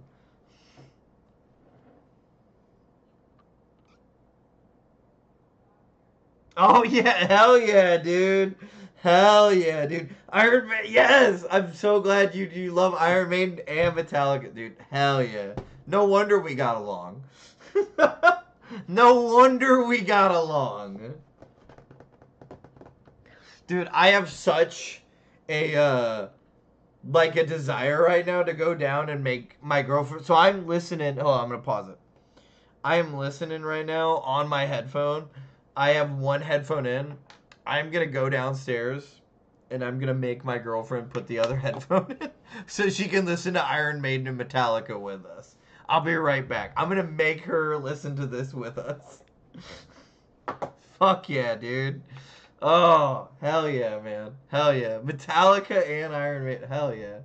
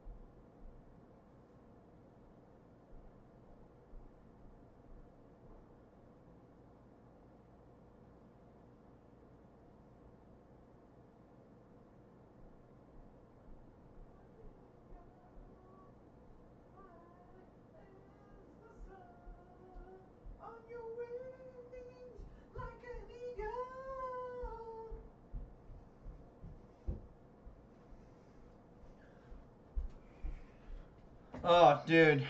I'm so back. Dude, she had Colby Jack and Gouda cheese just sitting there. Yes. Yes, I think I will go with some Colby Jack as I listen to Flight of Icarus right now. Next up has to be Ride the Lightning, dude. Has to be Ride the Lightning.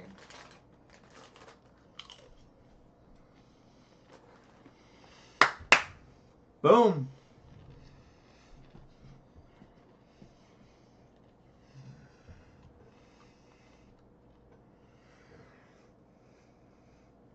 Dude, Iron Maiden's so fucking good, dude. It's time for Ride the Lightning, though.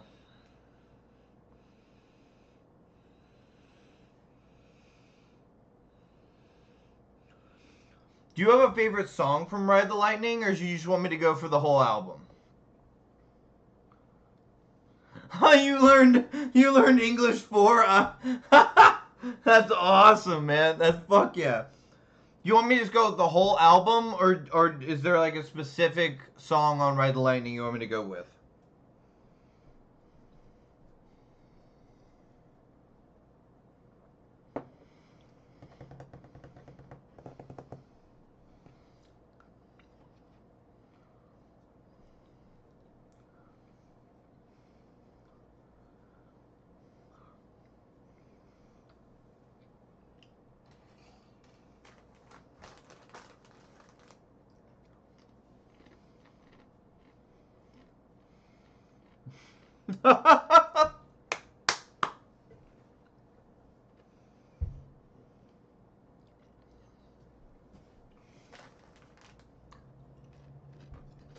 So, like, in France, do you guys have, like, emo kids? Like, metal kids? Like, anime kids? Jocks? Preppy kids? Is that, like, a thing?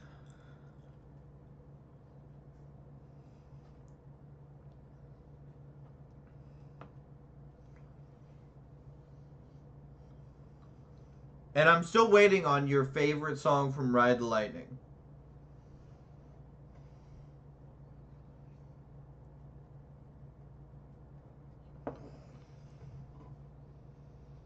Yeah. It's such a thing in this country. So, like, when I was in high school, right? The emo kids, the metal kids, the punk skater crowd, like, anybody that wasn't preppy loved Iron Maiden. Even jocks, dude. Like, even fucking jocks would come up to you while you're, like, outside the school playing Iron Maiden, and they'd be like, fuck yeah, dude. Iron Maiden rocks. Same with Metallica. Like, they're so fucking America, dude. Like, they're just... We love our electric guitar and fast double bass pedal drums, man. We love it. We love it. We can't get enough, man. Man, just rolled over into Aces High. Such a good song. I'm just gonna... Okay. I'm gonna start with the whole Ride the Lightning album on the off chance you're gonna be mad at me for skipping Fight Fire with Fire. I'm just gonna make sure I start with Fight Fire with Fire.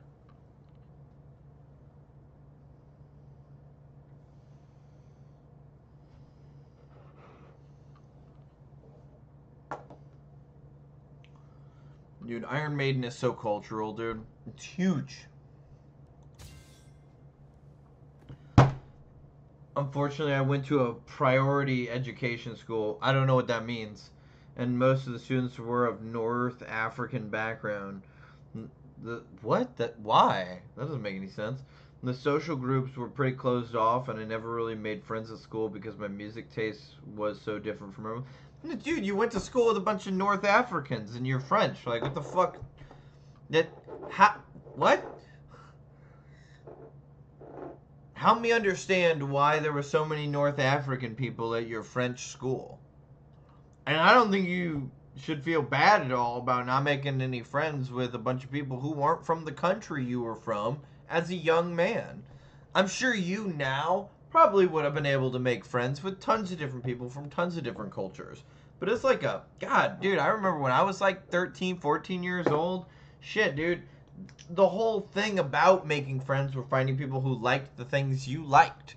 You know, like that was it. That was like the bedrock. And like if you're talking about people from different cultures, that's going to be way harder to do.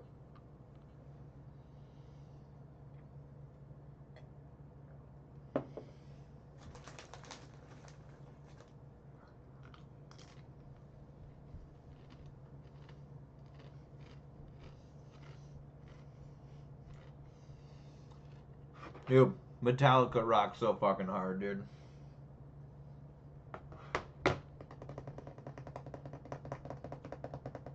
Damn, this is good shit.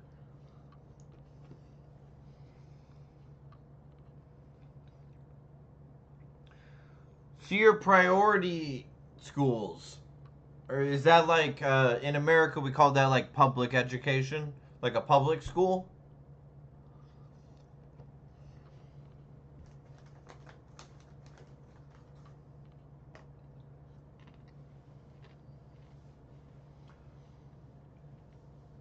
I didn't know being so like in America to be in a private school is like you're really like snooty and high class. Like you're really you think you're above other people kind of thing if you send your kids to like a private school. In France, is it more of just like a hey, if you can afford it, you should send your kid to a private school?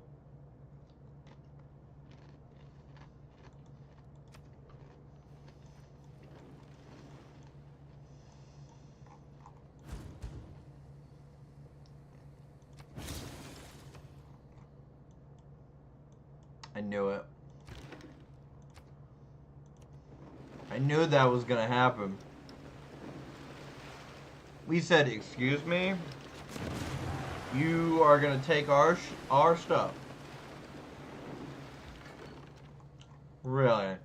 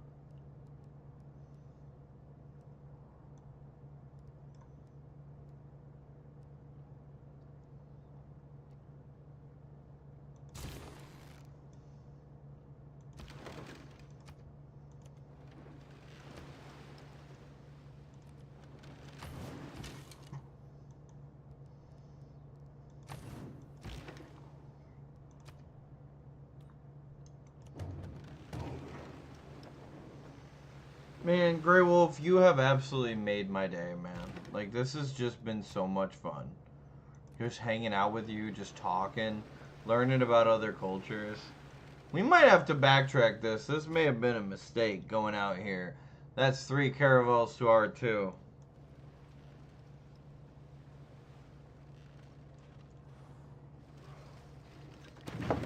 This is a great time for Ride the Lightning. This is a great time for Ride the Lightning. Shit, we gotta get out of here.